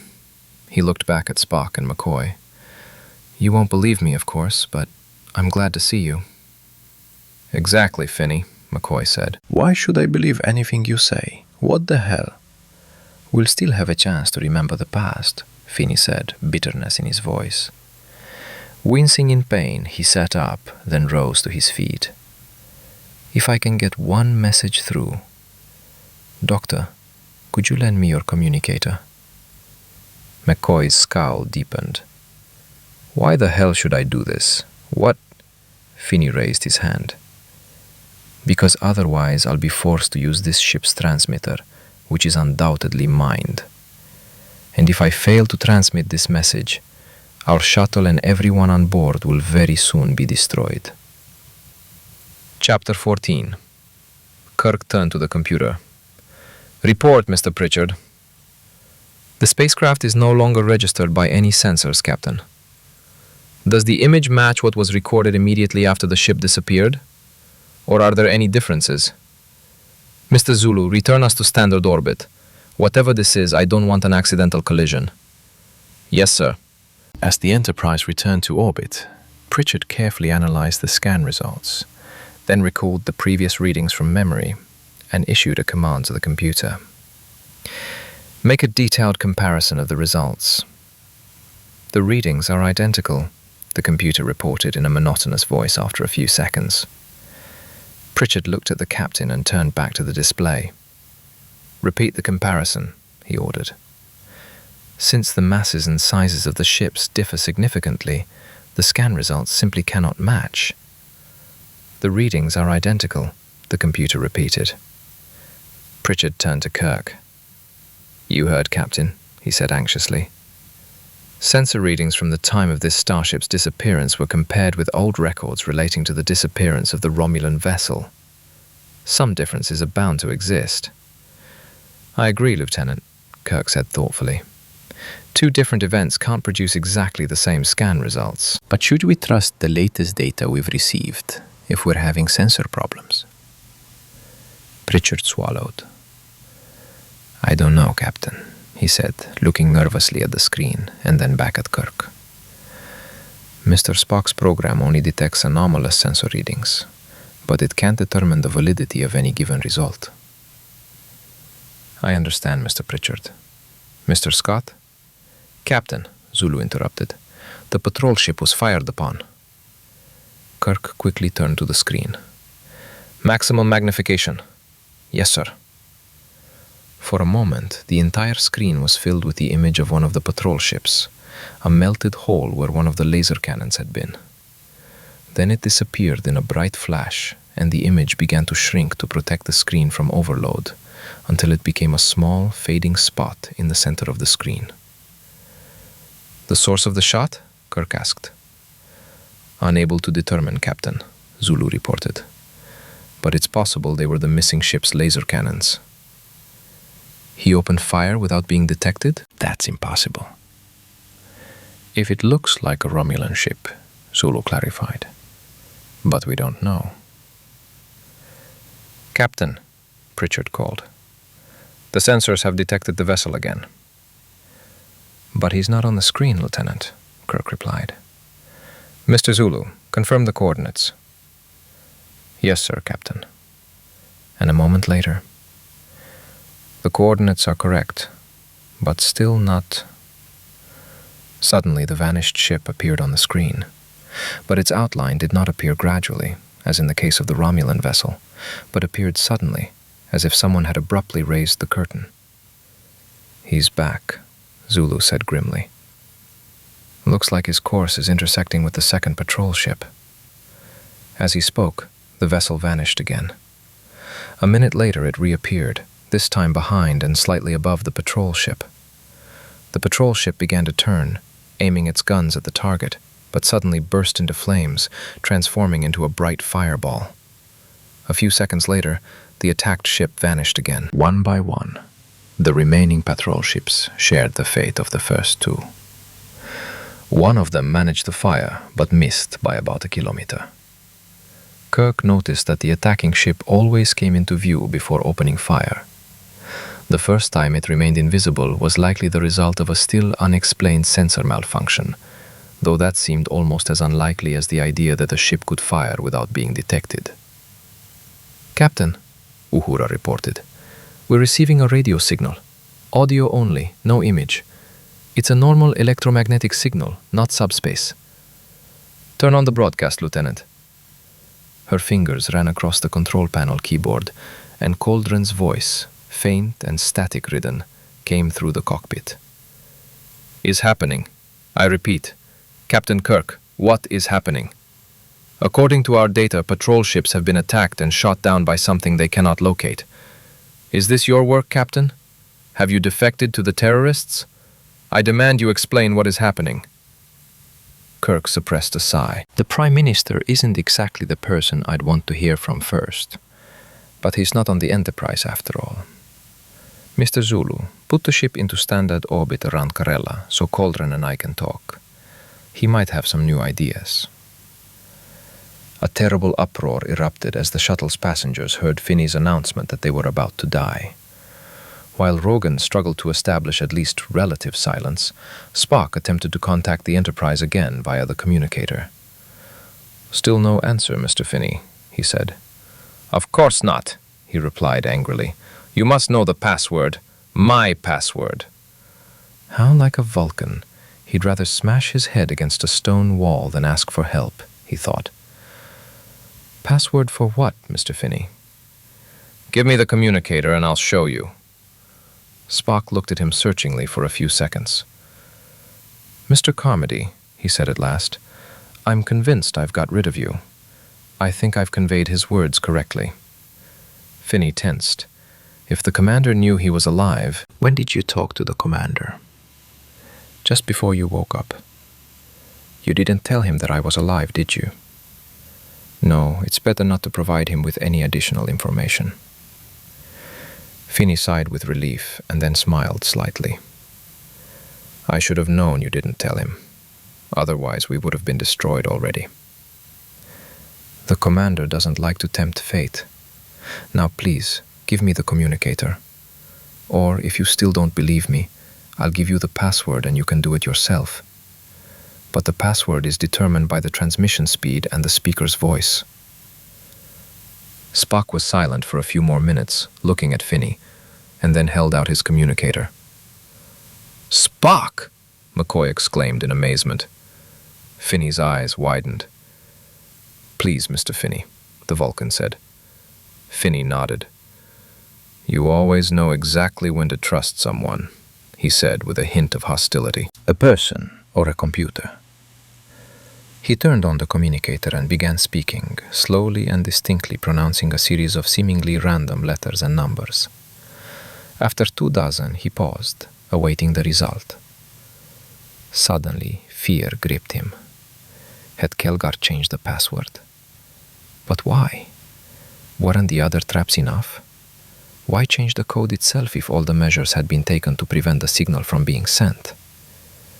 Unless... Dozens of possibilities flashed through Finney's mind. Perhaps Kelgar had decided to neutralize him even earlier and change the password. Or the commander had intended from the very beginning to get rid of him when he was no longer needed, having developed and launched a program. Or Kelgar had been deceived by the explosion of the patrol ship, but didn't want the commander to know that Finney had managed to escape, so he changed the password and informed the commander that he had gotten rid of Finney. But no matter the reason, having calmed the trembling that had gripped him, he began transmitting the series of letters and numbers again. Finally, the Prime Minister's image appeared on the screen. Kirk noted that his entourage was nowhere to be seen. "Do you have any ideas, Mr. Coldren?" Kirk asked before he could speak. "Why haven't we been able to contact anyone, either on normal waves or in subspace, since you left the Enterprise?" Coldren blinked. "That doesn't surprise me, considering how quickly your equipment failed before I was cleared to leave. But your problems are the least of my concerns right now. According to our sources, all patrol ships were destroyed or damaged. If this wasn't your doing, then Delkondros has likely received new assistance from those Klingons of yours, and is now en route to Karella to finish what he started 4 years ago. I want to know what you intend to do. What do you suggest? My God, Captain, isn't it obvious? What more do you want? Does the so-called Prime Directive require you to stand by while thousands of helpless people are killed? Especially when Klingons are involved. I heard Admiral Brady say you can take whatever action you deem necessary. The first step is to stop that ship, now en route to Karella. If its drive is anything like the one we shot down in our first attack, they'll be here in a matter of hours. Their target, their first target, is undoubtedly the same.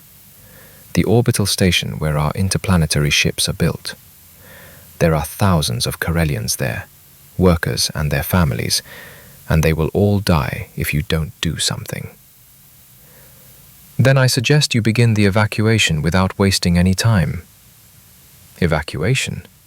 That's impossible. With our shuttles, it would take days, not hours.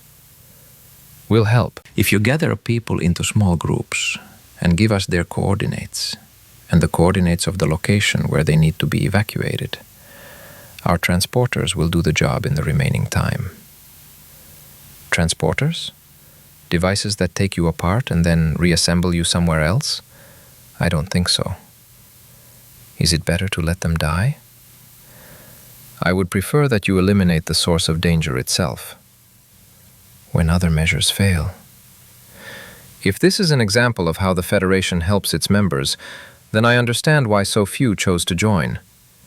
Even if the evacuation is successful, the orbital station will still be destroyed. Give me the coordinates. As you wish. Coldren's face twisted into a contemptuous grin and suddenly disappeared, replaced by the image of one of the Prime Minister's silent escorts. I'm connecting you with Mr. Bardek, he said formally. He's the orbital station manager. Please tell him your wishes. And he disappeared almost as suddenly as Coldren. After the third attempt to use the communicator, Finney swallowed nervously and looked up at Spock. Nothing works. Perhaps, Mr. Finney, Spock said, ignoring McCoy's wry smile. Now would be a good time to explain the situation to us. If we knew what you, former Officer Comedy, and an unknown number of Klingons are doing in the Karella system, we might be able to find a solution to a problem you apparently can't handle on your own. There's no solution if they've changed the password, Finney replied, shaking his head, a look of doom returning to his eyes. We can't find a new one, and without one, it's impossible to stop what's about to happen. What the hell is going to happen, Finney? McCoy asked harshly. And how soon? And most importantly, I have no idea why. We'd all like to know why we have to die. Finney winced at McCoy's words. Through half-open eyelids, he saw the other passengers staring at him with fear and anger. Their faces swam before his eyes, suddenly distant and unfamiliar. Even those whose names he'd learned over the past 3 years. And then, suddenly, one of several young female faces approached him.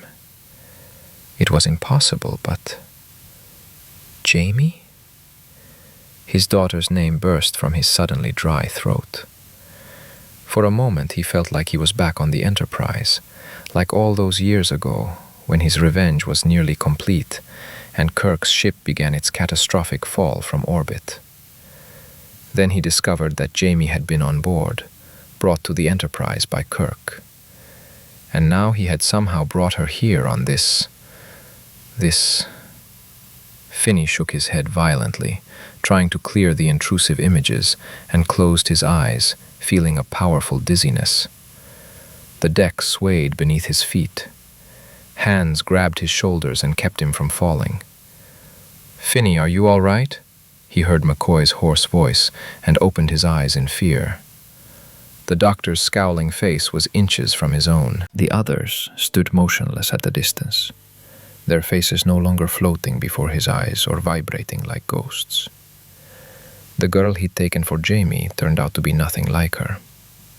He convinced himself it was all an illusion, an echo of the haunting visions that never left him. He suddenly realized that she, too, was someone's daughter, and the thought brought him back to reality, more powerfully than the images that had flashed through his mind, more powerfully than anything else in recent years. The people here, for whose inevitable deaths he would be responsible, were someone's daughters, sons, sisters, or brothers. All these faces belonged to real people. They were no longer just names and numbers in the plan, the retaliation operation, that he and the commander had devised. With the exception of Kirk and his other enemies on the Enterprise, he had never met the men caught in his trap, never looked them in the eye. He looked up, still avoiding McCoy's gaze. One way or another, within the next few hours, the Enterprise will destroy this ship with a phaser or a proton torpedo. "Are you crazy?" McCoy exclaimed. "Jim would never open fire on an unarmed ship full of people." "He will not know that the ship is unarmed and that there is a crew on board."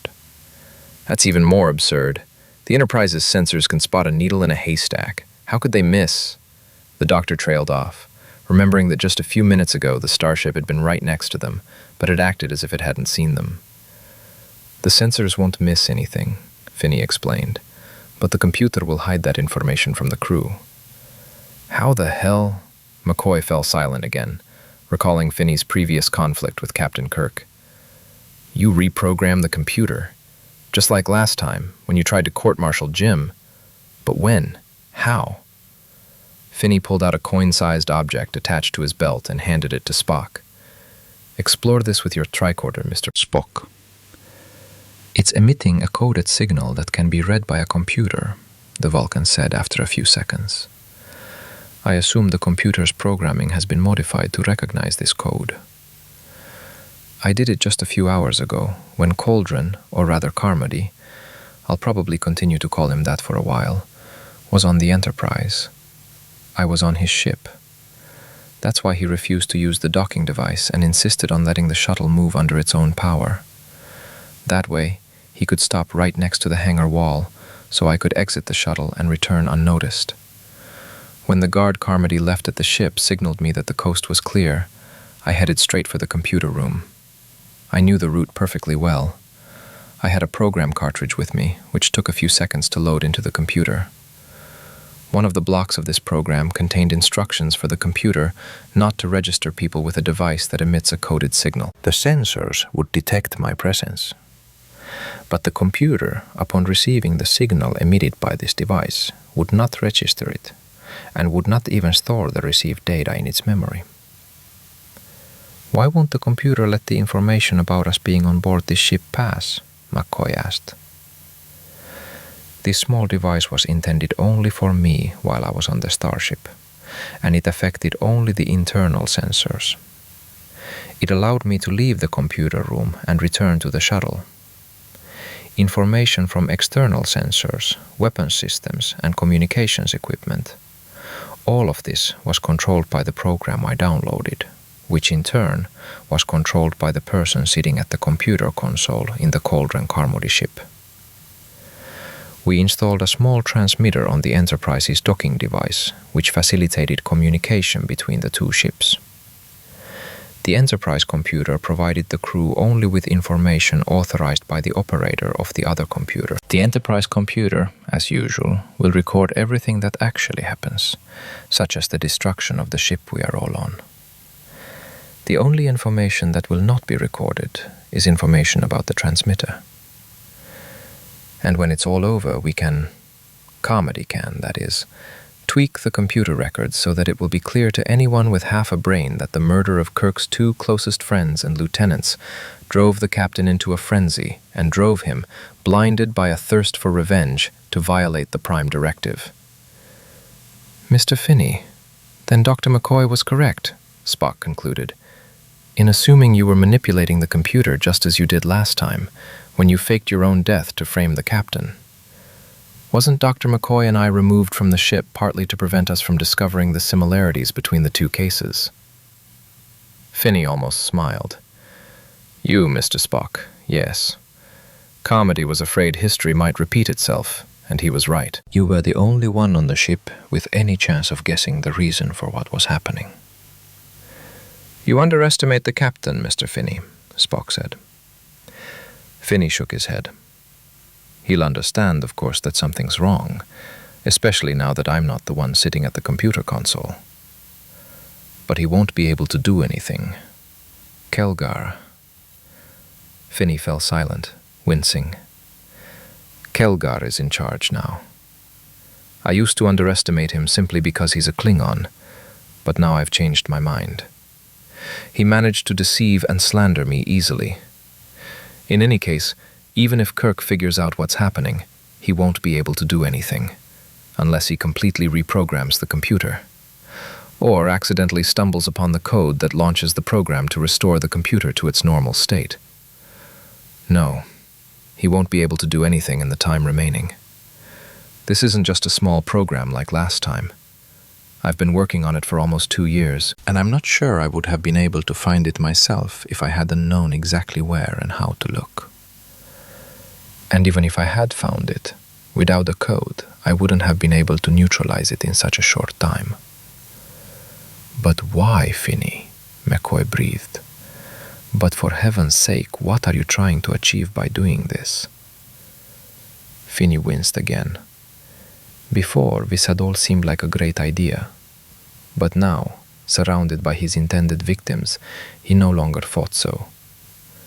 Commander Carmody was both persuasive and, as it now became clear, hypocritical. Kirk is the one who got rid of you, Carmody said. He would kill your daughter without a second thought to save his beloved Enterprise. And Starfleet Command supported and approved his actions. Think of my plan as an opportunity to get revenge on Kirk and Starfleet. And we will do it using the most sacred thing in their hearts, the Prime Directive. The fact that he would be collaborating with the Klingons, working alongside their scientists and military, and that Carmody himself had almost turned into a Klingon, was not enough to stop him, especially in his current state. It's our capabilities that matter, Carmody urged. Our abilities and our loyalty. Not our ability to obey a million idiotic regulations or the so-called Prime Directive that tie the hands of Starfleet captains and prevent the Federation from rising from its knees and becoming a force to be reckoned with, like the Klingon Empire. And one last thing. What did you get from the Federation and Starfleet, Mr. Finney? You were a better officer than any of them, and you were thrown onto the scrap heap. With me and the Klingons, you'll finally get what you deserve. Not the mental breakdown and humiliation of forced therapy. The noble Klingons will do everything to restore justice to you. After being brought to Karella and given the name Hargemon, he simply worked on the program, interacting only with Carmody, Kelgar, and a few other Klingons. He was completely absorbed in developing the program, devising, refining, testing, and retesting, until... The plan, Finney began to explain, was to force Kirk, or any other starship captain who responded to the Karellans' request for mediation, to open fire on an unarmed ship, the very one we're on. All of this is being recorded by the Enterprise's computer.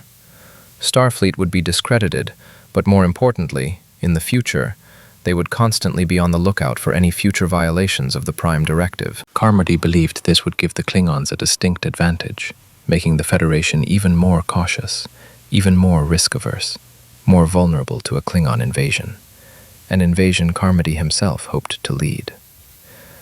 "Why did you run away?" McCoy asked contemptuously. "Have you suddenly seen the light?" Finney shook his head. I could answer yes, but...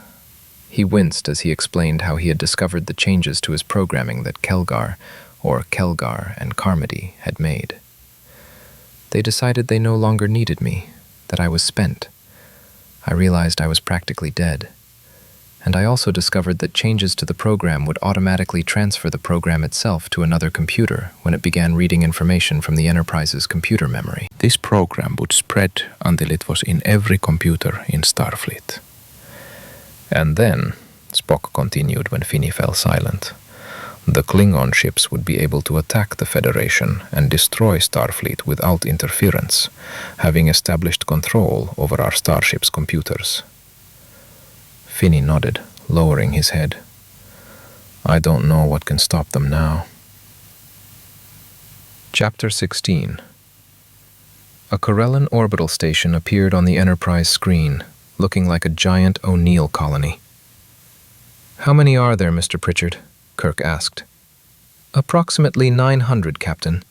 Almost all have gathered at the designated locations. We must transport them to the planet's surface immediately, as the Enterprise cannot accommodate such a large number of people. Begin the transport. I'll see what can be done with those who refuse." "Roger that, Captain," came the reply over the intercom from the transport bay. "Turn on the broadcast, Lieutenant." A second later, an image of a bald man appeared on the screen instead of the orbital station. "What's the matter, Mr. Bartek?" The manager swallowed nervously. "Sorry, Captain, but there are still a few people who haven't been convinced. They claim it's better to deal with terrorists than with your transporters." Kirk suppressed a grimace. "We assumed some would resist. I think they deliberately didn't show up. Detain them." "Yes, but will you be able to transport them?" "We need precise coordinates. Without them, there's only one option, Mr. Bartek. If we had enough time, we could transport several of my men with communicators to you to confirm the coordinates. Will these men of yours offer physical resistance?" "I don't know, Captain, but some of them might. Those who agreed to the transport are nervous. We've heard about the problems on your ship, and so even those of us who wouldn't normally be worried." "I understand, Mr. Manager. But if Prime Minister Coldren is right, then the only alternative is inevitable death." "I know. I explained it to them, but it wasn't enough." Kirk sighed. "What about your shuttles? When we evacuate the rest, can they pick up those who refused?" "Of course, Captain, but there's no need to wait. Our shuttles—" "No," Kirk interrupted. "Once your ships start picking up people, everyone will want to go on them, and we'll have to start all over again. Keep the shuttles ready until—" "Captain," the transport service commander intervened. "Are you sure we were given the correct transport coordinates?" "They match the sensor readings, right, Mr. Pritchard?" "Absolutely right, Captain." "Then something's wrong with the transporter. I can't lock onto targets. My instruments are only detecting empty space at the specified coordinates." "Have you checked?" "Everything that can be checked without disassembling the transportation system has been checked, Captain." "Mr. Scott?" "Yes, Captain," the alarmed voice of the Chief of Engineering immediately responded. "Two of my men are already on their way." "Thank you, Mr. Scott. Report to me on the status of the protective field generators." "They're 100% functional, as far as I know." "You're not quite sure, Scotty?" "Not really, Captain. And you yourself? 10 hours ago I wouldn't have believed that even one of these strange malfunctions could happen." "I understand. I hope you'll rise to the occasion." Kirk turned back to the screen. "What's going on, Captain?" the manager asked, meeting Kirk's gaze. "I heard the coordinates." "Could you have given us the wrong coordinates?" "I don't know. I checked them twice myself and—" "Tell the people we can't transport them yet.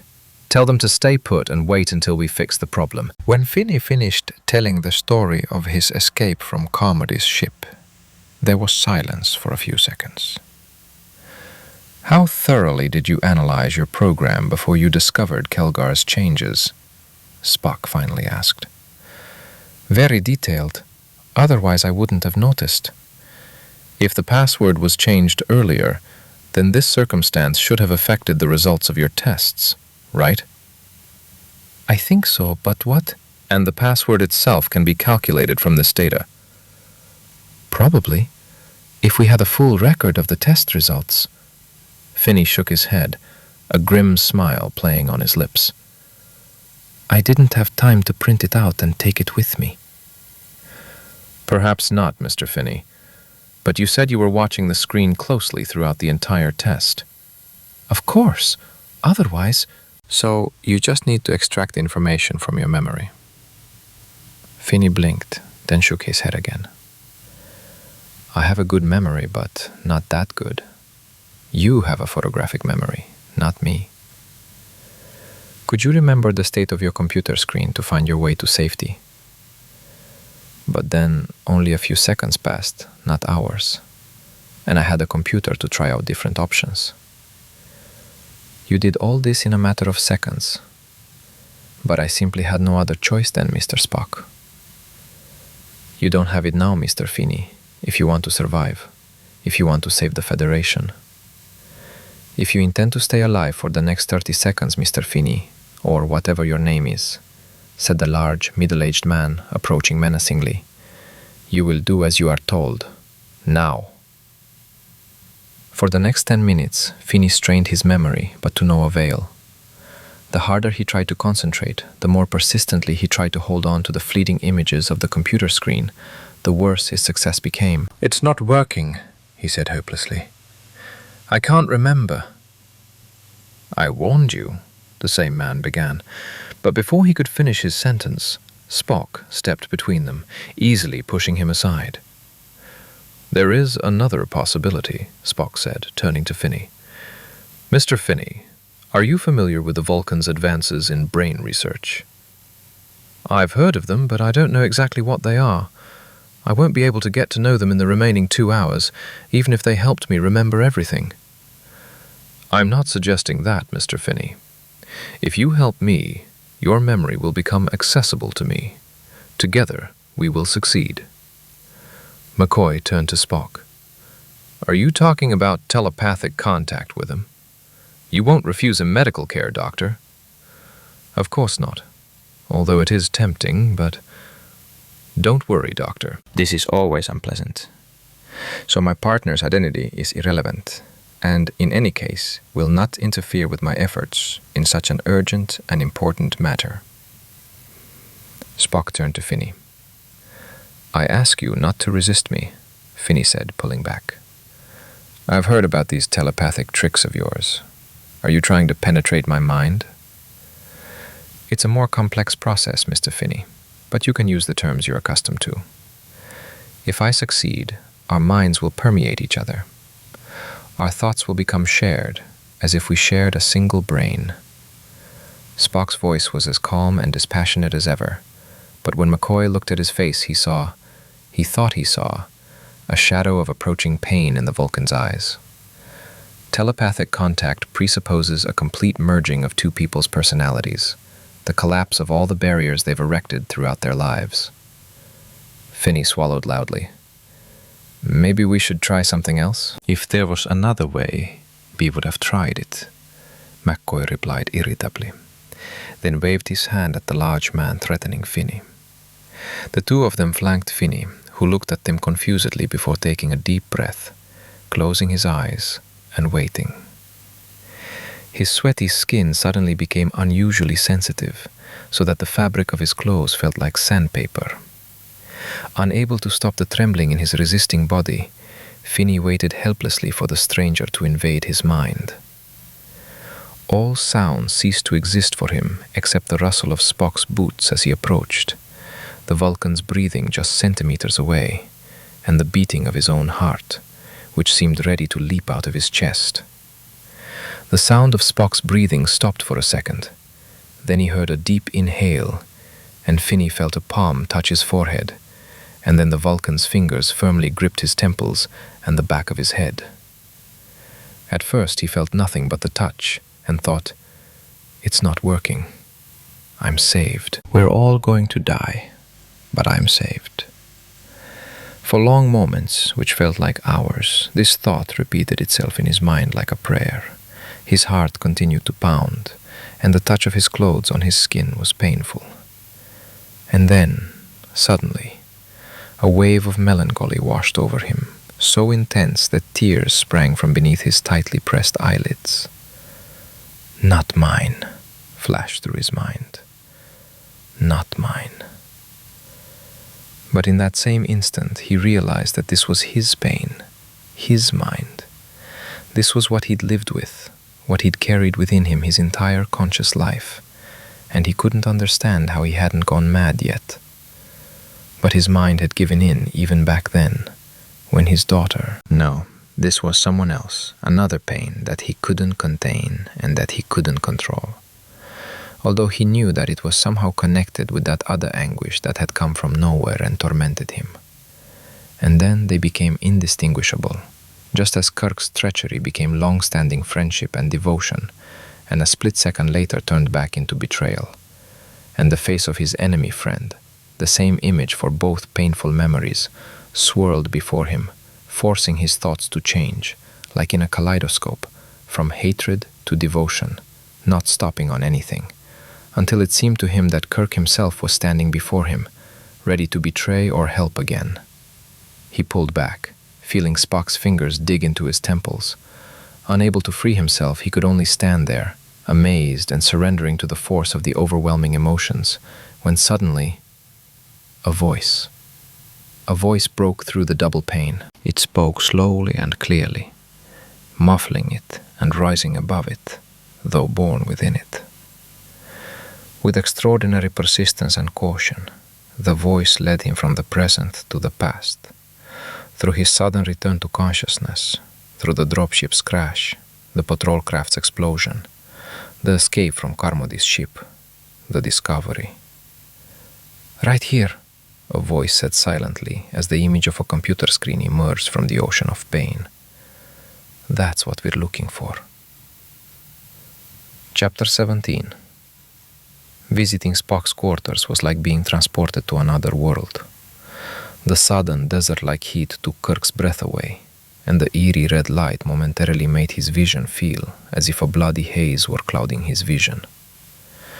Spock usually maintained conditions in his quarters more Earth-like, but for the past few days he'd been trying to germinate the seeds of a cactus-like plant from his home planet. As the door closed behind him, Kirk suddenly realized that this environment revealed more about Spock than anything else, more than his logical thinking, more than his ability to sleep with his eyes open, even more than his pointed ears and green blood. The room reminded Kirk of his first officer's alien origins. It also testified to the Vulcan's fortitude and his devotion not only to Jim Kirk, but to Starfleet and the Federation. To Spock, the control room and the entire Enterprise, save for this rarely used refuge, were an alien world, with overly bright and harsh light, freezing temperatures, and inhabitants illogical and often senselessly cruel.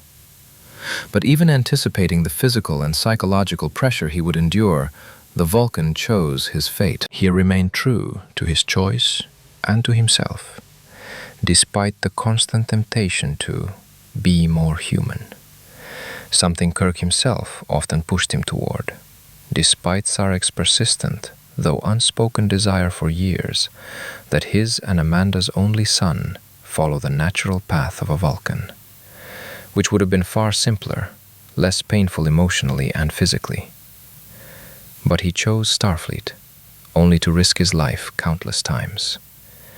He even risked his honor, which was more important to him than life itself, yet still less important than his loyalty to those who trusted him. And he proved this time and again, especially on that final journey to Talos IV with his friend and mentor Christopher Pike. Kirk winced and wiped the sweat from his face. Why the hell had he come here? There was nothing here that could help in this situation. The diagnostic programs Spock might have been working on in his quarters were accessible from any of the ship's hundreds of terminals. But Spock's knowledge, his almost symbiotic connection with the computer, that wasn't here. It was gone. Gone with Spock. It wasn't something that could remain in the human environment, no matter how much Kirk wished it were possible. It was something Spock had cultivated within himself over decades, decades of discipline and self-denial. It couldn't be passed on to someone else. It couldn't even be taught, except in its most rudimentary form. No. He needed to return to the control room, where the screens displayed and analyzed everything that was happening on the ship. There was no point in remaining here any longer, wallowing in remorse and beating himself up for failing to properly assess the situation before allowing Spock and McCoy to go to Vancadia. All he needed to do was ask a few obvious questions. He might not have learned of the protective field's existence, but he would have gained information about other inventions and realized the possibility of outside interference. "Captain," the intercom call interrupted his thoughts. "Kirk here," he responded. "What's the matter?" "The colonist ship just reappeared," Zulu's voice was heard. "And it's heading for the orbital station. In approximately 30 minutes, the station will be within range of the ship's laser cannons." "Set the defensive fields to maximum strength, Mr. Zulu. Mr. Pritchard, please recheck the ship's weapons data for any changes compared to the previous data." "I've already checked, sir," Pritchard responded without hesitation. "The readings haven't changed, and we're still not registering any living creatures." "The missing crew. Continue the check, Lieutenant, and keep Spock's diagnostic program running." "Yes, sir." "Captain," Uhura's voice was heard. "Prime Minister?" "He's trying to tell me to blow this ship to smithereens again," Kirk chuckled. "Tell him that if he has no new information, I'll talk to him later." Without listening to Uhura's answer, the captain released the intercom button. He closed his eyes as the door opened, and a flood of bright light from the corridor momentarily nearly blinded him. As he walked to the elevator, Kirk felt a slight chill as the cool air dried the moisture from his sweat-covered skin. "What's going on, Doctor?" Rogan asked. He stood next to Spock and Finney, who sat relaxed in the two pilots' chairs, silent and indifferent. They had remained in that position for nearly an hour, the Vulcan's hands clasped around Finney's head. "When will we know the result?" There was a hidden worry in Rogan's voice that McCoy didn't like. If the professor lost control and gave in to his emotions, the panic could spread. And that's the last thing they needed right now. "Now, Professor," McCoy said, taking him by the arm and leading him away from the two motionless men. "Spock will get the information we need. It's just that deep penetration into a human brain takes a long time. Our main task now is—" He put a finger to his lips and lowered his voice so as not to interfere with the contact. Of course, McCoy thought, no loud noises can disturb them, but it will help Rogan stay calm. Rogan nodded. "I understand, Doctor, but it's simply unbearable to sit here helpless and do nothing." McCoy felt sympathy for the man. He'd been forced to wait like this many times in his life, and frankly, in this case, he placed equal hope in Jim and Spock. He'd never heard of a Vulcan extracting such information from another's mind through telepathic contact. "We can't just sit here and wait for our deaths," one of the shuttle's passengers, a small, plump woman, suddenly screamed. "We have to take control of the ship. Turn it around." "With all the traps the Klingons probably set," McCoy interrupted, "it's pointless. We'll just die sooner." "But we have to do something," another passenger exclaimed irritably. "You heard what Dr. McCoy said," Rogan tried to reassure them.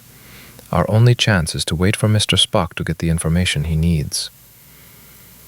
"I think we should take a risk and establish control of the ship," the woman insisted. "How do we know we can even trust these Federation people?" "Do we really have a choice?" the professor asked, stepping forward and facing the rebellious passengers.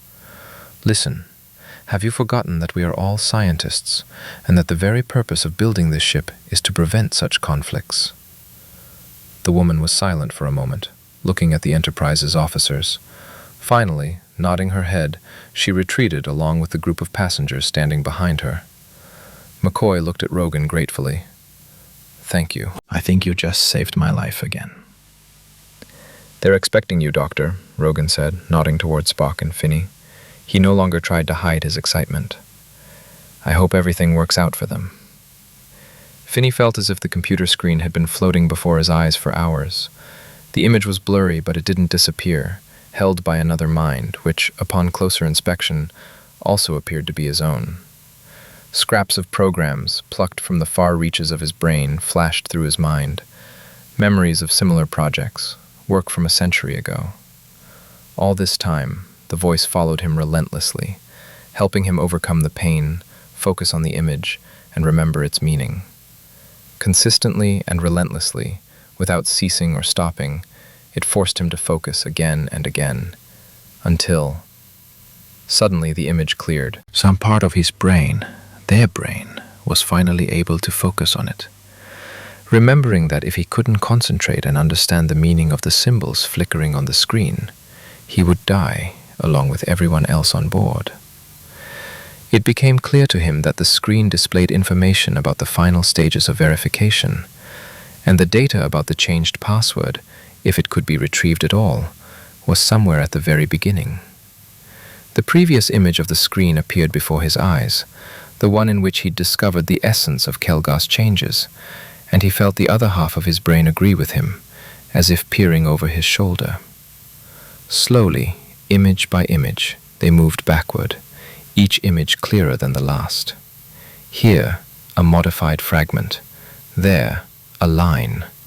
Kelgar had carefully disguised the changes, making them as simple as possible so that a casual glance at the program would reveal no differences. Finally, they had found all the information they needed, but it still had to be extracted, interpreted, and reconstructed.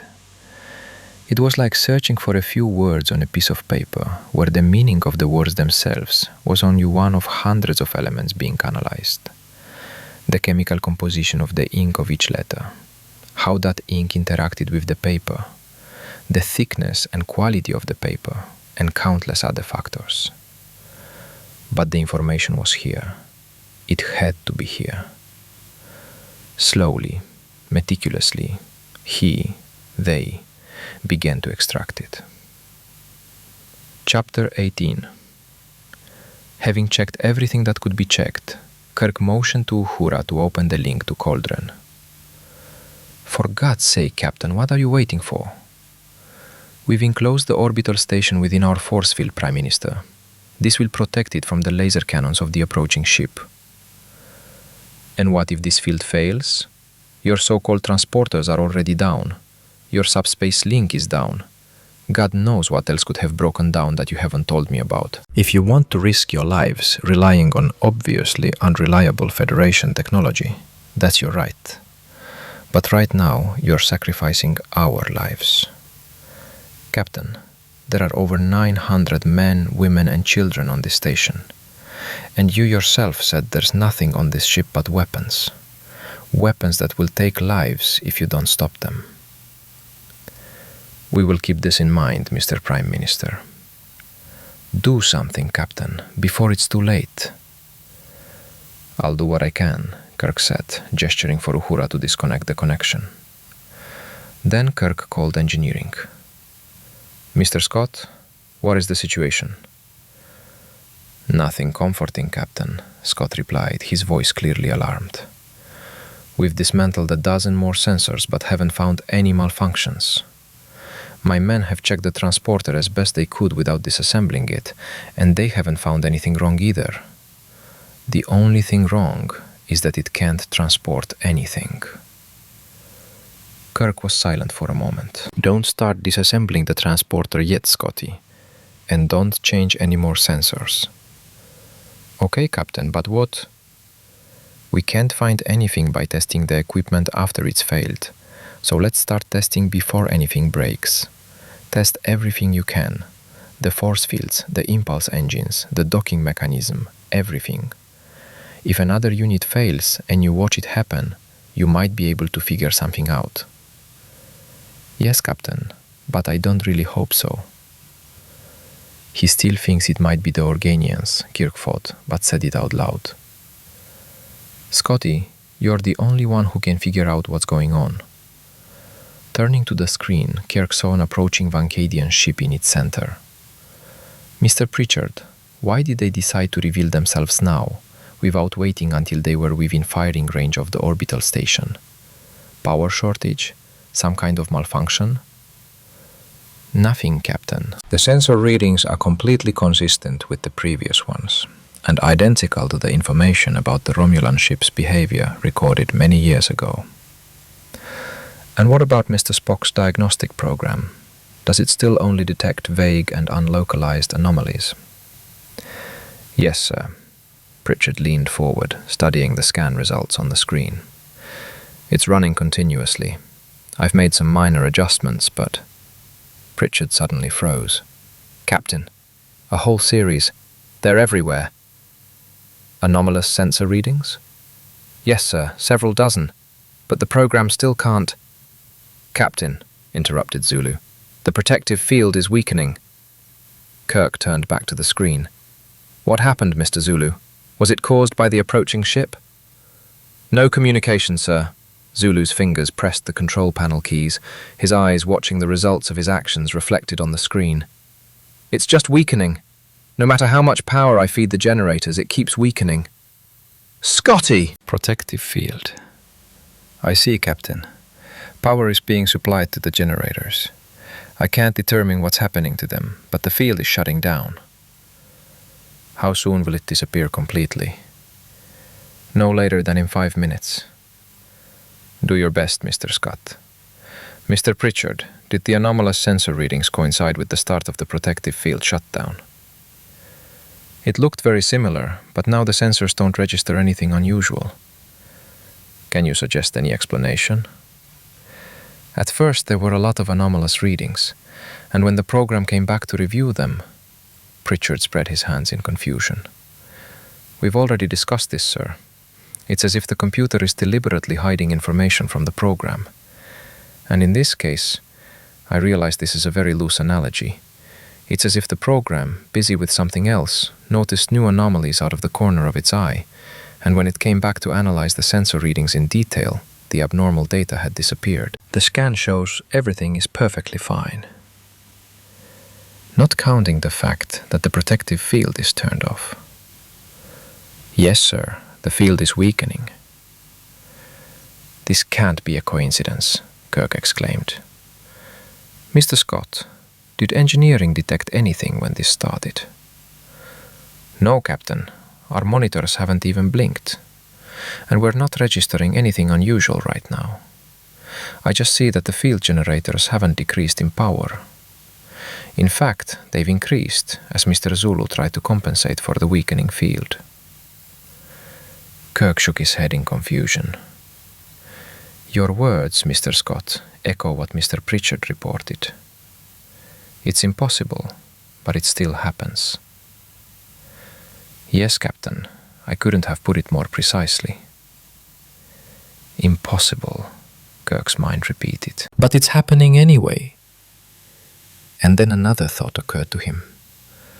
This is as incredible as the time the computer records showed that I separated Finney's compartment after the yellow alarm went off, even though I knew for a fact that I did it after the red alarm went on. Suddenly, everything fell into place. Captain? Zulu turned and looked at him questioningly. Did you say something? Kirk glanced at the view screen and the control room's computer displays, which displayed information on the status of all the Enterprise's systems, information that could no longer be trusted. Damn right, Mr. Zulu, he said, rising from his command chair. This is the only possible rational explanation for what's happening, if you don't count Scotty's Organians. The force field on the planet, the constant equipment malfunctions, the anomalous sensor readings that Spock's program registered but couldn't locate. All these hallucinations were the result of something happening to the computer, and continues to happen. The sensor readings from the ship's disappearance were identical to those recorded during the Romulan incident, simply because they were the same readings copied from computer memory. The missing information about the presence of life forms and the lack of weapons on board were simply errors that Pritchard managed to spot before they were corrected. Even the last, strange, static-ridden message from Admiral Brady could have been fabricated by the computer. The airlock's blockage only confirmed the correctness of these conclusions. The shuttle's sensors would have provided a true picture of what was happening, something that no one could have allowed. But who? It all began with a supposedly false alarm in the computer room a few minutes after the Prime Minister's ship arrived. But it was no false alarm. Someone, apparently arriving with Coldren, had indeed infiltrated the main computer room and reprogrammed the computer. This meant that not only the Vancadia residents, but also Coldren and the Karellians had been deceived. It turned out that neither Delkondros' reports nor Coldren's impressive testimony could be trusted. Lieutenant Uhura, Kirk said, heading for the turbolift. "Take control. Mr. Zulu, come with me." Finally, the last fragment of code was extracted from the mass of flickering symbols extracted from Finney's memory, and Spock attached it to the others. The Vulcan was impressed by the sophistication of the Klingons' modifications to the program. Under different circumstances, he would not have minded discussing them with Kelgar. But now, he had more pressing matters. All this time, Spock had to protect Finney, keeping their mind from being destroyed not only by Finney's uncontrollable emotions, but also by his own feelings, suppressed for decades. Unleashed by Finney's intrusion, they posed an even greater danger to the Finney portion of their shared mind. Spock began to carefully lead him away from the other's brain, but immediately felt a tremor sweep through the other mind. With Spock's support gone, his own protective barriers, barely able to cope without the aid of illusions, could be crushed like eggshells, not only by the weight of the problem stretched from Spock's memory, but also by the objective assessment Finney had been forced to make of his own irrational behavior over a long period of time. Spock had to withdraw from the telepathic contact very slowly, blocking as much of their shared memory as possible to give Finney the opportunity. But he didn't have time for that. No matter what ultimately became of Finney, there was no time to waste. Pulling himself together and attempting to strengthen Finney's own defenses, Spock prepared to break the contact. Chapter 19. Below the hangar deck, several men were installing the temporary fixtures Scott had brought into the airlock opening mechanism. With the computer disabled, they had only their muscles and a system of levers to rely on. From the rear gallery, located directly opposite the airlock, Kirk and Scott silently watched as the airlock doors slowly opened, no more than a centimeter per second. Zulu sat in the cockpit of one of the shuttles, ready to launch as soon as the exit was clear. Lieutenant Shanti was in the other shuttle. Once Zulu was outside, the lieutenant was to move forward within the force field holding the atmosphere and tune her receiver to Zulu's shuttle frequency. Whoever controlled the ship's computer could likely monitor all communications between Zulu and the Enterprise, so they were counting on direct communication between the shuttles. But even so, Zulu had been instructed to use the radio for routine communications. Special signals were issued about the state of the protective field, the presence of living beings and weapons on board the ship, and the presence of other nearby spacecraft not registered by the Enterprise's sensors. Furthermore, if he detected anything related to the computer's behavior, he was to return and report it in person. "We don't know who or what we're dealing with," Kirk said as he briefed Zula, Shanti, and the others in one of the isolated engineering bays, where Scotty insisted they were safe from eavesdropping. "So we should only take risks as a last resort. Don't transmit any important messages. If they learn we've spotted them, if they get information about our intentions, they might be able to stop us." "Another 10 centimeters, Scott informed Zulu. Their communicators had been switched to a different frequency. The shuttle rose and found itself right in the center of the airlock. Suddenly, the air in the opening began to shimmer. "Look, Mr. Zulu," Kirk exclaimed, though he knew he could see it all himself. "Good luck." Scott's eyes widened slightly. He glanced at Kirk but said nothing. Until that moment, he hadn't fully realized that all malfunctions were the result of deliberate action. But the deactivation of the air-retaining force field, just as the airlock was opening, clearly a last-ditch attempt to stop them, couldn't be a coincidence. They both retreated back toward the door behind them. The air shimmered more and more, shining with a rainbow of colors, like a slick of oil on the surface of water.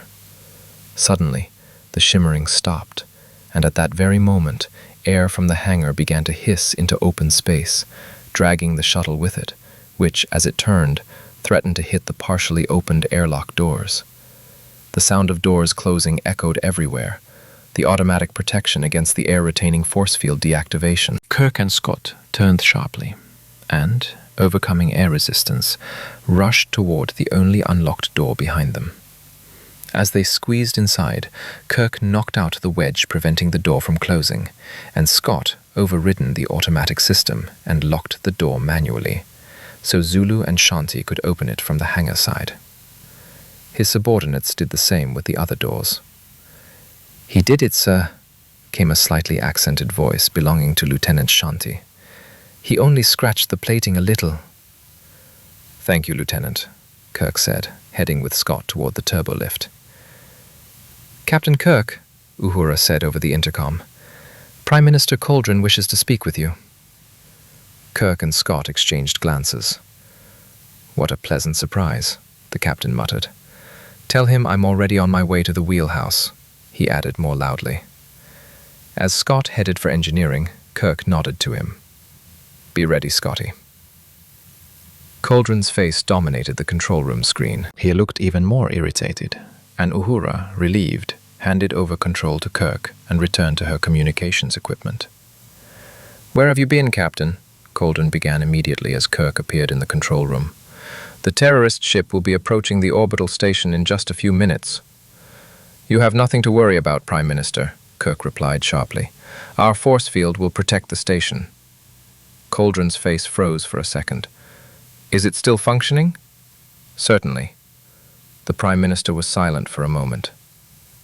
"I understand," he finally said, "that you categorically refuse to open fire on the approaching terrorist ship.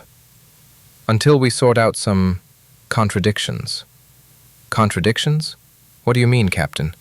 Or does that mean malfunctions in Starfleet parlance?" "In this case, perhaps," Kirk replied, as if forced. "But still, you have no reason to worry until—" "What contradictions, Captain? What malfunctions? I want to know. This isn't a game." "The lives of 900 people are at stake. What are you hiding?" Kirk looked at Pritchard, who, along with Uhura, Zulu, Chekhov, and a dozen other crew members, was not present at the secret meeting in engineering. "Any news regarding the anomalous sensor readings, Lieutenant?" "Nothing, sir." "Are you sure about what you saw the first time?" "Yes, Captain." Kirk turned back to the screen. "We have reason to believe," he said slowly, "that there may be passengers on board the approaching ship." "You said the sensors didn't detect anyone. Or is that the contradiction that needs to be resolved?" "The thing is, Mr. Prime Minister, the sensors initially detected several dozen living creatures on board the ship. Subsequent investigations didn't confirm this, but—" "Captain, there are thousands of living beings on the orbital station this ship is about to shoot down. If there's anyone on that ship, it's only terrorists, or even Klingons, hidden by a field unknown to you." "You saw what they did to our patrol ships. They were all destroyed. And your people. They killed your people." "I understand everything. But until we sort out these contradictions—" "You're simply not going to protect people who are doomed to die. Am I understanding you correctly, Kirk?" "Of course not. We'll keep your station protected by force fields for as long as necessary." Coldren was silent again for a long time. "Are you saying, Captain," he finally said, "that the protective field is currently active?" "I already told you this," Kirk replied coldly. Silence reigned again. Then suddenly the frown vanished from Coldren's face. The Prime Minister laughed. "Okay, Kirk," he said. "You know more than you're letting on." "I'm sorry?" "Let's end our games, Kirk. You just stated yourself, and quite emotionally, that this is not a game, and the lives of hundreds of your people are at stake." "Exactly. I'll put it another way." Coldren's eyes narrowed in a condescending smile. "The containment field is malfunctioning, Captain Kirk. It's been down for quite some time. You know that. I know it too. But there's something else you haven't figured out. It won't work, no matter what your chief of engineering and his clumsy subordinates do." Kirk feigned surprise. "What the hell are you talking about, Mr. Prime Minister? Where did you get such information about the state of the protective field?" "Please, Kirk, don't play dumb. We both know it doesn't suit you. It's hard to say how much you figured out, but you know a lot more than you're letting on. But it's still not enough to save us. For salvation? From what? Firstly, from shame, and of course from death. Are you threatening us? I want to remind you that you're dealing with a Federation starship. I know exactly who and what I'm dealing with, Kirk. You're a different matter, though we've been talking for quite some time now. Allow me to introduce myself. Jason Carmody, a former Starfleet officer now in the service of a more powerful organization. The Klingons, to be precise. Carmody! Kirk barely contained his emotions. Until that moment, he'd thought of Coldren as a local, working in cahoots with the Klingons.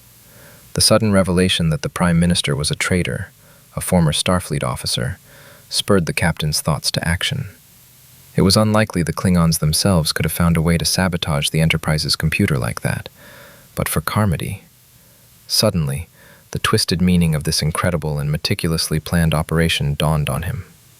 Carmody, with the help of the Klingons, was seeking revenge on the Federation for his arrest and the planned court-martial. He was exacting his revenge by trying to force the starship captain to also violate the Prime Directive, only on an even larger scale. Hoping his face didn't betray his thoughts, Kirk's eyes widened as if in amazement. Aren't you a Karelian? You continue to play the fool, Kirk. I'm disappointed. Mr. Spock warned me that I might underestimate you, but foolish attempts at pretense make that extremely difficult. This time, Kirk didn't even try to hide his true feelings. Spock? When did you see Spock? I didn't see him. I only spoke to him. Carmody paused. It was right after he and Dr. McCoy boarded the very ship I was forcing you to destroy, and which you will surely shoot down in a few minutes. Pulling himself together, Kirk frowned. Now I know you're crazy, Coldren, or whatever your real name is. Senior Officer Spock and Lieutenant McCoy are dead. That was the plan, Carmody interrupted. But they were too cautious, although that won't save them for long. Frankly, I was rather glad they got away, especially after they ended up, with a little help from me, on board this ship. And I'm even more pleased to think that it will be you, or at least your Enterprise, who will kill them. Spock and McCoy are alive! Kirk barely managed to suppress a smile, but he hid his feelings so he could have a chance to save them. Tell me, Coldren, the captain asked mockingly, do you really think that after this message you can persuade me to open fire on the Vancadian ship? Of course not, Kirk, and you know it. In fact, your feigned stupidity is starting to bore me. So do I, Kirk thought, but I need to give Zool as much time as possible and get as much information out of this conversation as possible.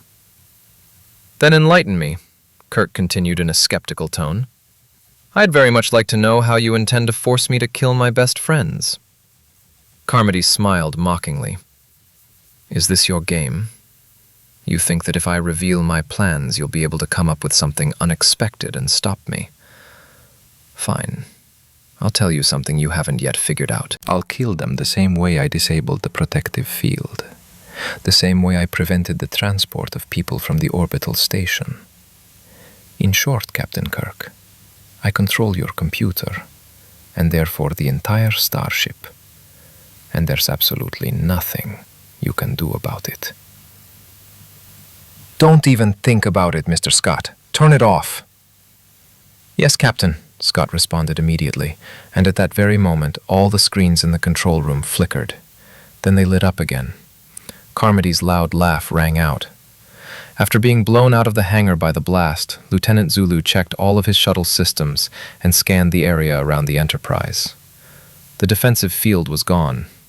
And yet, in the shadow of the enormous Karelian orbital station, many times larger than the Enterprise, a small object hovered. It was smaller than a single-person shuttle and attached to the starship by a thin tow line. Could this be the thing that controls the computer? Absolutely. The shuttle's scanners registered continuous streams of data it was exchanging with the Enterprise. At first, Zulu considered simply ramming the object, even if it meant damaging the shuttle. His emergency suit with its force field would protect him until the Enterprise, having restored normal computer operation, could retrieve him. And even if not, one life was a small price to pay for. But suddenly, the instruments detected another stream of messages, directed somewhere off to the side, beyond the shuttle's scanner range. This tiny object was a simple relay. Perhaps it was necessary, but more likely it was simply more convenient. And even if they managed to destroy it, whoever the information was intended for would know. They would simply move closer to transmit commands directly, bypassing the relay. Then Zulu, in the damaged shuttle, would be unable to help the Enterprise. No, ramming the relay should be saved for a last resort. For now, they needed to gather information. The ship Cauldron wanted to destroy was 20 minutes away, and the next task was to investigate it. Kirk already knew that the Enterprise's shield was down, as Lieutenant Shanti hadn't received the appropriate signal.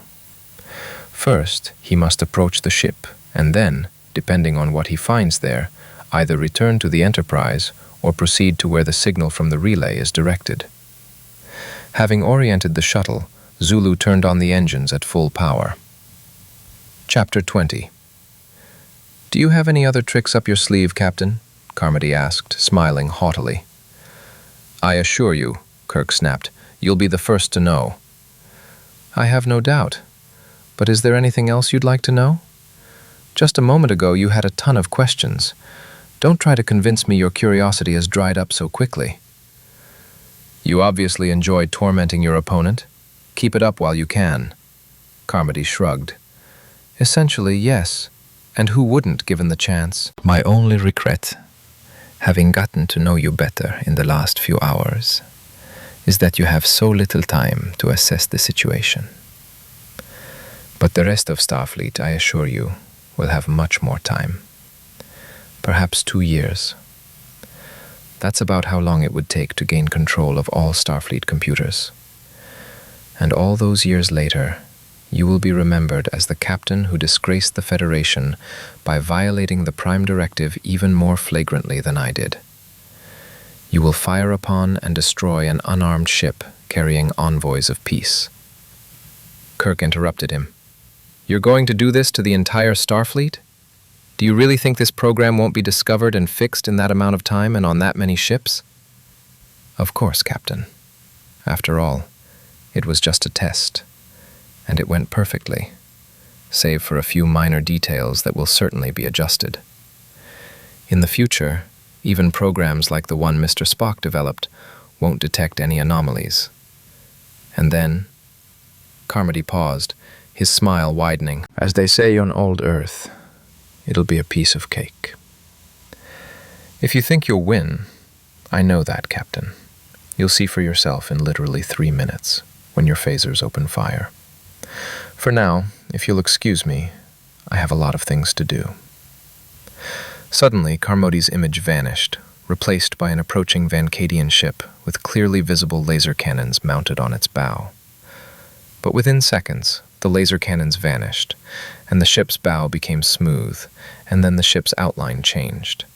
It shrank to about a quarter of its original size.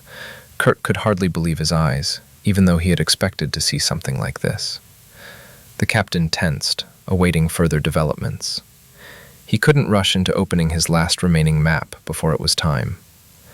"Captain," called out Ensign Sparer, who had replaced Zula at the helm, "the phasers are locking onto the target, the approaching ship, for automatic tracking." "There's nothing I can do."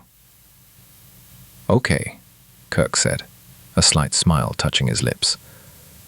"Go ahead, Mr. Scott."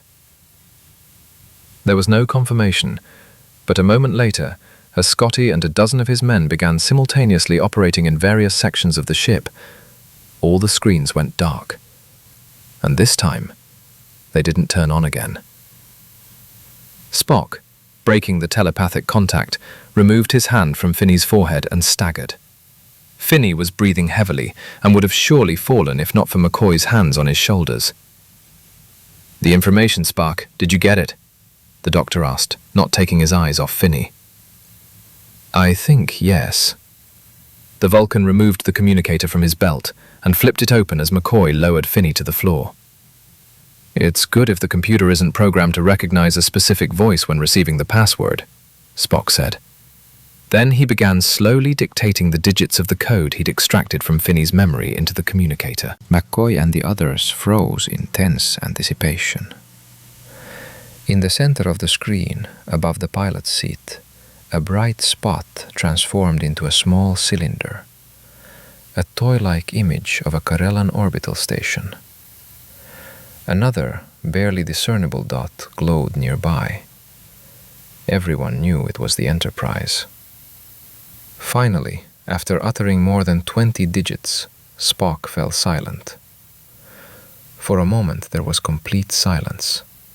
The only sounds were the breathing of 50 people and the creaking of the ship's bulkheads, which hadn't been designed to withstand the stresses generated by the newly installed impulse engines. Is something wrong, Spock? McCoy finally asked. The Enterprise computer is not responding. I already guessed that. Can you tell me why he's not answering? Did you give the wrong number? Perhaps we're still too far away? Spock was silent for a moment, looking at the screen as the image gradually enlarged. Perhaps the distance is still too great. I'll try again. He transmitted the code sequence several more times, and the image on the screen continued to enlarge, though not as quickly as before. The ship's motion slowed, apparently to dock with the orbital station. At this time, McCoy brought Finney back to his senses.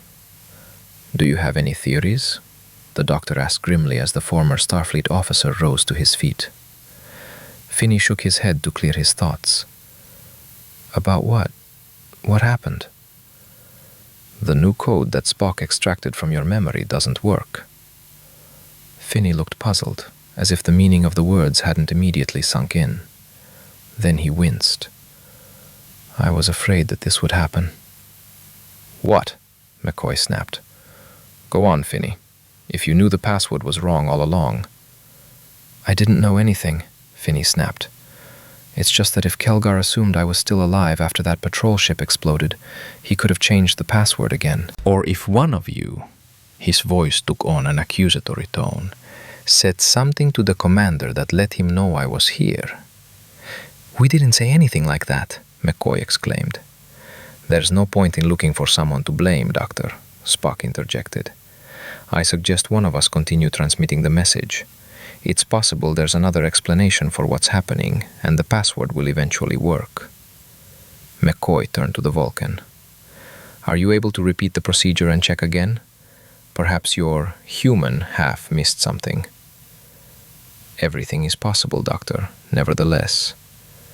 "What is this?" The stocky man helping the doctor hold Finney pointed at the screen. McCoy turned sharply, his frowning face breaking into a sudden smile as he took in the image. "It's the shuttle," he exclaimed, casting a disdainful glance at Finney and opening his communicator. "This is Dr. McCoy. What the hell is going on? Can you relay a message to the Enterprise?" Everyone was silent, watching the approaching shuttle on the screen, which soon stopped, almost obscuring the orbital station and the starship. "Shuttle," McCoy repeated. "Answer me, damn it!" He turned and looked into Finney's face. "You don't need a password to contact the shuttle, right?" Finney shook his head. "No, it only affects the Enterprise's computer. The shuttle." "Dr. McCoy!" Zulu's surprised voice came over the communicator. "Is that really you?" "Of course I am. Is this Zulu?" "Yes, Doctor. Is Spock with you?" "Yes, Lieutenant. Listen, Zulu, if you really are Dr. McCoy, then tell me your daughter's name." "Damn it, Zulu, you're wasting your time." "Circumstances require that I establish your identity, Doctor. Please, what is your daughter's name?" "Joanna. What now?" "But that information can be extracted from the Enterprise's computer," Zulu said, as if he'd just figured it out himself. "Forgive me, but I need something else. Dr. McCoy, remember what you accused Mr. Spock of when you, Scotty, and I were teaching him the ancient game of bowls at Starfleet Base 2? How the hell can I remember that? It was so many years ago, and I could have blamed him for anything. If it helps, Spock said into his communicator, this occurred not at second base, but at first base, and Dr. McCoy accused me of deliberately trying to make the game difficult. For some reason, you found this accusation amusing. Now, if you are satisfied, we need to transmit an urgent message to the Enterprise's computer. We are unable to contact it via communicators. Probably because the computer is offline. At least, that's what I assume. Zulu's voice, instead of suspicious, sounded like a mixture of relief and urgency. The captain thinks the entire system is malfunctioning.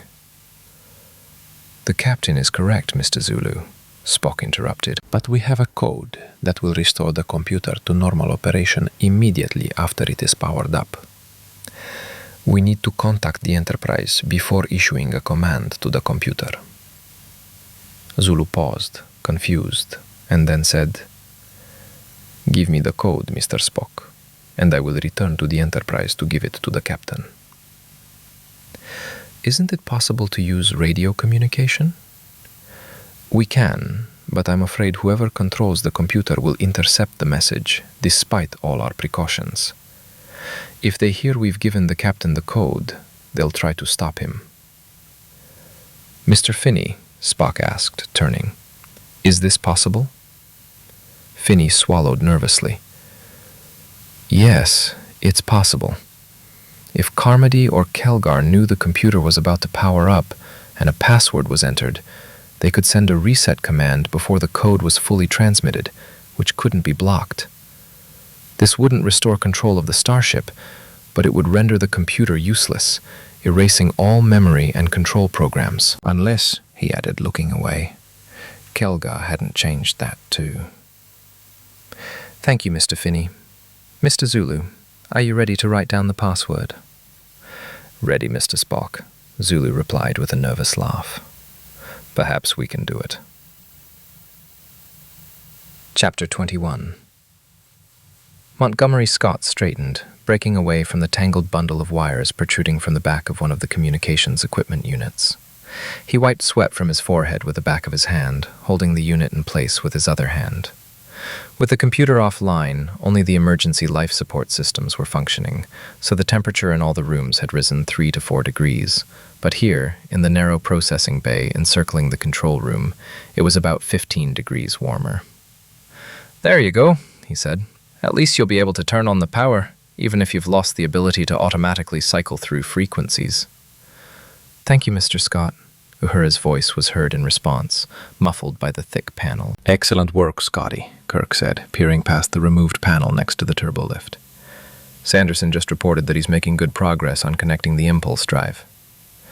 "Yes, Captain, but we'll have to tinker with the main engines." He shook his head as he moved through the compartment and entered the unusually quiet control room. After Scotty and his men simultaneously severed the main and emergency power cables, all sounds of the computer monitoring the entire starship ceased. Without a computer, holding antimatter. Suddenly, hundreds of indicators and displays came to life. Uhura, as if burned, jerked her hand away from the switches she'd been manually using to establish contact with Starfleet headquarters. The others froze in place, their gaze shifting from display to display, trying to comprehend what had happened. Scott yanked his communicator from his belt and rushed back to the tech bay. "All posts, report the situation." When he had halfway rounded the wheelhouse and was descending the gangway to the lower decks, he understood from the reports of his subordinates where he should look. "Lieutenant Diaz," he said to one of the crew members he and the captain had stationed throughout the decks. "Mr. Claiborne on deck 19 is unresponsive." "I'm on my way, Commander," came a low voice in response as Scott, continuing his descent, passed the third deck. In the control room, Kirk could only watch helplessly as the displays came to life. His desperate attempts to manually shut down the computer were futile. His only hope was that Scott and his men would find the location where Carmody had managed to repair the severed cable in the few remaining minutes. "Captain," Midshipman Sparer's voice cut through the other sounds. "The navigation system is recovering. Orientation and alignment will be complete in 3 minutes. The phasers have almost reached full charge. Control signals are not working. Keep trying, midshipman. You must do everything possible and impossible. If we don't find a way to regain control of the ship, Spock and McCoy will truly die." "Captain," Scott's breathless voice came over Kirk's comm, drowned out by the sound of his boots clanking on the steps. "Diaz reports that Claiborne's compartment is locked. He'll attempt to use his phaser to breach the door. How much time do we have?" 2.5 minutes tops, Scotty." The communicator cut out, then came back to life a moment later. "This is Shanti, Captain. Message from Lieutenant Zulu. I'm connecting you directly." There was a crackling sound, and then Shanti's voice again. "Speak, Lieutenant." "Captain," Zulu's voice was tense. "There's no time for explanations. Do exactly what I say and... Damn it! Stay connected. I'll contact you if I can." The voice fell silent. "Zulu! Shanti! What—" A loud screeching noise emanated from the communicator, and the Enterprise shuddered as if it had collided with something. But without sensors, no one could determine what had happened. As his shuttle approached the Enterprise, Zulu realized Finney was right. A second ship, clearly built using Klingon technology, was about 1 kilometer below the starship. A low-power transporter had just activated, its beam aimed inside the Enterprise. Someone, Carmody or Kelgar, must be inside the cruiser, attempting to restore power to the computer so that whoever remained on the ship could take control of the Enterprise. Zulu felt lost. He had no way to reach the Enterprise in time to give the captain the code. The shuttle's impulse engines were already running at maximum power. He had no choice but to use the radio. "Lieutenant Shanti," he called, turning on the transmitter. "Connect me directly to the captain. There's no time to explain." "Lieutenant Zulu?" "Yes, connect me." "Yes, sir." Slowing down, Zulu watched as the image of the Enterprise grew larger, filling the shuttle's entire view screen. There were clicks in the headphones, and then Shanti's voice. "Speak, Lieutenant." "Captain, there's no time for explanations. Follow exactly what I say and—" Zulu stopped mid-sentence, seeing on the screen that the Klingon ship was rapidly turning. In a few seconds, the weapon would be pointed directly at him. "Damn it! Don't hang up! I'll contact you if I can!" Clearly, he wouldn't have enough time to transmit the code or reach the Enterprise, especially if he was careful. Zulu steered the shuttle up and to the right, firing the thrusters back to full power. The alien ship was ahead and below the Enterprise. If it managed to climb high enough, it would be shielded by the starship's hull, buying a few seconds. If Scotty's men had managed to open the airlock doors just a little wider, Zulu saw they couldn't make it. Shanti's shuttle was moored to the hangar deck directly across from the opening, just a few centimeters wider than the shuttle itself. Zulu steered his shuttle straight between the half-open airlock doors. There was no time to warn Shanti. He had to pass right over her shuttle. He was momentarily distracted by the flash of a gunshot, but the phaser beam missed its target, as the attack ship, shielded by the Enterprise's hull, did not move to pursue the shuttle. He won't move, Zulu thought hopefully. He mustn't move, so as not to lose contact with the one they transported to the Enterprise. Restoring contact will take time, which they have as little of as I do. Focusing on the rapidly approaching narrow passage, Zulu engaged the thruster's reversers, pointing the shuttle's nose first slightly to the right, then to the left, and, with a terrible screeching sound, far more powerful than 15 minutes earlier, the shuttle burst through, slamming into the airlock doors, its thrusters pulsing, the most effective way to stop. The shuttle hit the deck twice, hard, and bounced back. In the confined space of the hangar, it seemed to move faster than outside. Another thud was heard as the shuttle's nose slammed into the rear wall of the hangar. Zulu was thrown forward onto the control console. He heard the hiss of air escaping from the cockpit through a crack in the hull, but didn't bother searching for damage. Taking a deep breath, Zulu activated his suit's protective field, leaped to his feet, and rushed to the hatch. The suit's glowing force field made his surroundings visible as if through a slight haze, but it gave him the few seconds he needed. But the hatch. He struck the lock again, but it wouldn't budge. Jammed! The entire shuttle frame must have been deformed by the impact. He struck the lock a third time, simultaneously pushing his shoulder against the hatch, putting all his strength into the movement. Then he struck again, and again. The hatch creaked open, then swung open a second later, buffeted by a rush of air that nearly knocked Zula off his feet. He quickly slid through the narrow opening and dashed for the nearest door in the back wall of the hangar. If Scotty had managed to disable the automatic controls and manually lock the doors, he should be able to open them from this side. If not...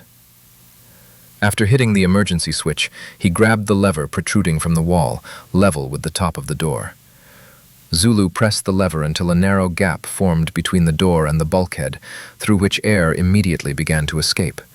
Then he stuck his fingers through the gap. But the door wouldn't budge. He strained with all his strength, multiplied by the adrenaline coursing through his veins, but to no avail. Zulu was about to, when suddenly another pair of hands, surrounded by the faint glow of a protective field, grabbed the door. Lieutenant Shanti! He hadn't heard her running across the hangar deck, but now she stood beside him, helping him. With a screeching sound, the door swung open a few more centimeters. While Shanti continued to struggle, Zulu, his clothes torn to shreds, squeezed through the resulting gap. Ignoring the escaping air, he rushed to the nearest intercom. Chapter 22. Alignment will be complete in 1 minute, Captain, Sparrow reported. Control signals are still not working. Kirk nodded, his mind racing. He'd considered hundreds of possibilities in those 2 minutes, but each one assumed they'd be able to gain control of at least some part of the computer. The only real chance was that Scotty or Lieutenant Diaz would manage to penetrate the locked section of Deck 19 and sever the computer's repaired power cable. Had this unknown individual been aboard the Enterprise the entire time? Or had he arrived with Carmody and hid on the starship until the very last moment? Got through the first door, Diaz reported, but there's at least one more here. Captain, Zulu's voice filled the cockpit, but it came not from Kirk's communicator, but from the intercom, one of the few ship systems that remained operational even without a computer. Zulu? What? There's no time, Captain, he interrupted, his voice ringing with excitement. There's no time. Enter the code sequence I'm about to dictate into the computer immediately, without errors or pauses. Are you ready? After a split second's hesitation, Kirk turned to the computer. Enter, Mr. Pritchard. Begin, Mr. Zulu. Zulu immediately began dictating the code sequence, pausing only once when Pritchard couldn't keep up with his measured and clear but overly rapid speech. The approaching Vancadian ship on the screen seemed increasingly vulnerable with each passing minute.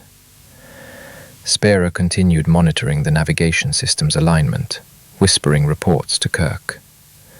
The phasers were fully charged and trained on the ship, awaiting only the command to lock on and open fire once alignment was complete. Kirk's communicator activated again, broadcasting a message from Diaz or Scott, but the captain quickly lowered the volume, turned away from the computer, and began whispering orders. Zulu finished dictating. That's it. The tension in his voice increased. What's going on? Without waiting for an answer, he continued. Activate the shield at minimum range from the Enterprise. There's a Klingon ship a few hundred meters below us. Or rather there was, and now it's possibly even closer. It was transporting someone to the Enterprise and... Captain! Sparrow's voice interrupted him. Her fingers flicked across the control panel. We've regained control. All phaser activation commands have been cancelled. The containment field is up. The distance is minimal. Scotty, Mr. Diaz, Kirk shouted into the communicator. Don't cut the cable. We've regained control. A sigh of relief came from the device's tiny speaker. "Yes, Captain. The door's just opened." "Don't go there. Whoever repaired the cable could be inside. He's dangerous." "No, Captain," Pritchard interjected. "Sensors indicate that a living being, a Klingon, has just been transported to the ship Mr. Zulu spoke of." "Okay, Scotty, take a look. But still, be careful."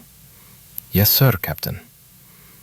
"The Klingon ship is escaping, Captain," Sparrow reported, "at maximum speed." "Don't let him go, midshipman. We have a lot of questions for Carmody." "Okay, Captain. I'm getting the tow rope ready." "Does it have subspace engines, Mr. Pritchard?" "Unknown, Captain, but—" Pritchard paused, scanning the new data from the screen. The ship with a subspace drive has been detected in the Vancadia region, almost at the limit of our sensors. Direction? To the nearest border of the Klingon Empire. Lieutenant Uhura, warn all Starfleet ships if they are intercepted within Federation territory. "We've detected a trans-space signal transmitted from the Klingon ship's vicinity," Pritchard began, but paused, his fingers running across the keyboard almost as quickly as Spock's. "The antimatter generator in Carmody's ship is overloaded, Captain. It could explode at any moment." Before Pritchard could finish his warning, the retreating ship vanished in a bright flash, causing the screen to overload. Everyone watched silently as the image restored, revealing a cloud of small debris in its place, all that remained of Carmody and his ship. "I think," Kirk said grimly, "they didn't want Carmody to fall into our hands." Kirk turned away from the screen displaying Admiral Brady at the sound of the turbolift doors opening. He couldn't help but smile as Spock quickly entered the control room, accompanied by a grim-faced Dr. McCoy. "Didn't it take you too long to decide about transporting us from this—" McCoy fell silent, seeing Brady's face on the screen. "It's good to see you too, Bones," Kirk replied, hiding a smile. "Have you met the Admiral?" "Welcome back, Dr. McCoy, Mr. Spock," Brady said, adding patiently in a conciliatory tone, "I'm sure you understand the need for a delay. Captain Kirk wanted to make sure the computer was in good working order, especially the components that control the transport processes."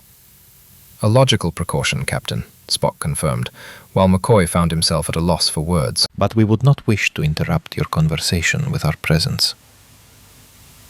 "Yes, of course." Brady sounded a little embarrassed. "I already told you we found no trace of the Klingon ship. It probably changed course once it was out of our sensor range and was able to escape." He shook his head. "It wasn't that difficult. We only have 2 ships in this area." "They undoubtedly planned their retreat in advance," Kirk said. He looked at Spock and McCoy and continued. "It seems they were waiting until it was absolutely clear Carmody had failed. Delkondros and several other Klingons posing as humans disappeared from Vancadia immediately after the patrol ships were destroyed. We assume it was an evacuation. In any case, the Klingons clearly had no intention of giving Carmody another chance, just as he had no intention of giving Finney one himself." Brady nodded. "I bet they would have found a way to get rid of him even if they'd succeeded." If he betrayed the Federation so easily, how could they have believed he wouldn't betray the Empire? "I agree with you completely," McCoy said. "According to Finney, Carmody is to blame himself. He adapted well to the Klingons. He considered their method of achieving their goals, without stopping at crime, to be superior, and he never hesitated to use it." "Will we ever understand the Klingons?" Brady said thoughtfully, shaking his head. "Or even people like Carmody? But Jim, what are the chances the Klingons copied Finney's program?" "I think it's almost 100%. I have no doubt they'll use it. They were probably listening to our communications until the very last minute, and so they know we have protection against this and other similar programs. But even if they try, we'll be ready. Finney has realized his mistake and will provide Starfleet with all the assistance it can, even during the treatment he needs." Brady nodded grimly. "This time, our psychiatric facilities will be more secure." "And one more thing, Jim. Before you leave Karella, make sure the truth about what happened reaches the people of both planets." "That won't be a problem, Admiral," Spock interjected. "While we were waiting for transport on the Vancadian ship, Professor Rogan and Advisor Tilmarak offered their cooperation. They assured us that the humans would take the news of the Klingon invasion seriously. "I'm sure of it," McCoy interjected. "When the truth was revealed on the Vancadian ship, everyone was ready to forgive and forget past grievances. And Professor Rogan said that immediately upon returning to Vancadia, he would begin a campaign to join the Federation." "Very well, Dr. McCoy. Excellent work, Captain, Mr. Spock. Keep me updated." As Admiral Brady's image disappeared from the screen, Kirk turned back to Spock and McCoy. "You scared the living daylights out of me," he said with a hint of a smile. "I'd be extremely grateful if you wouldn't let that happen again." "We will try to avoid a repeat of such incidents," Spock said solemnly. "I can't say I'd be very happy to get into that kind of trouble again," McCoy confirmed, then added, shaking his head, "You know what's really scary, Jim? This company had a good chance of succeeding. If only they'd trusted each other, instead of trying to stab each other in the back at every opportunity." "Unlikely, Doctor," Spock disagreed, his eyes following the lines of information running across the computer screen. "With what magic crystal did you find out this, Spock?" "Only charlatans need a magic crystal. It's just logic. I'm surprised you can't see it for yourself. For you, Spock, who can solve a 6-degree equation in your head, this is an example of simple logical reasoning. But how about explaining it to us ordinary people who have difficulty even with cubic equations?" "As you wish, Doctor," Spock replied, turning to face him. "It's just that those who trust others have neither the desire nor the reason for such actions." McCoy grinned. "If pigs had wings, they would fly." Spock raised an eyebrow in confusion. "I suppose this is one of your aphorisms, implying that people are by nature untrustworthy?" McCoy shrugged and glanced around at everyone in the cockpit. "I think we're improving, Mr. Spock. At least here." His face brightened. "Under your experienced guidance, of course." "I am pleased that you have finally come to appreciate my influence, Doctor," Spock said, turning his attention back to the computer. Kirk laughed, trying unsuccessfully to see even the shadow of a smile on Spock's face. "Subspace engines, Mr. Zulu. Level 3, he said. "We have to go."